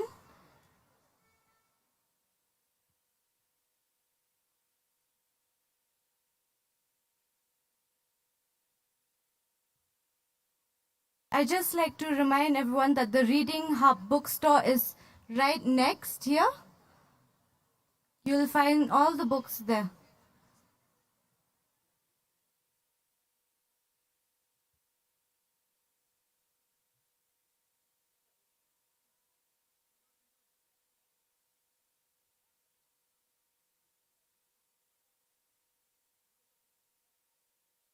Today evening, we're going to have the session Northeast Prince of Indian Melody, S.D. Burman's musical journey from Tripura to Mumbai. In this session, we will have Balaji Vittal in conversation with Sukanya Das, with musical interludes by Moshumi Saha, Partha Sarathi Bhattacharya, and Jerby Maulong.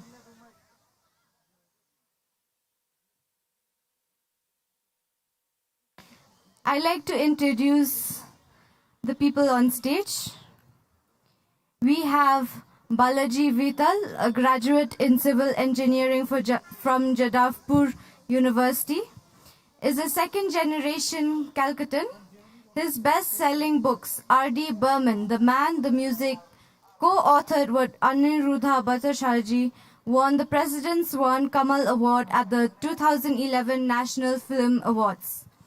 Their next book, Gata Rahe Mera Dil, 50 classic Hindi film songs, was awarded the Excellence in Writing on Cinema at the 17th Mumbai Film Festival in 2015. His latest book, Pure Evil, The Bad Men of Bollywood, is a delightful white canvas of Bollywood villain characters who have captured our imagination in the past 99 years.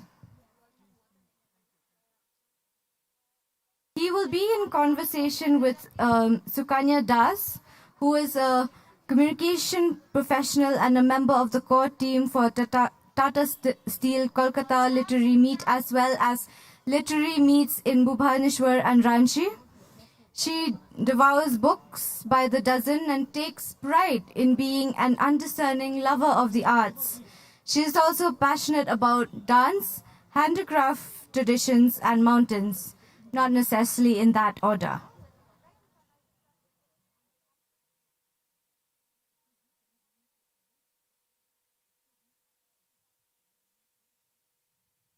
I'd just like to introduce the musicians as well. A medical practitioner by profession, Partha Sarathi has gained recognition as a vocalist, lead singer of music band Ekalabya, stage performer and playback singer for Bengali teleseries and films. He has won several awards for his musical skills. A versatile singer, Maushami has been enthralling audiences across stage, radio and television, a defense ward with a cosmopolitan upbringing.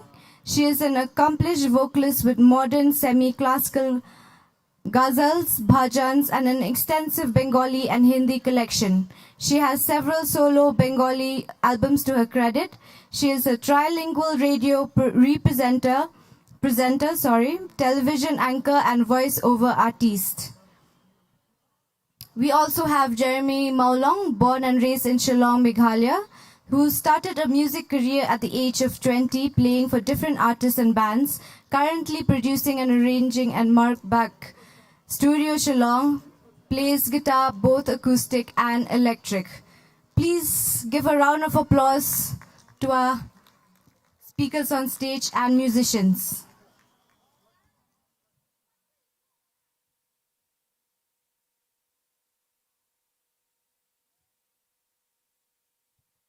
Before we begin, I'm really happy to announce that Balaji Vittal has just brought out his book, which is actually not even available in the market yet, right?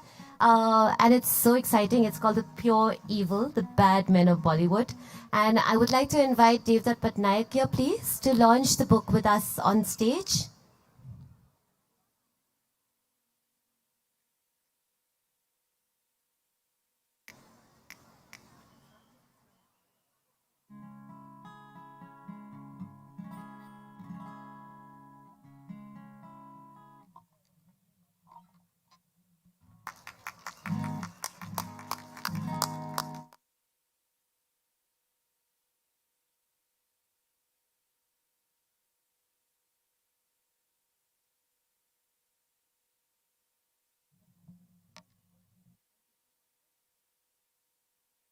Thank you very much. Hello, check. Hello. Hello. Yeah. Hello. Hello. We'll just need reverb on the monitor as well. On the stage monitor as well, we need a little reverb. Hello. Hello. Hello. Just move treble, please, and little reverb. Yeah, and not much bass for me. Just don't give me bass.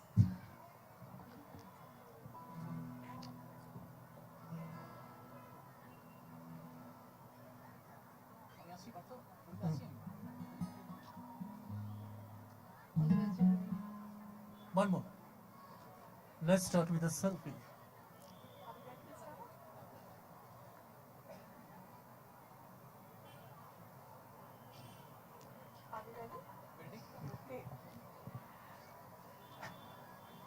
The northeastern states of India. Lush, lofty mountains, misty mornings, mysterious evenings, and of course, always music. Music on rough and grassy pathways, rippling waterfronts, as we've heard over the last 2 days, right here on Watts Lake.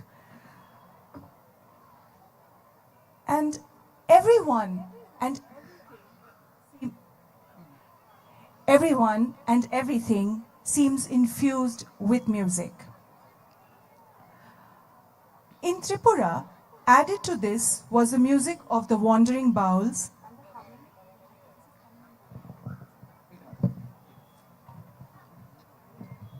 In Tripura, added to this music was that of the wandering bowls and the humming of the babus.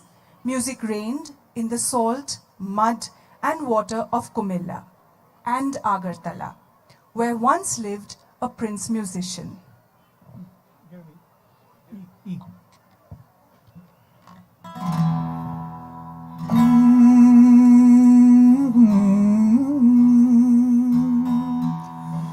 सुनो मेरे बंधु रे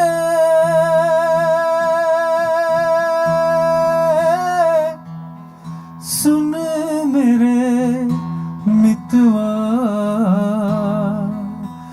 सुन मेरे साथी रे सुन मेरे बंधु रे सुन मेरे मितवा सुन मेरे साथी रे।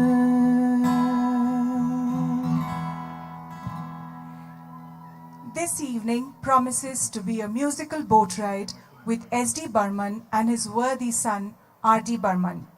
And the two Majis are the authors of the highly acclaimed book S.D. Burman, the Prince Musician, and the National Award-winning book R.D. Burman, The Man, the Music, Aniruddha Bhattacharjee and Balaji Vittal. Aniruddha couldn't join us today from Bangalore, but Balaji is here. Please do welcome Balaji. Also please welcome two very talented singers, Parthasarathi Bhattacharya and Moshumi Shaha, who will also be with us on this journey. Honestly, tell me Balaji, how many people still remember S.D. Burman? Isn't he history? Firstly, let me also welcome the local star, Jeremy on the guitar. A big hand for Jeremy, please. So, what was your question, Sugana? My question, S.D. Burman, do people still remember him? Isn't he history? S.D. Burman belonged to the Manikko dynasty who ruled Tripura since the 13th century. As a boy, S.D. Burman had witnessed the First World War. In 1930, he sang for the Indian State Broadcasting Company. It was renamed as something else later. Can someone guess what it was renamed as? Indian State Broadcasting Company? Any guesses? All India Radio, yeah. A big hand for the gentleman, please. And then he was witness to the tragic Bengal famine in 1943. In 1947, India gained independence, but then his home state, the place of his birth, Komila, was given away to East Pakistan as a part of partition. So the story of S.D. Burman is much more than his music. The various key social and political events that ran alongside India also sort of ran adjacent to S.D. Burman's journey of life and music. So your question was, isn't S.D. Burman history? I would say, isn't history S.D. Burman?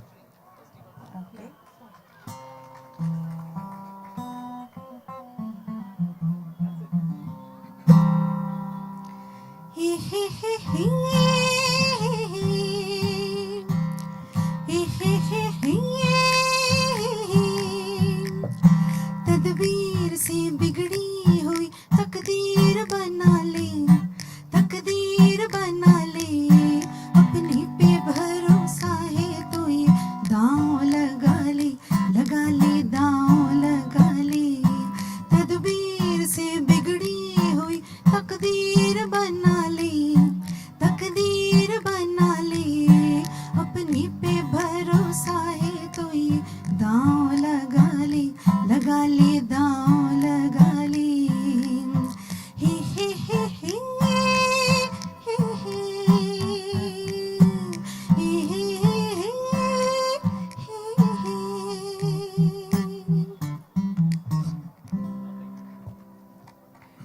Wonderful.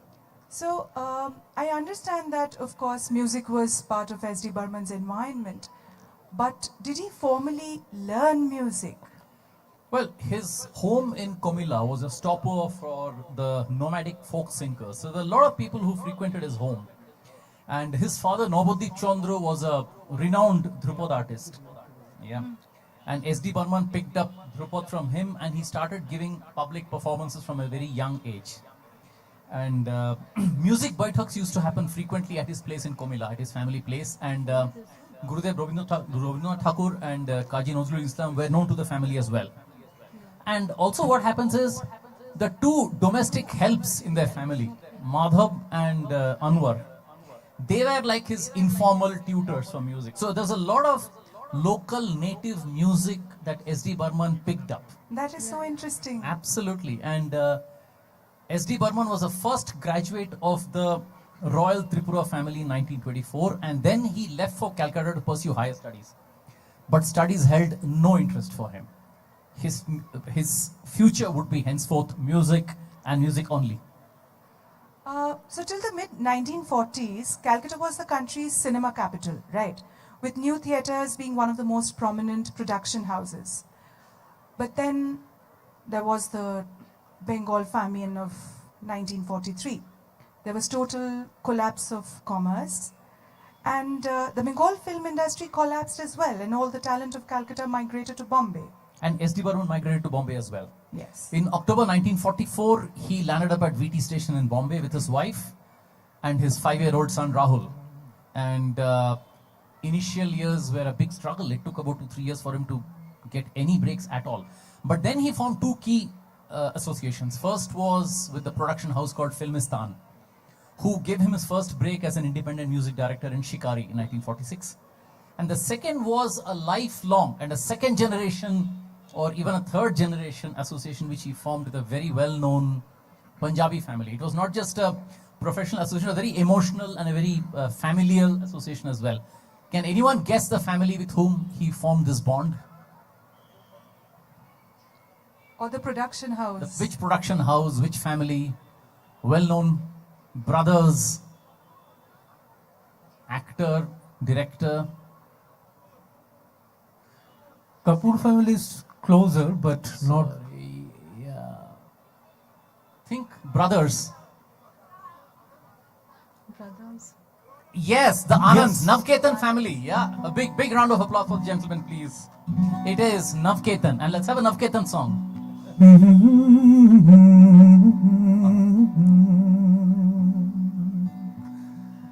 ये रात ये चांदनी फिर कहाँ सुन जा दिल की दास्तां ये रात ये चांदनी फिर कहाँ सुन जा दिल की दास्तां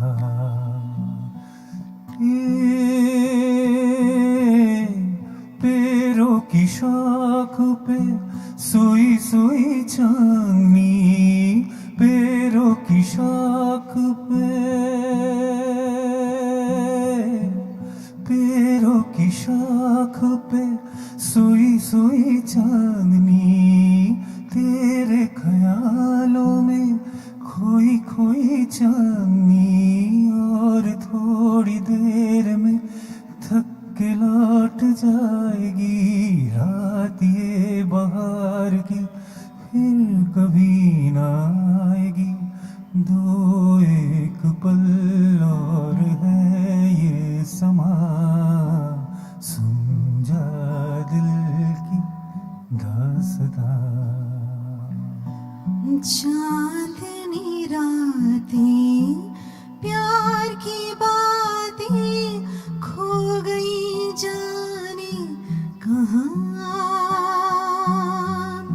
चांदनी रातें प्यार की बातें खो गई जाने कहाँ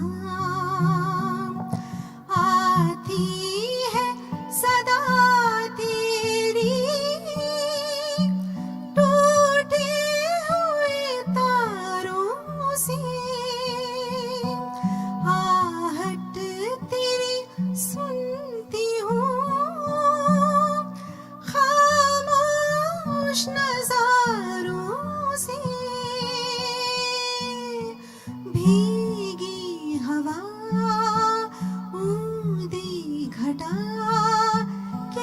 कहती है तेरी कहानी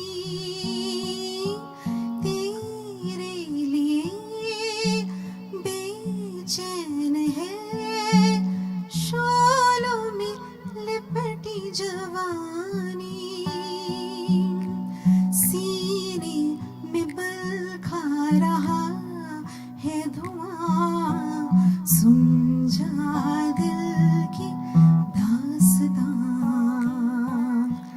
ये रात ये चांदनी फिर कहाँ सुन जा दिल की दास्तां. Thank you so utterly much. Beautiful. Does anybody want to, not guess, does anyone remember who originally sang this song? Who were the singers? Hemant Yes. Kumar and Great. Geeta Dutt. No, yes. no. It's Lata Mangeshkar. It's Lata Mangeshkar. It sounds very much like Geeta Dutt. Yes, her It's style, Lata ji and but Hemant it's Kumar. Lata ji. So we've had a Hemant Mukhopadhyay song and we've had a Lata Mangeshkar song, but I'm missing Kishore Kumar in all this. Does he feature? He would, obviously. He would. He Yes. was like a son to S.D. Burman. So when... Right from 1946, Kishore had been singing for S.D. But the fact is, it was only the fun songs. Almost as if S.D. Burman wasn't sure whether Kishore Kumar would be able to deliver the goods on his own as the solo male lead playback singer. But then one film in 1955 changed all that forever. Yeah. In that film, Kishore Kumar was the singular male playback lead. There was no other male voice apart from Kishore Kumar in that film. And it was not just fun songs. This was a very, very sentimental song, which Kishore Kumar himself rated as one of his very best. So that sort of sealed the association between SD and Kishore, especially in the sentimental genre. Yeah. दर्द हमारा कोई न जाने अपनी गरज के सब है दीवाने दुखी मन मेरे सुन मेरा कहना जहाँ नहीं चैना वहाँ नहीं रहना दुखी मन मेरे सुन मेरे कहना जहाँ नहीं चैना वहाँ नहीं रहना दुखी मन मेरे दर्द हमारा कोई न जाने अपनी गरज के सब है दीवाने किसके आगे रोना रोए देश पराया लोग बेगाने दुखी मन मेरे सुन मेरा कहना जहाँ नहीं चैना वहाँ नहीं रहना दुखी मन मेरे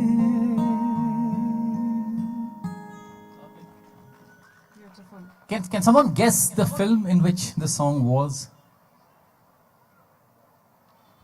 Anyone guessing? I think it's a landmark film for two reasons. One is for the Kishore SD combination to get sealed, and another in the context of R.D. Burman. We can come back to this film once again for a different reason altogether. All right. It's from the film Fantoosh. Yeah. So would it be right to say that S.D. Burman was the most popular music director of the 1950s? No, not at all. It was very much Shankar Jaikishan. 1950s was almost an out-and-out Shankar Jaikishan show. One, because they gained international popularity because of their association with Raj Kapoor, and then also for Amiyo Chakraborty, they were composing very good music all through. See, the reality is SD was patchy in the 1950s. Apart from the movies he composed for Devanand, Navketan, it was actually quite patchy. It wasn't consistently good. But then he gained tremendous respect in the industry because one of the personality he had built up and his selectiveness and the exclusivity, his personality, he gained tremendous respect. And in 1958, he was the first Hindi film director, music composer to win the Sangeet Natak Academy Award. Yes, that was landmark. But the 1950s also saw one of his highest points in his career, right? Pyasa? Pyasa, yes, absolutely, Pyasa. Pyasa, there were a lot of headwinds against S.D. Burman. It was his biggest challenge ever because he was composing for Urdu poetry, a language he had no clue about. And unfortunately, however good his music may have been, Pyasa will always be about poetry, right? Now, that was a challenge. But then he took up the challenge. And one way or other, he got Mohammad Rafi to give his best. He brought out the best of Mohammad Rafi in Pyasa. I would still say Pyasa is one of the best ever albums that Mohammad Rafi has sung for, right? But then something very unfortunate happened because somewhere Sahir Sahab stood up and said that, Pyasa's success is because of my shairi and not because of S.D. Burman's music. You don't do that, right? In a partnership, it's a team that wins. If any person's trying to put up his hands and say it was because of me, then it's lost. And S.D. Burman was deeply pained by this statement by Sahir Ludhianvi, and he made a promise to himself never to work with Sahir Ludhianvi again, and the association was broken forever. SD and Sahir never worked together again. जाने क्या तूने कही, जाने क्या मैंने सुनी, बात कुछ बनी गई. जाने क्या तूने कही, जाने क्या मैंने सुनी, बात कुछ बनी गई. जाने क्या तूने कही, सनसनाहट सी हुई, थरथराहट सी हुई, सनसनाहट सी हुई, थरथराहट सी हुई. जाग उठे ख्वाब कई, बात कुछ बनी गई.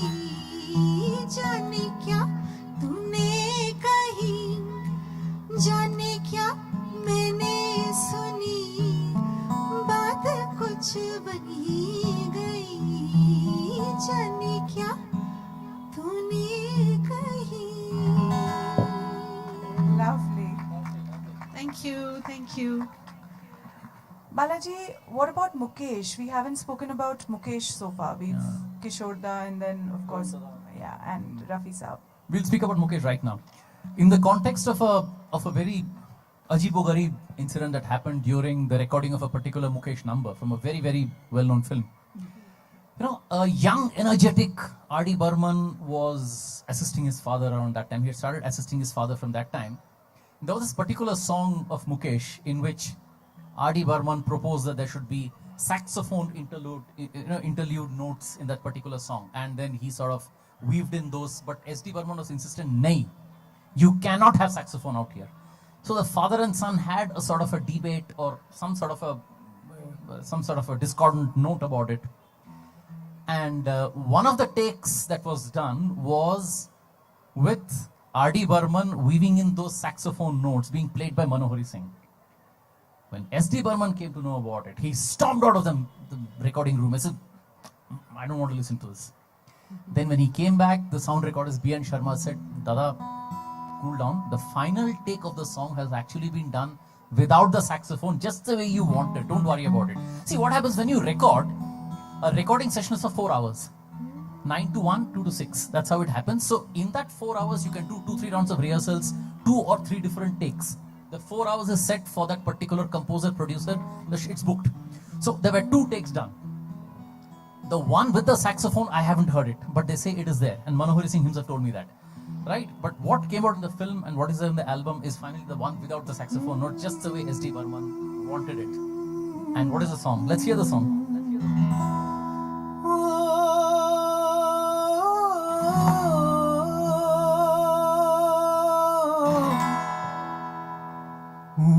जाने वाले हो सके तो लौट के आना.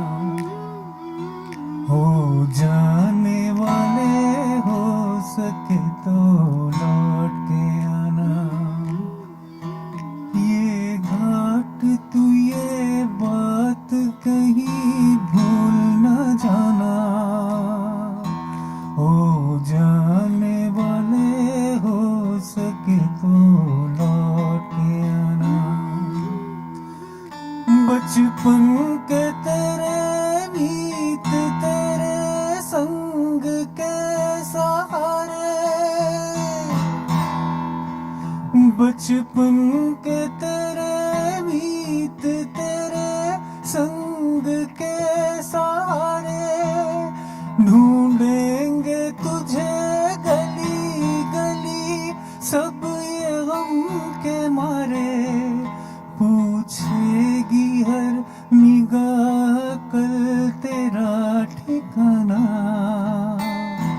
हो जाने वाले हो सके तो लौट के आना हो जाने वाले हो सके तो लौट के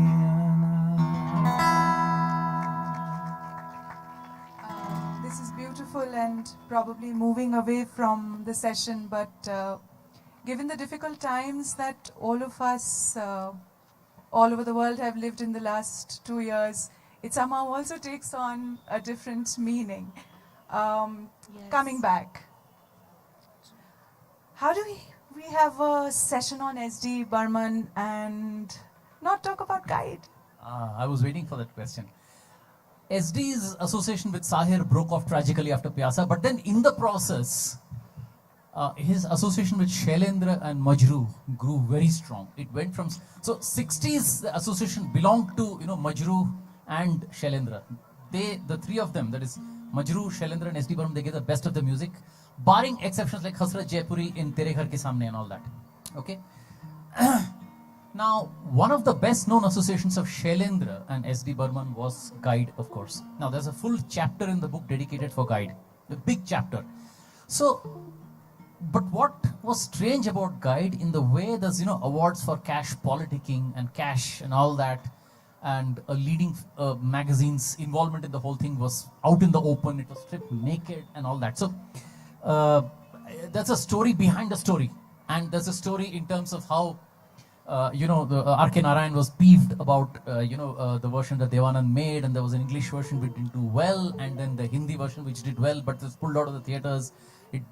So there's a whole lot of story about it. But the fact is that though Guide didn't win an award that year, in the year, कहते हैं ना, भगवान के घर में देर है अंधेर नहीं. In 2006, Outlook published survey result, okay, survey done among very eminent film personalities and music personalities. The 4 best ever Bollywood songs were listed. Out of that, 2 were from Guide.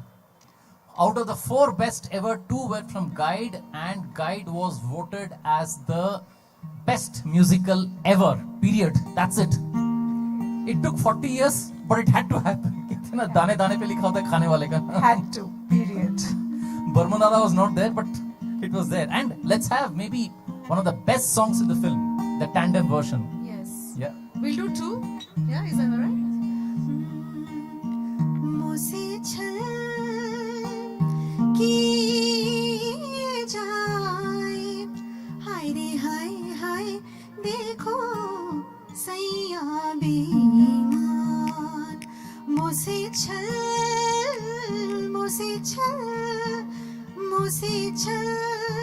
किए जाए हाय रे हाय हाय देखो सैया बेईमान देखो सैया बेईमान हाँ बेईमान मुझसे छल किए जाए हाय रे हाय हाय देखो सैया बेईमान.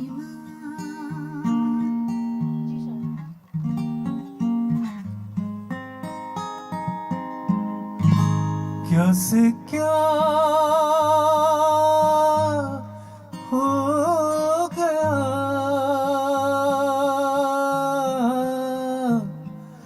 बेवफा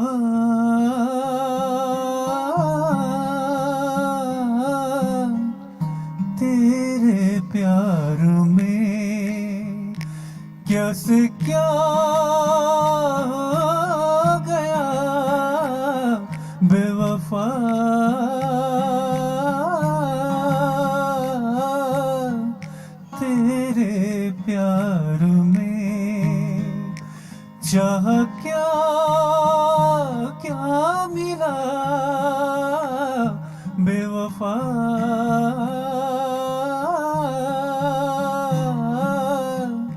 तेरे प्यार में क्या से क्या हो गया बेवफा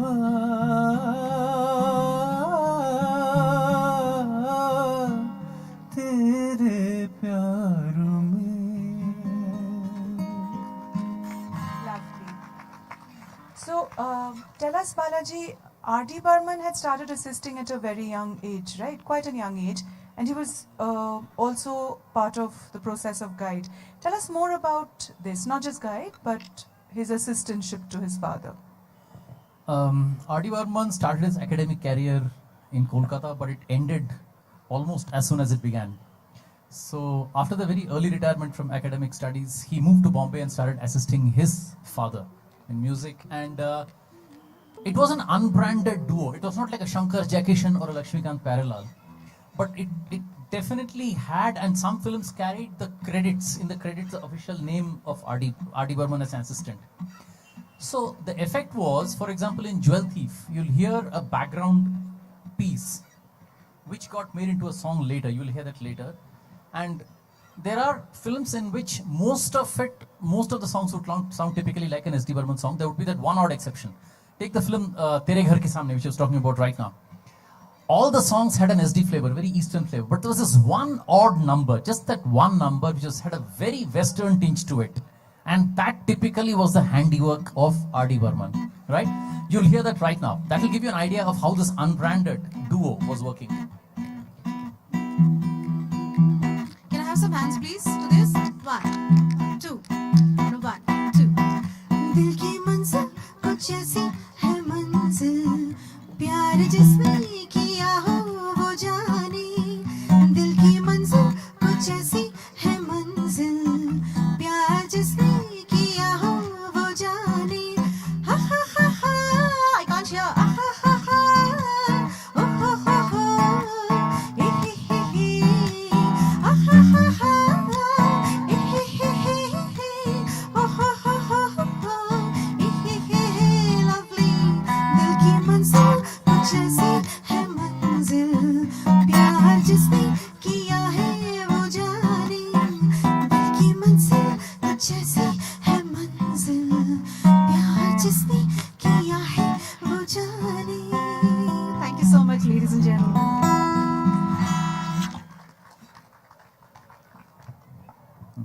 R.D. Burman also contributed as a musician, right? Does somebody want to name a very famous song in which R.D. Burman played an instrument? Very popular song. Hint, a Hemant Kumar song. Which instrument? Hint number 2. Does anyone want a hint number 2? If you want a lifeline, I'll give you one more lifeline, but I think you should be able to get it. Hemant Kumar song, picturized on Devanand.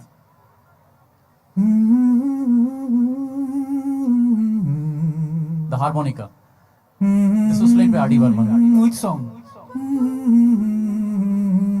Yes.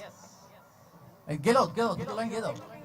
है अपना दिल तो आवारा न जाने किस पे आएगा है अपना दिल तो आवारा न जाने किस पे आएगा.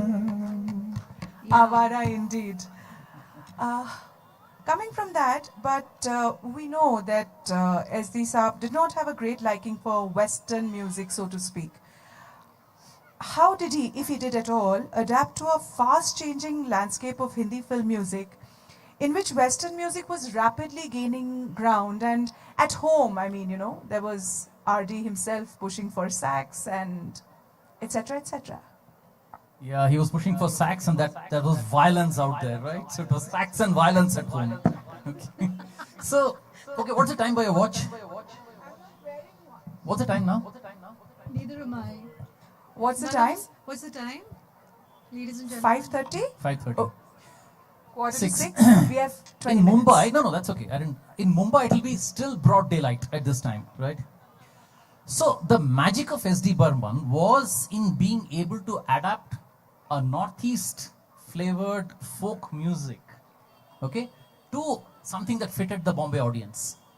So it's not about Western or Eastern alone, right? It's about the adaptability of S.D. Burman as a music director, right? So he had to be a composer and a music director. He was both, right? Otherwise, how do you talk about how does one link up a Northeastern music to something that works in Bombay? How do you make it work, right? We'll see how he made it work. And we're going to have two tandem versions. In other words, I'm going to keep my mouth shut for the next 5 minutes. And I'm just going to let Partho and Moshami take over and give us a flavor of how S.D. Burman adapted the music of Northeast to Bombay.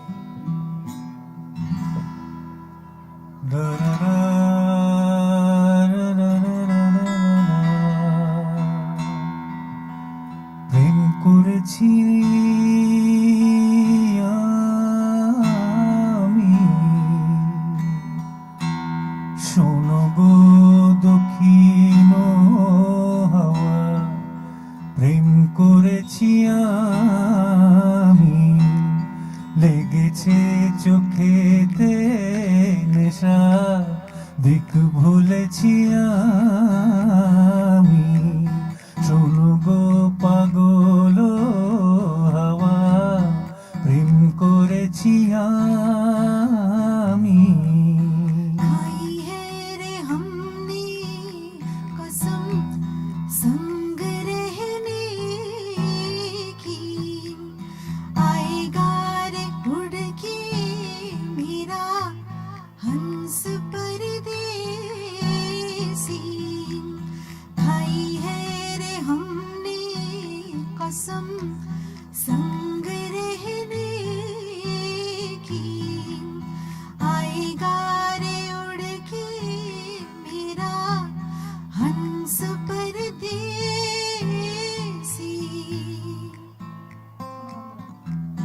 মনেতে লুকানো ছিল সুপ্ত যে পিয়াসা, জাগিল মধুল গনেতে বাড়ালো তিয়াসা।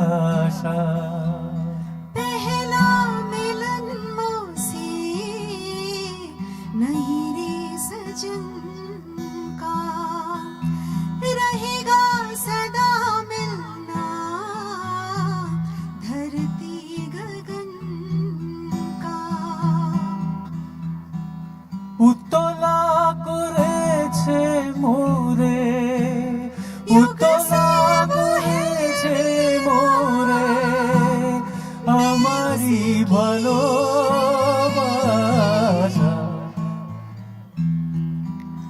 खाई গহীন হাওয়া, প্রেম করেছি আমি, লেগেছে চোখেতে নেশা, দিক ভুলেছি আমি।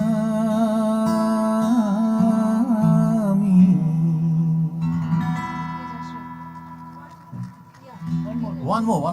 One more.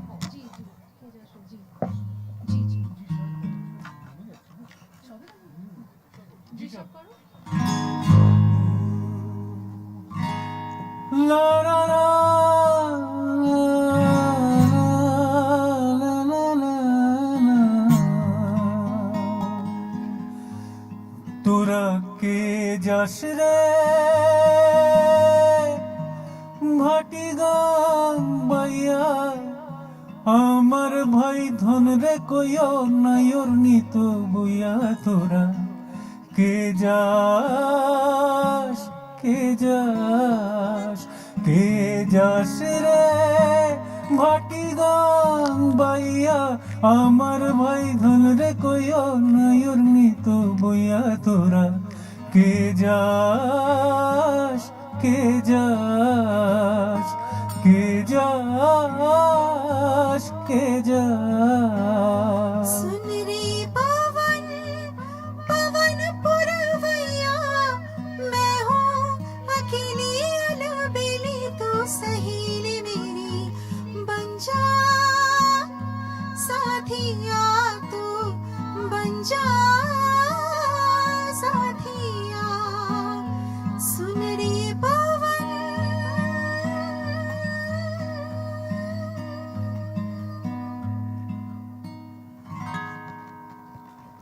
Beautiful.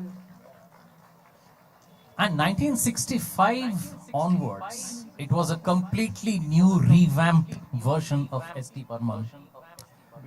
Modern, jazzy, sexy, consistent, and also his most commercially successful phase, the last 10 years of his career, the last decade of his career.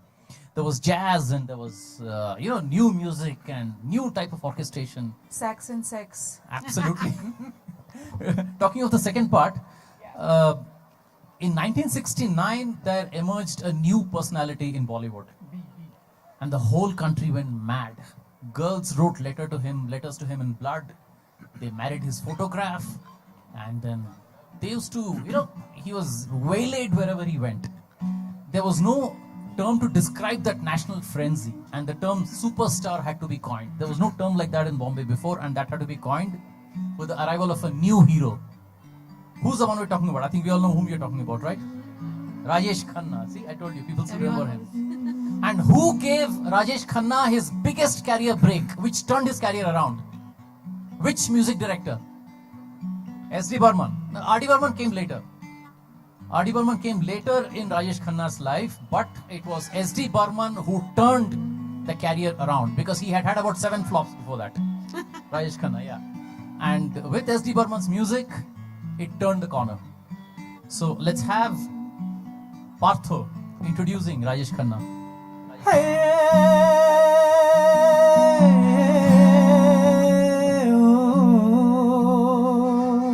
I don't have the mouth organ. मेरे सपनों की रानी कब आएगी तू? Yes, yes, yes. मेरे सपनों की रानी कब आएगी तू? आई रुत मस्तानी कब आएगी तू? बीती जाए जिंदगानी कब आएगी तू? चलिया तू चलिया, मेरे सपनों की रानी कब आएगी तू? आई रुत मस्तानी कब आएगी तू? बीती जाए जिंदगानी कब आएगी तू? चलिया तू चलिया, चलिया तू चलिया, चलिया तू चलिया. Beautiful. SD, of course. Rajesh Khanna, but cannot remember the song without thinking of Sharmila Tagore as well. How can I not think And the of book her? which was never published. And the book that was never Yeah, published. it was, that was the error in the picturization of the song. 8 Bell Stall Yes. was written after, if you go back the timeline, say 20 years before 1969, the book wasn't even written and she was actually having a book. Ah, interesting. Steven Spielberg would have loved it. Well, I didn't really look at the book. I was just too busy staring at her. But now that you say it, I shall go back and look for the book title. Let us talk about the son. What was similar with the father? Where were the similarities? Where were the dissimilarities? We've heard a bit, but if you can, kind of talk about it a little more. The similarity was the sense of melody. He learned from his father the very useful lesson that there can be no music without melody. But then from a very young age, say the age of 12, his grounding into Western music had been very strong. He had a very good ear for picking up all sorts of Western music except Western classical. Jazz, Latino, funk, calypso, Eastern European, everything, Brazilian, everything. 2 distinct contributions very early in his career, R.D. Burman's career into Bombay, was 2 things. One is the bossa nova beat, which is the Brazilian beat. The second one was the blues music. He made a big difference with these 2. Let's talk about blues in today's session. Blues was the music of the oppressed colored man in US, and that music sort of brought out his regression and the oppression that the colored man had to go through. And blues music was popularized by a few bands in New Orleans, and all they had played, and they had made it popular. So Pancham was captivated by that blues, and strangely, those were the times when there were blues in Pancham's marital life as well. So sort of the blues and his own personal blues sort of gelled, and he brought in blues into Bombay. You hear glimpses of blues as early as in Bhoot Bangla. Okay, कहाँ कर लो हम दोनों ये नर्क में फंसे बेमौत मर गए इधर भी डर उधर भी डर तलाले नानी तलाले नारे नारे नानी. So you hear glimpses of that, but then it took on a very prominent shape in this particular film, which didn't do well. But this song is a very living embodiment of what Pancham's contribution in blues was. The same tune you'll hear is a background score in Jewel Thief. Yeah, in the scene between Devanand and Helen when he enters a hotel room, this plays. And now you hear the song out here with the same blues scale.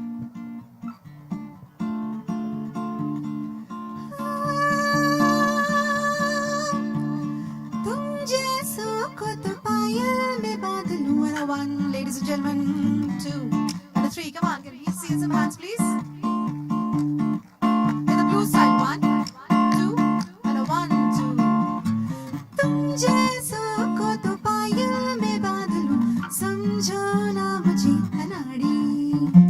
अरे होंगे जी लाख चोरों के चोर तुम, हम भी हैं बड़े खिलाड़ी. अरे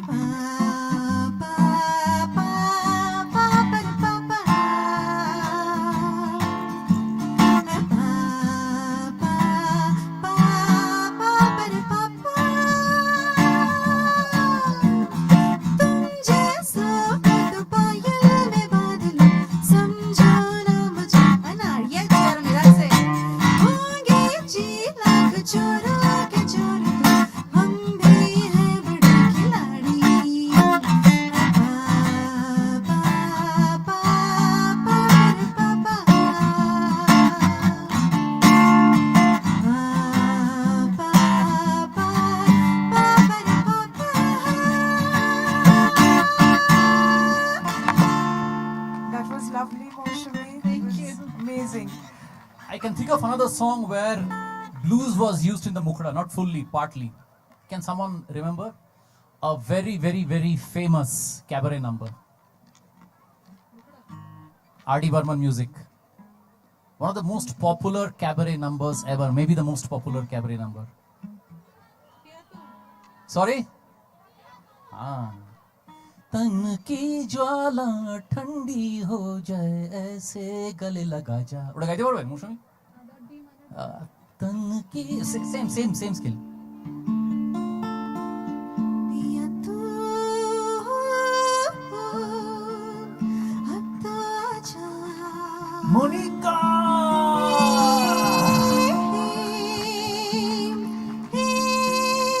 This kind of a national anthem, you know, for any competition, you'll see everyone singing this. Piya tu, Jeremy's a little lost. We haven't given him this song. Ab to aaja, shola saman dehke aake bujha ja,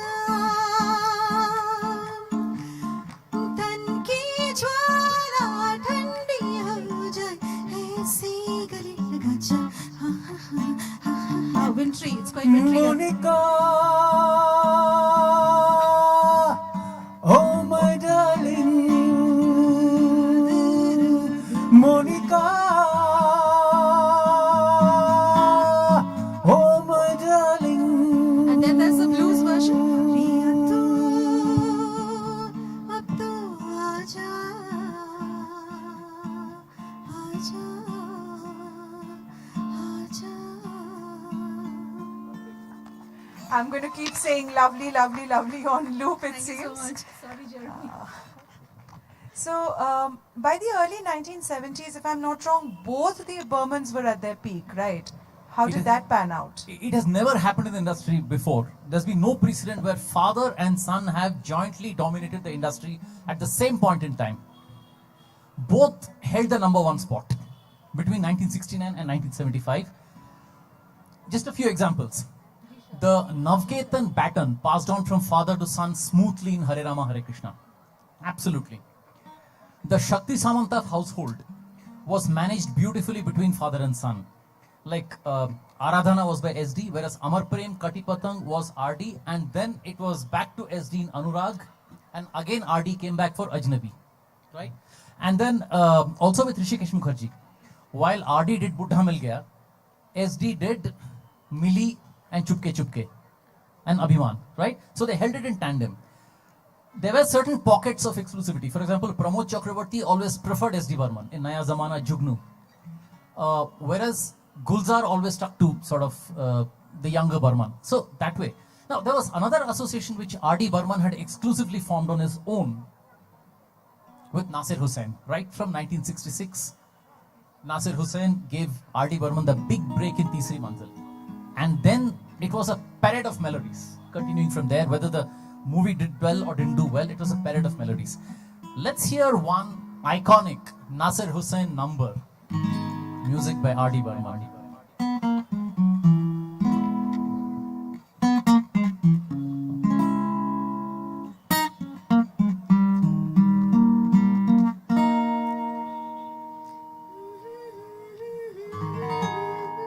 चुरा लिया है तुमने जो दिल को, नजर नहीं चुराना सनम, बदल के मेरी तुम जिंदगानी, कहीं बदल न जाना सनम, ले लिया दिल हाय मेरा दिल, हाय दिल लेकर मुझको ना बहलाना, चुरा लिया बाहर बन के आऊं कभी तुम्हारी दुनिया में, गुजर न जाए दिन कहीं सी तमन्ना. Can I have some hands please? Come on. बाहर बन के आऊं कभी तुम्हारी दुनिया में, yes Shillong. गुजर न जाए दिन कभी इसी तमन्ना में, तुम मेरे हो तुम मेरे हो, आज तुम इतना वादा करके जाना, चुरा लिया है तुमने जो दिल को, नजर नहीं चुराना सनम, बदल के मेरी तुम जिंदगानी, कहीं बदल न जाना सनम. सजाऊंगा लुट कर भी तेरे बदन की डाली को, लहू जिगर का दूंगा हंसी लबों की लाली को, सजाऊंगा लुट कर भी तेरे बदन की डाली को, लहू जिगर का दूंगा हंसी लबों की लाली को, है वफा क्या इस जहां में, एक दिन दिखला दूंगा मैं दीवाना, चुरा लिया है तुमने जो दिल को, नजर नहीं चुराना सनम, बदल के मेरी तुम जिंदगानी, कहीं बदल न जाना सनम.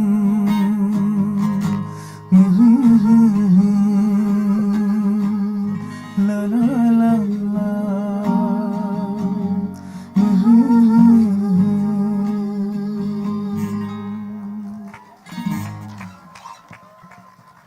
I found a new thing to say, chura liya. Speaking of chura liya, at around this time, people started speaking of a split between the father and the son. Did that happen? Not true at all.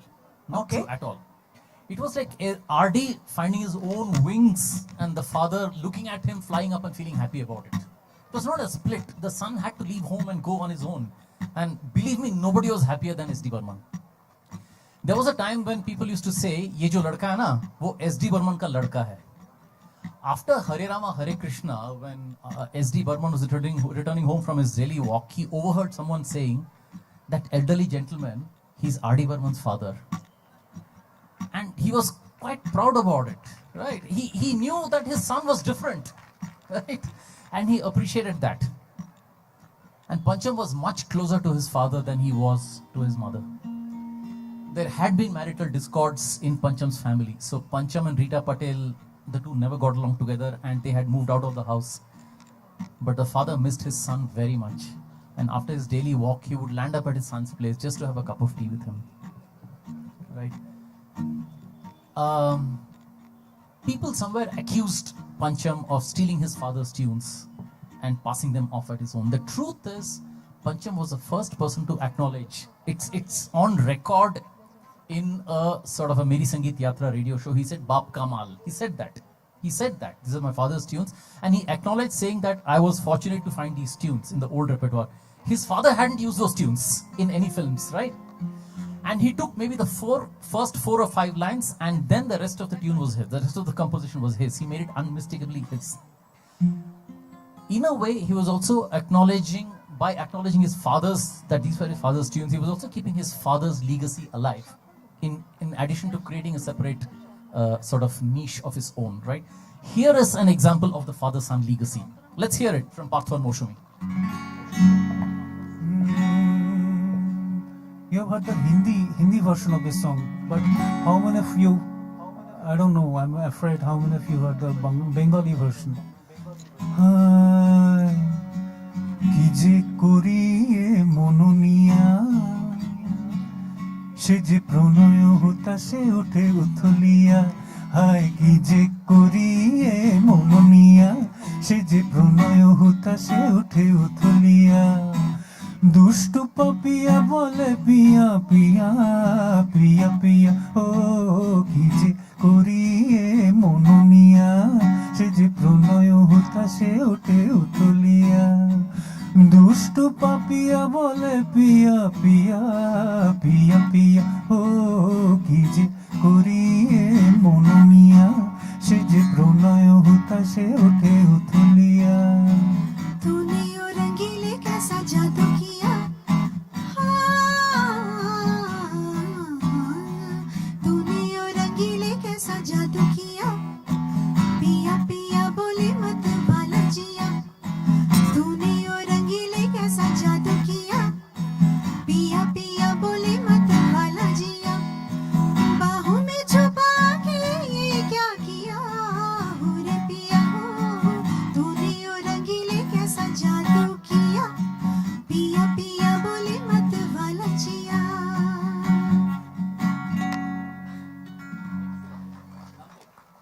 S.D. Burman's legacy in a S.D. Burman's legacy, it was very native music. It was like what Calypso was to Harry Belafonte. You have to be born in that terrain to learn that music and to sort of demonstrate that music. So it's not possible for us. There can't be any other S.D. Burman. There can be copies of S.D. Burman. But you can't have another S.D. Burman because for that music, you got to be born in Northeast. Okay? And he was the last of the Bengali Bhadraloks. The typical, the dhuti Punjabi and the pump shoes and the Kolhapuri chappal. And his refusal to correct his heavily accented Hindi. He was a reluctant Mumbaikar. He was always the Bengali Bhadralok. And his son, let's talk about his son. His son was exactly the opposite. He was a non-conformist. His music had a very distinct Western bias, as we know. He was a motley of color with unconventional musical instruments and very mixed rhythm patterns and pick-and chords and very innovative arrangement styles.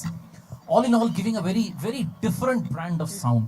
It was called the RD brand of sound. The very recording, the sound mixing, everything had a very unique, distinct flavor about it. His music gelled more with the, the youngsters on bikes and leather jackets. And his music has been the one that keeps college canteens thriving with energy. Chahe 1972 ho, chahe 2019 ho. 2021 be? And so, do we have some... Let's have something about college canteens. अरे ये जवानी तुरुरुरुरु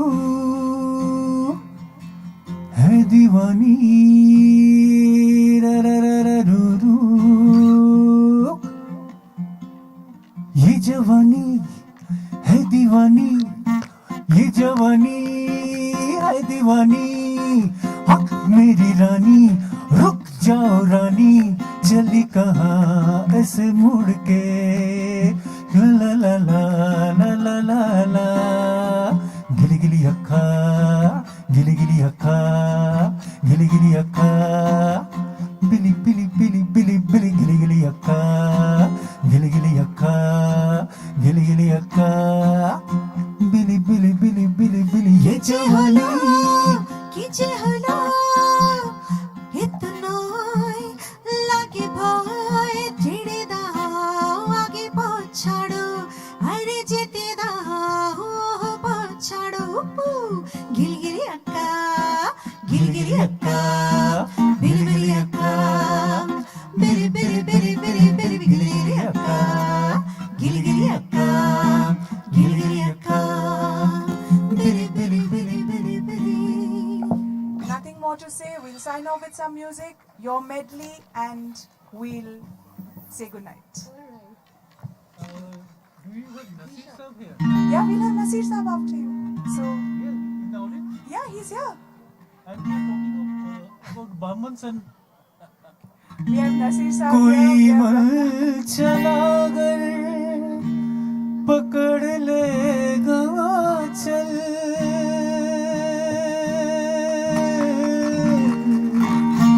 कोई मल चला कर पकड़ लेगा चल। जरा सोचिए आप क्या कीजिएगा, लगा दे अगर बढ़ के जुल्फों में कलियां, लगा दे अगर बढ़ के जुल्फों में कलियां, कि अपने ये जुल्फों झटक दीजिएगा। हुजूर इस कदर भी न इतरा के चलिए, खुले आम चल न लहरा के चलिए। हुजूर इस कदर भी न इतरा के चलिए। And Our that respect and is- gratitude. And that is a perfect way to, I think, end this session and go on to the next. Absolutely. Thank you so much, ladies and gentlemen. Wonderful performing here. We're blessed. Thank you so much. Thank you. Thank you, panelists, for such an intriguing conversation with very lovely musical interludes. Oh, wow. Okay.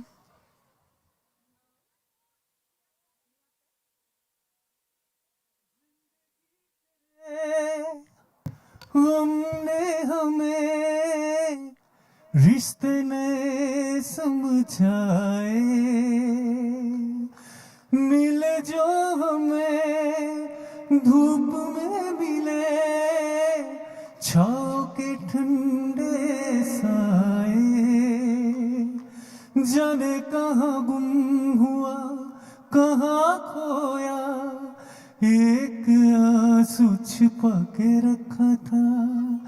तुझसे नाराज नहीं जिंदगी, हैरान हूँ मैं, ओ हैरान हूँ मैं।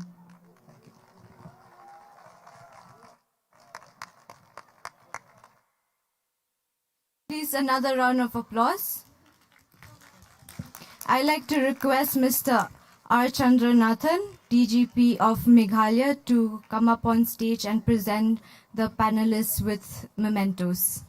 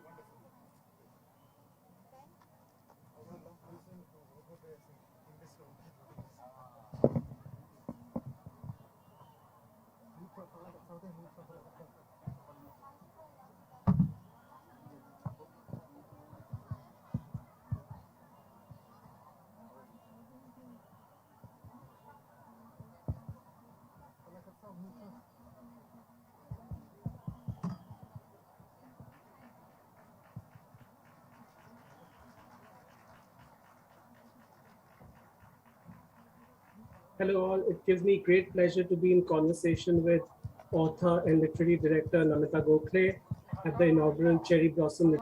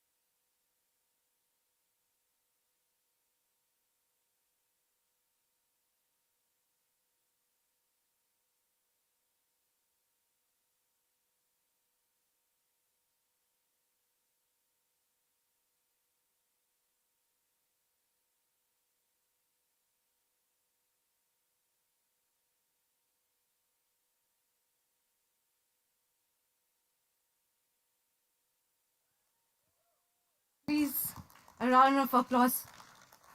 I think we can do better than that. Lights on, please. Yay. So, to end the 3-day Shillong Cherry Blossom Literary Festival, we are very delighted to have with us Naseeruddin Shah, who will be in conversation with Lapdiang Siem. Please, let's give a huge welcome to the speakers. We all know Mr. Naseeruddin Shah, but just a brief introduction on him.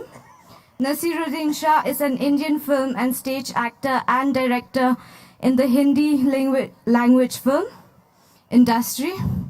He is notable in Indian parallel cinema.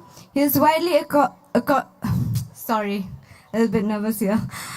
Acknowledged as one of the greatest actors in the history of Indian cinema. He has won numerous awards in his career, including 3 National Film Awards, 3 Filmfare Awards, and the Volpi Cup for Best Actor at the Venice Film Festival. The Government of India honored him with the Padma Shri and the Padma Bhushan Award for his contribution to Indian cinema. He will be in conversation with Lapdiang Aim, who is a theatre artist based in Shillong, Meghalaya. She has been writing, devising, and performing content inspired by Khasi folklore and oral narratives, reinterpreting and adapting them into contemporary contexts. Please, I hand over the mic to Lapdiang Aim. Thank you.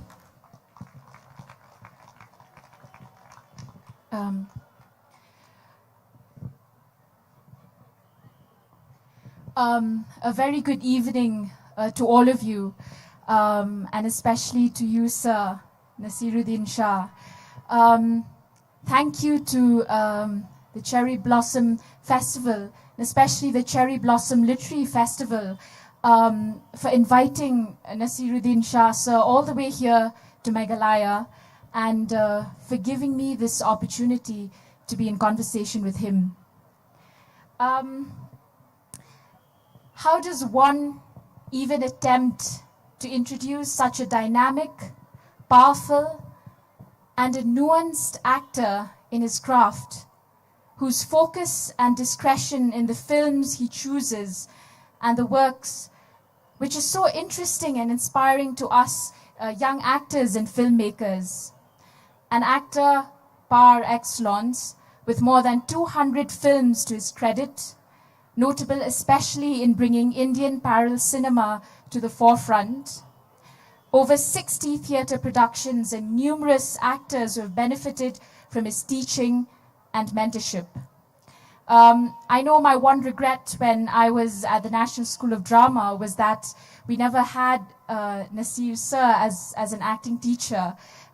So being in conversation with you here is in fact something that I know many would be envious of. So welcome, sir. Welcome. Thank you very much. Before we begin, since we just paid tribute to the great S.D. Burman and his equally illustrious son R.D., I'd like to share a little anecdote about R.D. I never met Burman Da. He wasn't very active by the time I joined, but I was fortunate to have R.D. Burman compose music for a few movies that I acted in. And one of the most wonderful songs is from a Gulzar film, and it's Mera Kuch Saman Tumhare Paas Pada. So I'm not going to sing it for you, but I happened to be there at Gulzar Bhai's office when R.D. came to meet Gulzar, and Gulzar told him that these are the words of the song. So R.D. sat there with a very quizzical look on his face, and he said, "Ab agli film mein tum aisa gana likh do ki mere liye aloo, tomato aur aloo aur gobi aur pyaz bhi le aana." But it turned out, as you all know, he composed it very beautifully. Anyway, that's by way of introduction. Thank you, thank you. All right, so I would like to start with, and it was something that we'd also discussed earlier. This is your second time in Shillong, I believe, and your first time here was when you were shooting Ek Pal way back in 1986. Was there anything about Shillong that stayed in your memory? Is there anything that you remember of that time?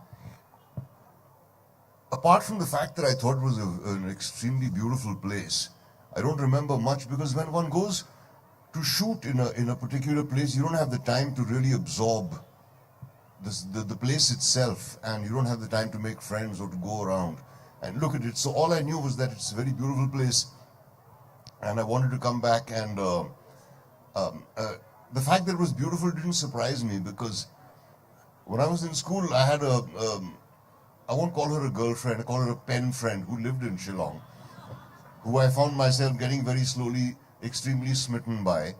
And I can say this even though my wife is present, she knows all about it. But we were in Shillong just for about 4 days, and the rest of the shooting was done in Jorhat. Since you've also mentioned Ratna ma'am, it's it's such an honor to also have you here, ma'am. So welcome to the festival.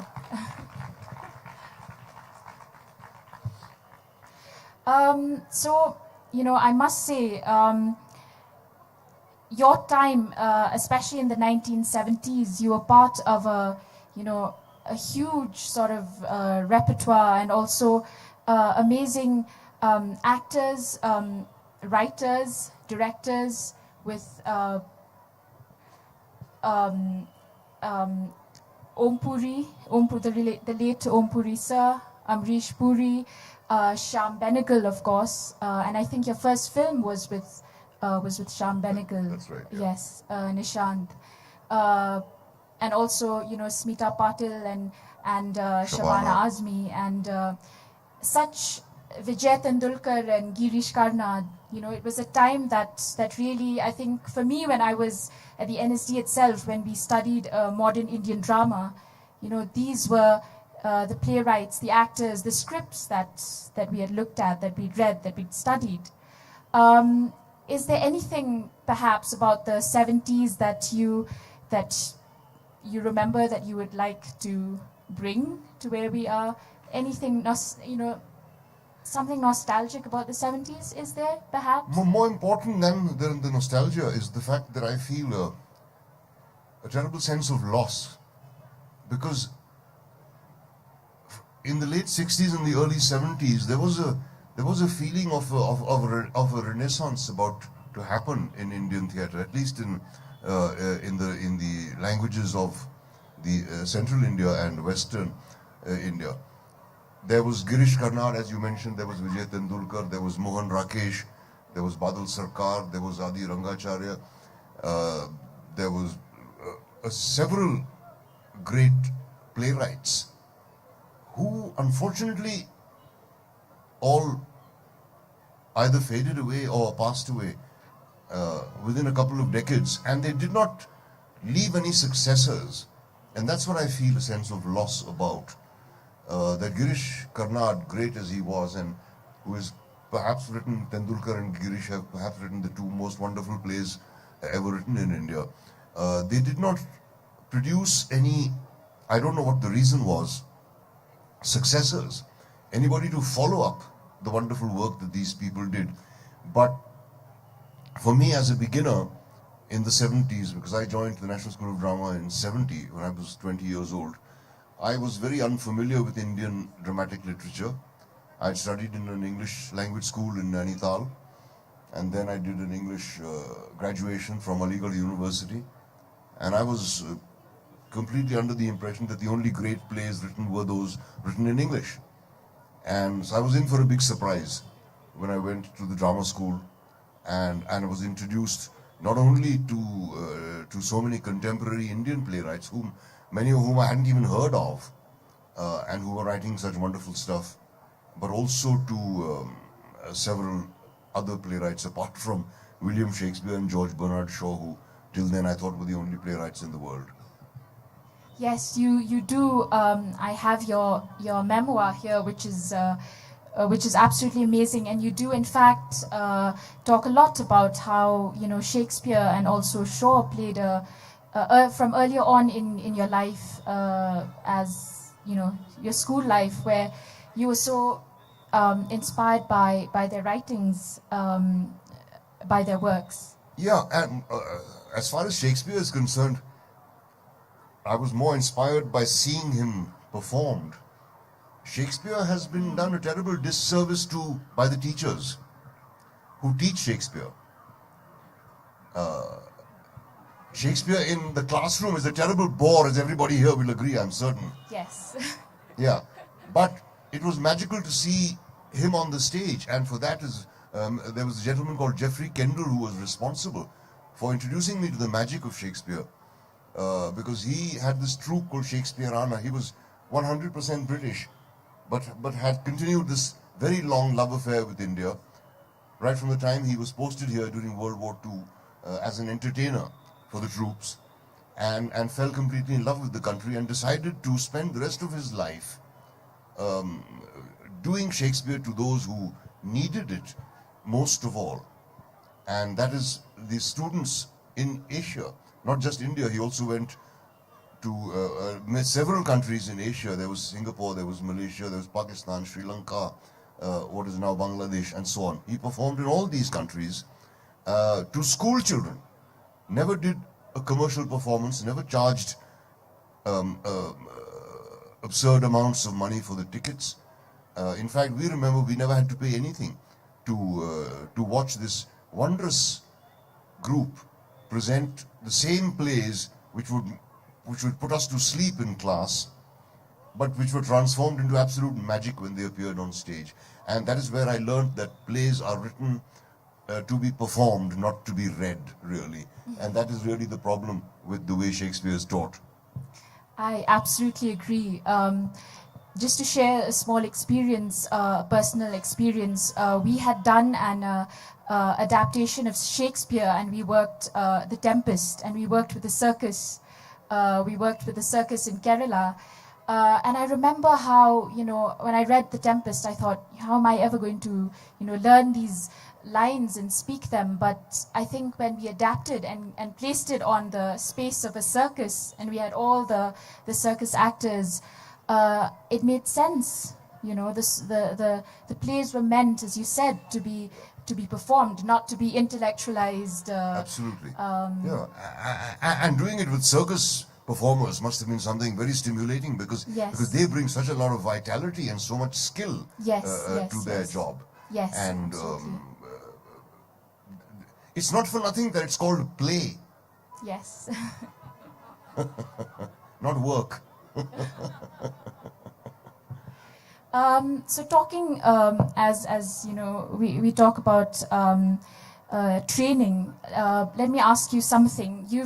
You've been trained at the National School of Drama, also at FTII. may I ask, how do you think, how important are these training institutions for young aspiring actors, directors, writers? Do they really prepare you for what's out there in the real world? Anything that you would want to change or comment upon? Well, I think nothing can prepare you for the film world, no matter how much you've imagined it to be. It always turns out to be worse than your imagination. But training institutes, well, several great actors have never been to a training institute, which doesn't mean that training institutes are worthless, because there are several great actors who also emerged from training institutes. But being in an institute is more conducive to learning, and no one can stop you from learning. The fact is, acting is learnt, it's not taught. And because there are no formulae you can memorize, there are no textbooks that you can study, there is no magic jadoo ki pudiya that you can swallow which will make you a good actor. It's a lifelong slog, and it's all practical hard work, and it is life which really teaches you all about acting more than books and more than any teachers can. I think life is the greatest teacher. And in fact, when I was finishing my drama school in the third year, there's this thing called the Viva Voce that we were subjected to, where we were asked questions. And I was asked what books on acting I'd read. And I replied, none. And that shocked the wits out of the examiners, because they expected me to quote Stanislavski and all, whose books nobody has read. I can promise you that. Yes. Nobody has read Stanislavski's books in their entirety. True. Everybody's read a few pages, as have I. So I said none, and I offended the examiners greatly by saying that I feel that acting is learned from life, not from books. But you cannot discount the importance of having mentors with you. You cannot discount the importance of getting the correct advice. And you cannot discount the importance of being exposed to all sorts of things, which we were as students at the NSD. I'd never seen a Kathakali performance before I went to the NSD. I'd never seen a Manipuri play before I went there. I'd never seen Kabuki before I went there. And being at NSD introduced me to all these things, and also to a regimen of training. But I think that the abilities in acting that I picked up have been picked up along the way. The Film Institute, in fact, made me sit back and examine the work of acting more than at the drama school, which was all hands-on work. At the drama school, as you would know, we were taught how to use costumes, we were taught how to be audible to the last row, we were taught how to catch the light in our eyes, etc. The nuts and bolts of acting were seldom talked about, which is what happened at the Film Institute. And that is why I found both places very stimulating, because had I not been in the drama school, the course at the Film Institute would have made no sense to me, because it was all analysis. Right. Yes. Whereas in the drama school, it was all practical work. Practical. True, true. Being the veteran actor that you are with your many accolades, may I ask if there's still any insecurity you still have as an actor, especially when it comes to acting? Is there anything that you, that I would say, worries me? That worries you, yes, as an actor? The fact that I may someday be unable to deliver on stage. It doesn't worry me unduly, but it is a thought that does occur to me every now and then. Will there ever come a time when I will not be able to remember my lines? Will there ever come a time when I won't be able to summon up the energy that's required to be on stage for 2 hours? These are thoughts that occur to me. I can't say it worries me greatly. About insecurities, no, because I'm more or less aware of my abilities, and I've more or less tapped the whatever potential I had. So, and I've done almost every part that I ever dreamt of doing. I'm often asked, is there any role that I'm still anxious to do? And the truthful answer is no, there is none. I mean, I wouldn't say no if a worthwhile director asked me to play King Lear or someone asked me to play Don Quixote. I wouldn't say no, but I don't base my life on these hopes, because an actor is seldom objective about himself, and if someone sees in me a potential of playing any of these parts, I would happily do them.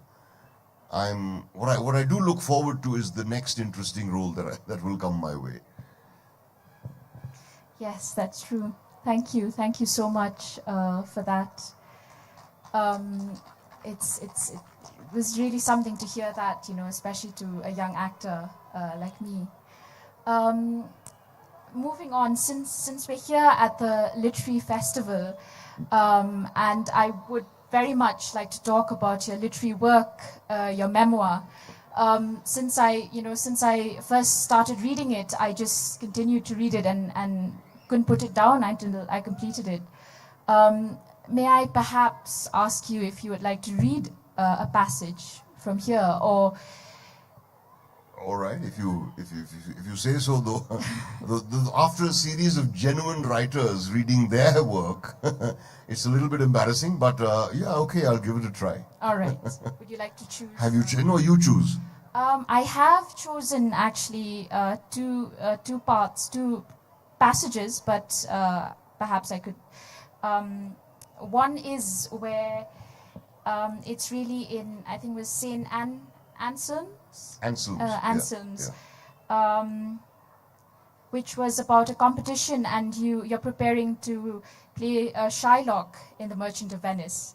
That's one passage, if you'd like to read that. And the other, I think, is about when you first went to Bombay, and the entire journey of being there and finding yourself completely lost, in a way. Yeah. Okay. Any of the first those? one, I think. The first one, all right. About St. Anselm's. Yes. Which was, Oops, sorry. And Would you need more light? no, I think I can read it. Now, to give you a little background on this, I was in a school called St. Joseph's College in Nainital, run by the Irish Christian brothers, who were a very grim set of folks, and also believed in corporal punishment, and was meted out to us frequently. I was often the butt of a lot of it. Every year, there was a massive annual concert staged in the school, and it was invariably an opera. And there were some wonderful things that I saw: the Gondoliers, the Mikado, the Nightingale, and so on. But they were mostly operas, and I couldn't sing a note. But apart from that, I used to feel that I could be able to act if I were given the chance, but I never was. I was the dullard in the class. I used to sit in the last row and fall asleep during physics lessons. Some years ago, I played Einstein. Yeah. And Einstein must have turned in his grave. But the performance was reasonably successful. So anyway, the point is, I was dying to get onto the stage, and I never got an opportunity. And I thought it's a terrible injustice. So what happened was that I got hauled out of St. Joseph's because I wasn't doing too well, and my father wanted to keep me under his eye in Ajmer, where he lived in Rajasthan, and he put me into the school called St. Anselm's, which was run by Indian Jesuit priests. In St. Anselm's, nobody knew what an idiot I was, so I had a fresh start over there. Now, and then one day, a play competition was announced. This is after I'd been in Anselm's a few months, and no one knew who I was. And then one day, a play competition was announced in the school. Each class was supposed to produce a half-hour piece, with the best ones to be staged on annual day. The students themselves were supposed to take the initiative in devising the show. I knew instantly what I thought our class should do, and since no one else displayed any enthusiasm about it, my vote was carried. Jeffrey Kendall, who I mentioned earlier, has been the greatest inspiration I've had in my life in several ways. But first of all, as an absolutely stunningly versatile actor. We saw several wonderful films in St. Joseph's too. I saw films of actors like Laurence Olivier and Spencer Tracy and Charles Lawton and Marlon Brando when I was in class 7 and class 8. And I thought they were pretty great. But when I saw Mr. Kendall on stage, I thought he was greater than any actor I'd ever seen. And because he could change so immediately from one part to another, his speech was as clear as crystal, and the way he brought Shakespeare to life. So I had seen Mr. Kendall play Shylock several times, and I could do a pretty good imitation of him. So with Kendall's Shylock fresh in my mind, and some newly acquired friends, we ransacked the moldy, long unused costume cupboard and came away with a mean-looking dagger, a brown cassock probably donated to the school by some Franciscan monk. The cassock, I mean, not the dagger. Also what I thought would pass off as a loyally gown for Portia, and some velvety, vaguely Venetian-looking pantaloons and jackets for Bassanio and Antonio. The idea being to do scenes from The Merchant of Venice, with me as Shylock naturally, and as Portia in man's garb, the best frog dissector in class. C.P.S. Shastri, who is now a psychiatrist in Chicago. Not that his playing the role necessarily had anything to do with that. And my friend J.R. promised he could stick on me the best beard ever. He produced a bundle of crepe hair and a tube of rubber solution to prove it. The voluminous copy of Shakespeare's collected works, which had been gathering dust ever since Zahir, my eldest brother, who was the brains of the family and who won 2 Best Actor awards while we were in school, and never acted again after that. But one of the awards he won was a book of the collected works of Shakespeare, which very movingly he presented to me when I joined the drama school. And I marked out all of Shylock's juiciest speeches. Out of our motley group of 4, the only one with experience of the stage, as I missed no opportunity to point out, was myself. So what I said went. And amazingly for me, I seemed to know instinctively what I should do on stage. I really did feel that this was where I belonged. It was the only place, apart from the cricket field, where I felt completely happy in my skin. During this time, coincidentally, I also got called to a tryout for the school cricket team, and so cricket became an alibi for going to rehearsals. The cramping inhibitions that had so beset me in SEM and the nervous twitches I'd always had began to erase themselves. The crushing feeling of bewildered incompetence about myself, the conviction that I was extremely stupid, diminished but didn't go away. It still hasn't fully. However, in this new school, where the extent of my idiocy had not yet been noticed, I could operate with a degree of confidence I had not known before. In real life too, people began to listen, and they sometimes approved. I had not known that before either. And anyway, we did this play, and it was much appreciated by everybody who saw it, and that was my first taste of acceptance. It was the first time in my life I felt that people are listening to me and people are responding to what I'm saying. And if there has been a turning point in my life, it was that day. When I was on stage, I felt as safe as I must have felt in my mother's womb. I knew exactly what I had to do. I was not nervous for an instant, and never have been.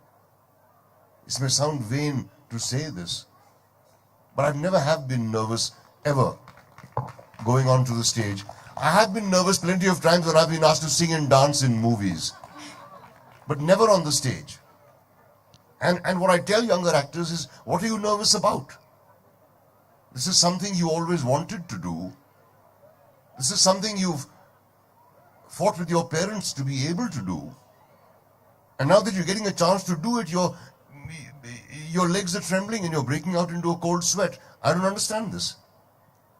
And so I never feel nervous before going onto the stage. I feel nothing but impatience to be up there. And as I said, the play was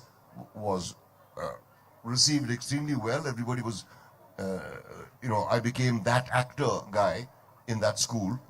And funnily, everything, and this is not such an uncommon story, everything about me improved. As I said, I got into the school cricket team. My grades started getting better. I started getting better reports at home and so on. And my dad was convinced I was spending more time with my books, whereas the fact is I was spending all my time on the stage. But the fact that I was doing something I was truly happy in, and something that I was lucky enough to discover as my solitary ability in life, that is what was helping me in every other way in life, and to come to terms with what I was.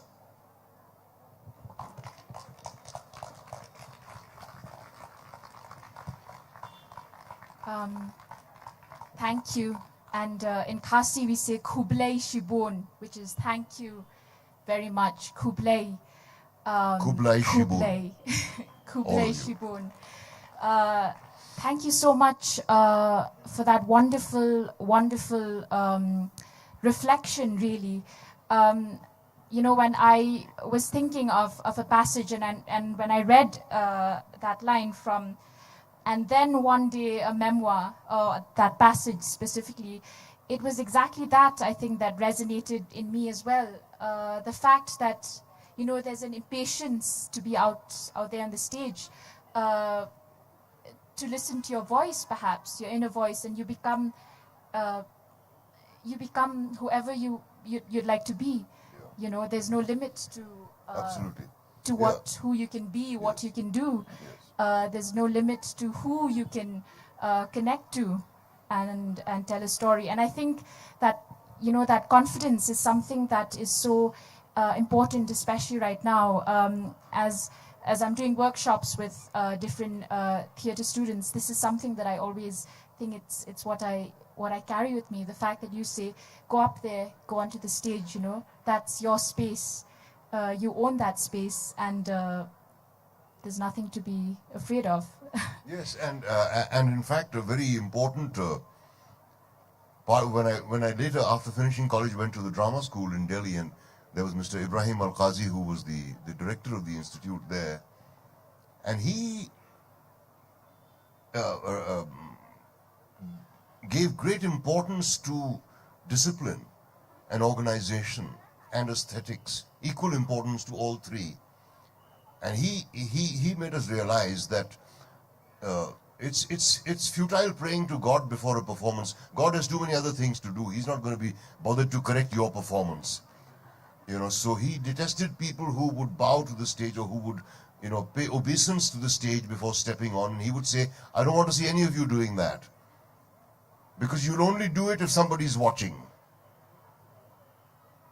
If it means so much to you, come here at 5 o'clock in the morning and do your prayer to the stage when no one else is here. But if I see anybody else doing this when people are watching, I'm going to give him a kick in the pants. This does not show your respect for the stage. Bowing and touching your forehead to the stage does not show your respect. What shows your respect for the stage is the number of drops of sweat that fall when you work on the stage. And that is a lesson I've carried with me all my life.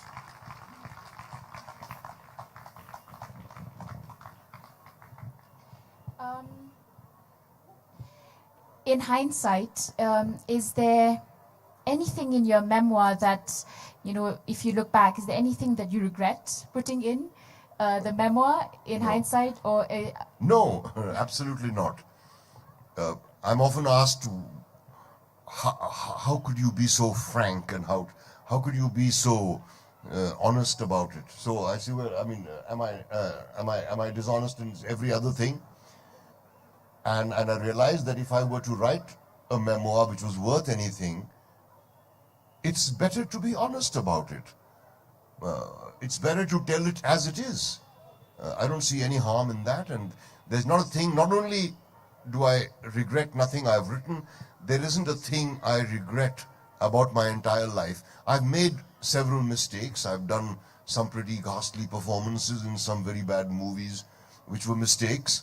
But I don't regret having done any of it, because I did all of it out of my own choice. Nobody put a pistol to my head and said, you got to do this film. I did it because I wanted to do it. Some things I failed in and some things I succeeded at. So, no, absolutely, to answer your question, no regrets. Absolutely. I mean, this book really, and then one day, a memoir, is a book I would suggest everyone to read, and it's precisely this.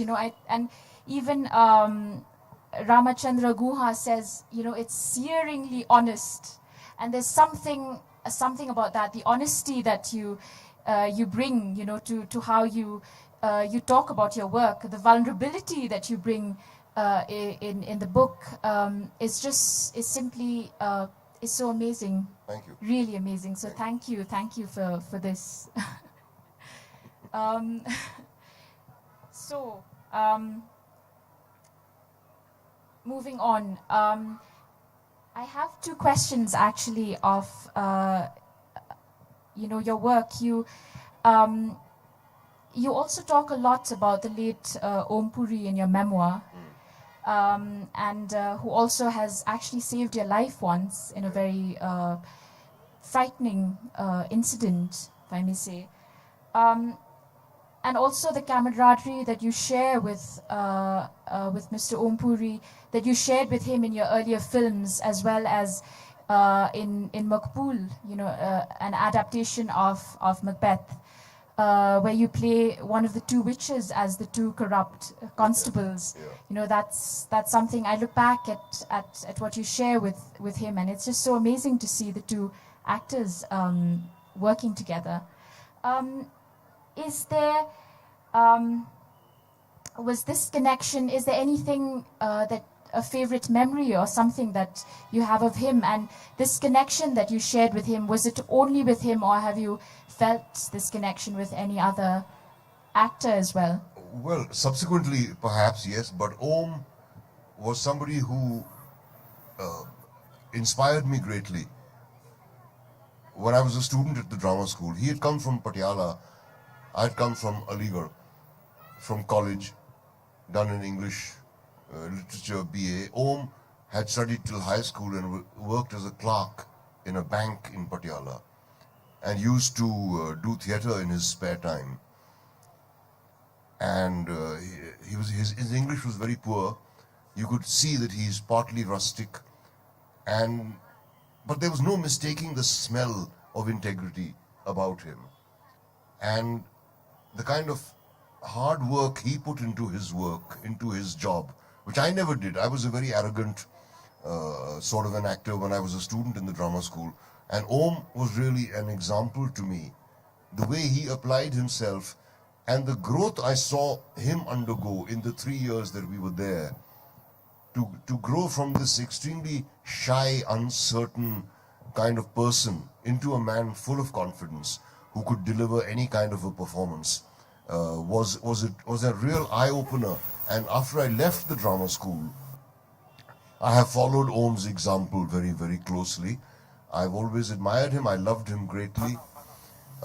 And there is a memory, yes, since you talk of memories, I would like to share with you all, because as you all know, Om straddled international cinema, which is the last thing, one expected that he would be able to do. He worked not only in India, he worked in England, he worked in America, he worked in Hollywood. He did starring parts in Hollywood movies. With this kind of background, it was quite an achievement. And the memory that I'd like to share is when we joined the drama school in the first year. The drama school didn't have a hostel. We had to make our own arrangements to live wherever we could. So my dad had a friend who was a member of parliament and who had a bungalow very close to the drama school, and I was lodged over there. Om was living with another person called Jaspal, who was also in our class, whose uncle was a guard at Old Delhi Station. And I assumed they were living in a nice kind of place. I mean, a guard is a pretty grand guy for a small child, you know. Every boy wants to be an engine driver when he grows up, you know. At least I did. And I'm sure there are many here who also did. But a guard is something else, you know. So I thought guards must be living in bungalows, maybe, you know. They're such grand people. And one day Om invited me to have dinner with him. I lived in New Delhi and he lived in just opposite Old Delhi Station. And when I arrived at this house, I realized that Om was sleeping in the corridor outside the house. And this corridor faced smelly old Delhi Station and the road leading from Old Delhi Station to the Red Fort, if any of you are familiar with Delhi's geography, which is very noisy, very smelly and very smoky and very dusty. And Om would sleep, he had his bed in that corridor. He had a little stove and he had a book rack in which there were 2 or 3 books. There was a lungi hanging there and a shirt or two. And that's all he had. And I was stumped when I saw this, because I was living in a comfortable bedroom. And I could see this man is an equally good actor as I am, perhaps even better. And he's having to live like this. I was very shocked, but then and he had made the dinner he was going to give me on that little Primus stove, which you had to pump, you know, and which smelled to high heaven. And he made a most delicious dinner of egg curry and dal, which I demolished, and the taste of which I can still remember. Om made that with his own hands. This is a time when we were all getting 200 rupees a month as a scholarship at the NSD. And to think of the journey Om traversed from this corridor opposite Old Delhi Station to starring parts opposite Jack Nicholson and Tom Hanks and people like that in Hollywood. I think what Om achieved was truly exemplary.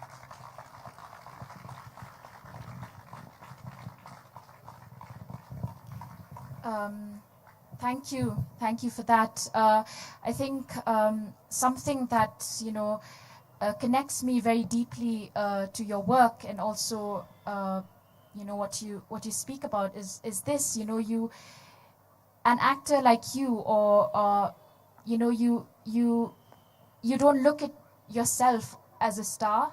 I mean, how should I put this? The fact that you bring yourself so down to earth for us to have a conversation like this, I can act pretty difficult at times also. No, because an actor's, see, there is a saying that an actor's life is very short and 5 years or 7 years, or that's it. No, a star's life is very short, not an actor's.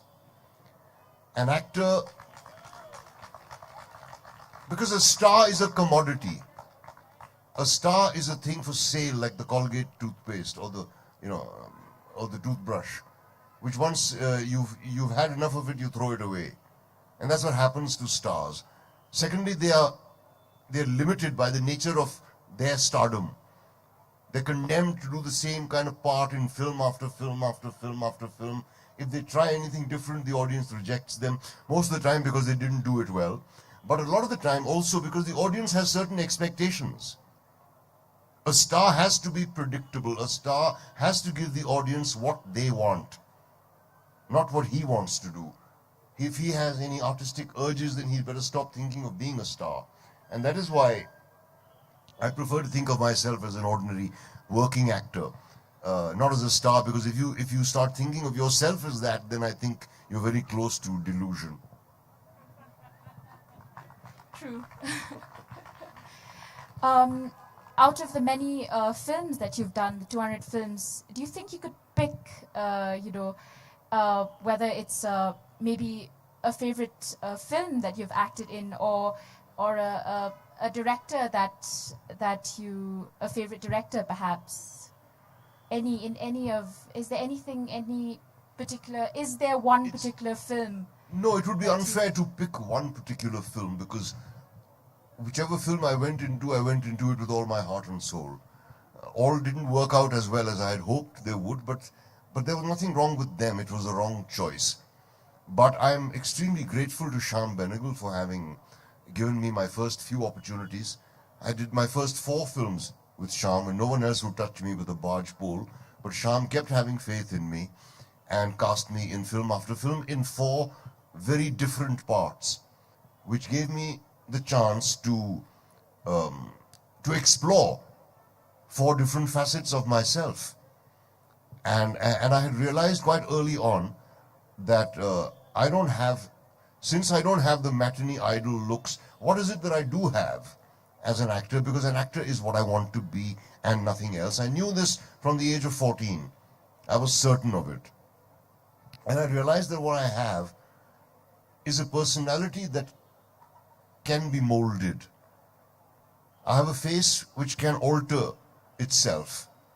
And I used to experiment since I first started sprouting facial hair. I kept experimenting with it all the time, or with the hair on my head, or with my body, or with various things. And I resolved that I would not get stuck playing the same role in film after film, no matter, or in job after job, no matter how much benefit it brought me, because I knew I would be unhappy doing that. What I think any actor can do and should do is to explore the potential within himself, and we all have unlimited potential within us.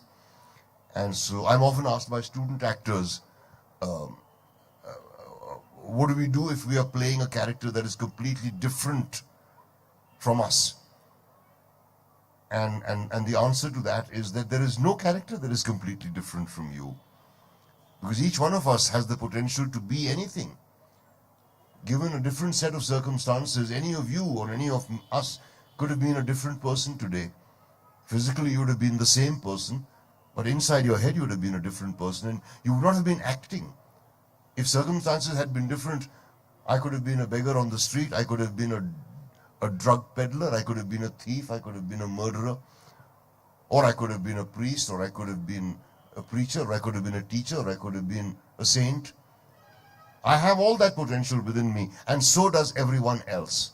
This is something I discovered quite early in life and decided to pursue.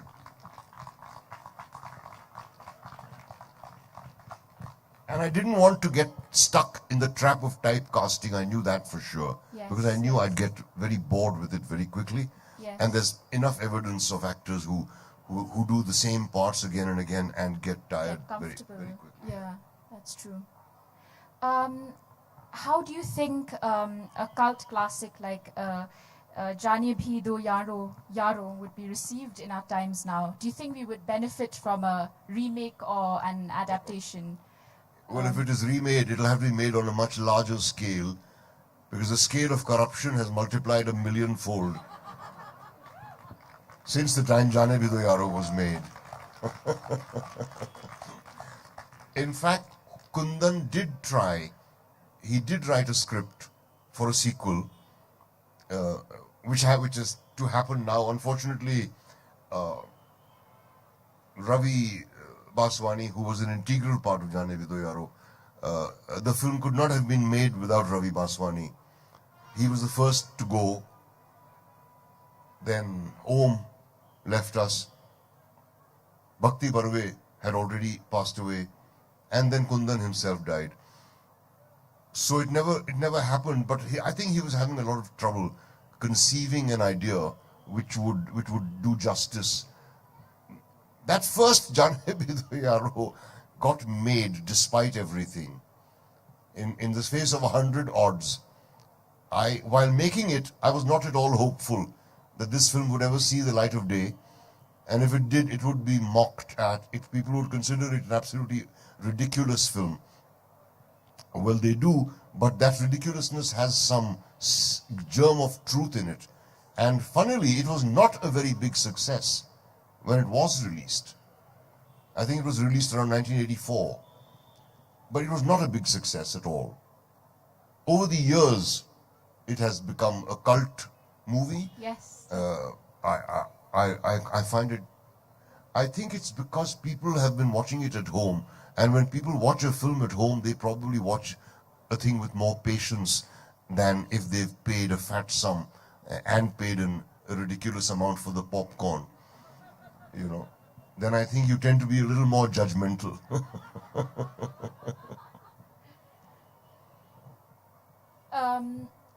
True. So, watching now that we're all watching films at home, we have, besides theatre and film, there's the newer medium, which is the OTT platform. And you've just, I've just been watching the web series you've been in, Bandish Bandits, which is an amazing script, amazing work.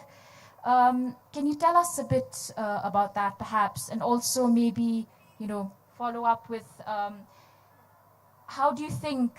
What is your take on these platforms that we have now with Netflix and I think Amazon? OTT is the future. I fear that cinema watching will not remain a communal experience for very long. It will become a solitary experience. And what I hope will happen is that the quality of our cinema will improve. Because you can't be watching a blood-drenched revenge drama with people getting their heads blown off over your dining table. When you're eating your food and your children are sitting there. Secondly, you can't whistle and throw coins at your television set, and those who do are going to have to find other things to whistle and throw coins at. Because single screen theatres are disappearing. There were several hundred in Mumbai. There are hardly 2 left now. They've all turned into multiplexes. And I guess that's the future. That is what we will all have to live with, watching films at home someday. I have predicted the demise of cinema theatres for a while, and I'm sure it will happen, sad though that fact is. Another very interesting thing about the OTT is several actors who worked on the OTT platform, performing plays, have felt very frustrated because they said, you can't see the audience. True. You can't hear the audience. You don't know how they're reacting. You don't know whether they're liking it or not. So they found that disturbing. Speaking for myself, I did not find it disturbing at all. I found it stimulating, and I found it challenging to be able to retain the same level of enthusiasm, the same level of energy, and the same level of commitment to the performance, despite the fact that you're oblivious to who's watching you and you don't know how they're reacting. In any case, that should not matter to you. When I'm on stage, the audience's reactions do not determine the quality of my work. I may be doing a play which I think is very funny and nobody's laughing, but that will not distract me. That will in fact help me to focus more on what I'm supposed to do. And what I'm supposed to do is not wait for the audience's applause, but to try and communicate the text, which is what my job as an actor is. And working in front of my computer with just a little green light of the camera to look at, I did not find it disturbing at all. In fact, it's been a very important lesson and something that I hope to pass on to other actors as well. That's really interesting to hear that, because I think at the moment right now, especially with the pandemic, we're all stuck in our homes and we have our phones or our cameras, and that's the interaction that we have. And I think a lot of us are wondering, are complaining, what is going to happen next. But to hear how you're embracing it and how you are adapting to is really something very, very amazing and inspiring. Thank you. So, thank you so much, sir. If could we, I think we're also. I wish we could go on. Really, I haven't. I've got a script here. I prepared a script for you. But Some other time. some other time, yes. Could we open the floor, perhaps? We have time for two questions. Yes. I think in front we have here two questions. So we have one here and one out there behind the gentleman out there in blue. Yes. Hello. Thank you for coming here to Shillong, sir. I've been watching your films from since 1980s, actually. My most favorite film of yours is Manthan, and I would love you to say anything about it, anything that you feel about it. Oh, Manthan. I Right. still cannot forget Manthan. Thank you. It was a very important film in my life because my first film was Nishant by Shyam Benegal, and when Nishant was released and it was pretty successful, Shabana was already a star with Ankur. After Nishant got released, Amrish Puri, Girish Karnad, Smita Patil, Mohan Agashe, Kulbhushan Kharbanda, Smita, everybody got elevated to known status, and all of them started getting a great deal of work. There was one actor in that film who got no work at all, and that was me. I got nothing after Nishant, and I was pretty distraught because I thought I'd done well. I'm still very proud of my performance in Nishant, but it was not noticed. Or rather, it was noticed, except that the part I played was that of such a namby-pamby character that nobody thought this guy could be good for anything else. It was after Manthan that other work started happening for me. And when Manthan was being made, everybody was terribly cynical about it. Everybody said, "Doodh walon ki picture hai, kaun dekhega? Who is going to watch a film about milkmen in Gujarat?" To everybody's surprise, Manthan turned out to be the dark horse of the year, and it was hugely successful. And I was noticed at last, and luckily for me, those who had seen Nishant and thought I was just a local actor from Hyderabad sat up and took notice, and they realized, hey, this is the same chap who was in Nishant, and he's completely different now. And the two parts were drastically different, as you know. And both, as I was talking earlier, I managed to find the potential of both those characters within myself, equally convincingly, I think. And it was after Manthan that work started coming in and recognition began, and I began to earn a little bit of money. So to me, Manthan is a very important part of my journey. Good evening, sir. Good evening. So, where are you? Here, sir. Here.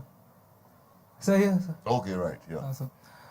So you were discussing about OTT platforms. So over the years, from recent times, regional cinema from different parts of India are coming out, and OTT platforms are helping them.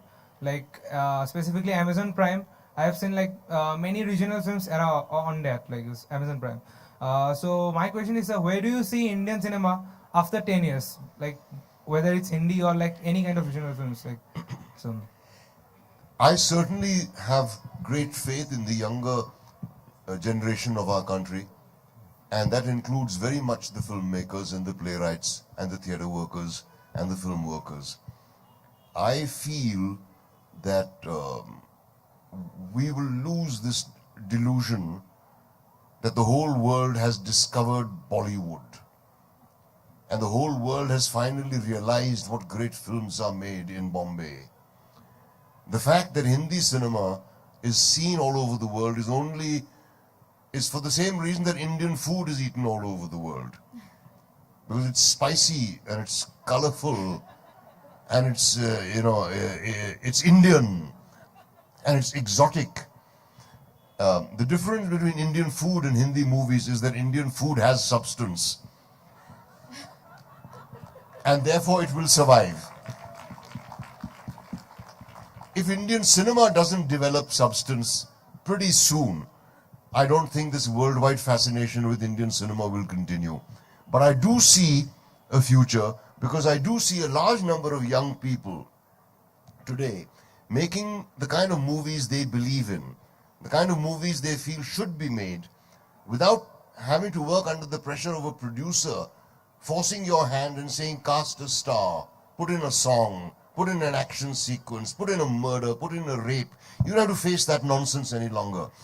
You don't have the fear of the censors sitting on your head who threatening to chop every meaningful scene in it. And there are several movies which, for whom being shown on the OTT has been a blessing in disguise. A couple of them I have acted in, and I know that these movies would perhaps not have been seen by as many people had they been shown in the theaters. Because they don't have any stars, they don't have any item numbers, they don't have any actors who the audience is dying to see. They have the right cast. And these movies benefited greatly, and that will continue to happen. And my hope is, and I'm pretty optimistic about it, that in 10 years, the formula film will be relegated to, it won't end, of course not, it will continue always. The meaningless entertainer will always be made, but more and more meaningful films will be made by the younger generation. I'm pretty confident about that.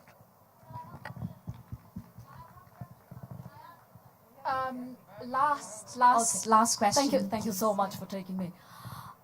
You said that Jeffrey Kendall taught you to romance the stage. So when you became Hero Hiralal, how was it to romance his granddaughter, Sanjana? And one dialogue from his film. Well, I've known Sanjana since she was a small child, and so it was kind of strange to be cast in a romantic part opposite her, but not entirely unique, because I have ended up romancing on screen girls younger than my daughter, which is something I never thought I'd have to do.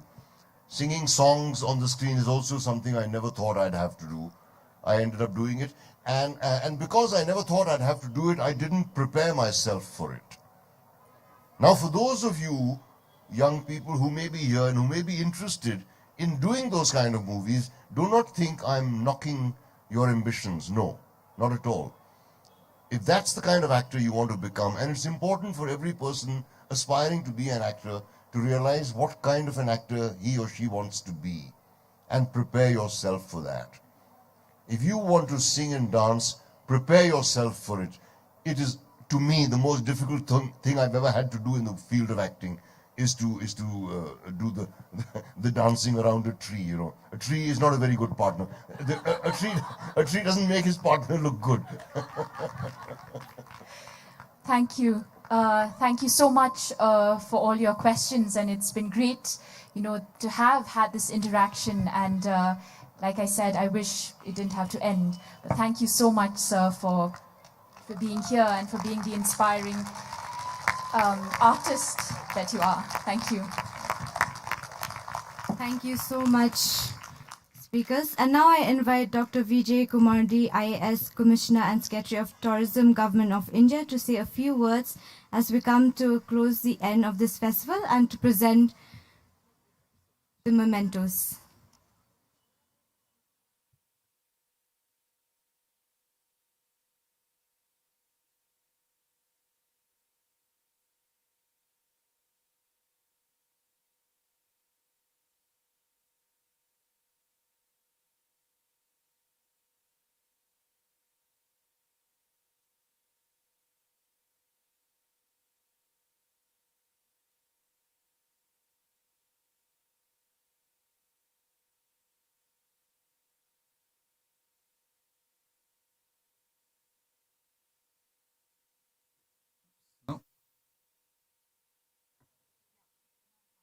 Okay, I'll keep it very, very short. So what an evening. And as they say, all good things should come to an end. Ladies and gentlemen, a huge round of applause first as we bring the first offline literary festival after COVID to a conclusion today. Ladies and gentlemen, just a few reflections, a couple of quick reflections before I go into thanks. So we decided to do this festival only about 45 days ago. I said this in my opening remarks when we opened the festival. These kind of events take months, definitely more than 6 months of planning or even a year. So I'm very, very proud that we have been able to pull together this event. Huge thanks. I'll come to the thanks in a bit. We had three objectives when we thought we'll do this festival.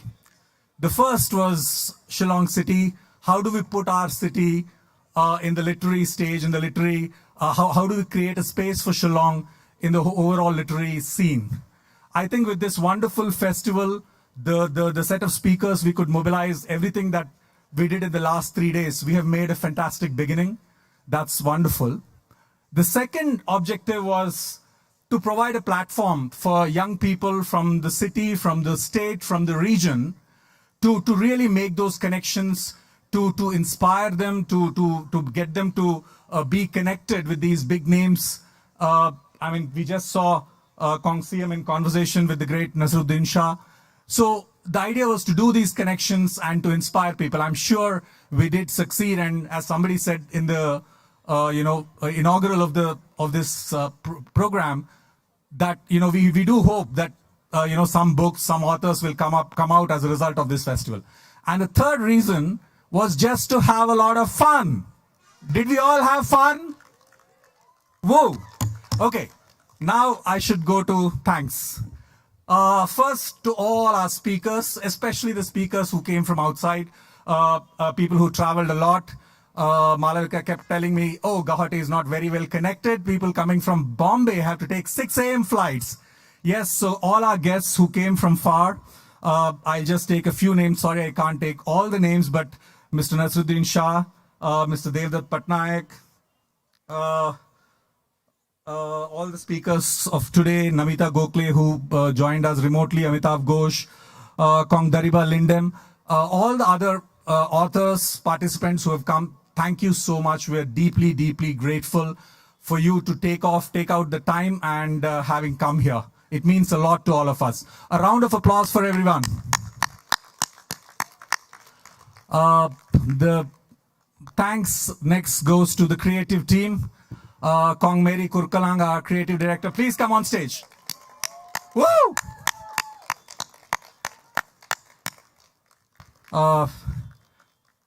Kong Mary, we've been talking about this festival for just a few months now. You put in a lot of effort, you and your team. Many, many, many thanks to all of you. It's wonderful. I know you've had many sleepless nights last 3-4 days, but it's all worth it. Thank you so much. Thirdly, the tourism team. Cyril, please come on stage. Woo! The tourism team and the Mega NH team, thank you so much for all the logistics, for all the running around, for every coordination that you have been doing. And I'm told that the Mega NH team managed a chopper for Mr. Nasruddin Shah today morning. Whoa! Forest Department. I don't think anybody from the Forest Department is here, but this stunning setting and venue, the owners of the Forest Department, they have a lot of restrictions. This is actually a wetland. We're not supposed to set up stalls here. We're not supposed to sell alcohol here. But still, they allowed us to do all that. Thank you so much. Thanks to everybody else, all our guests, all the people participating in the festival, and to everybody from our beautiful city. Thank you so much, Kuble Shibun, good night, and we will make this festival much bigger and much better next year. Thank you.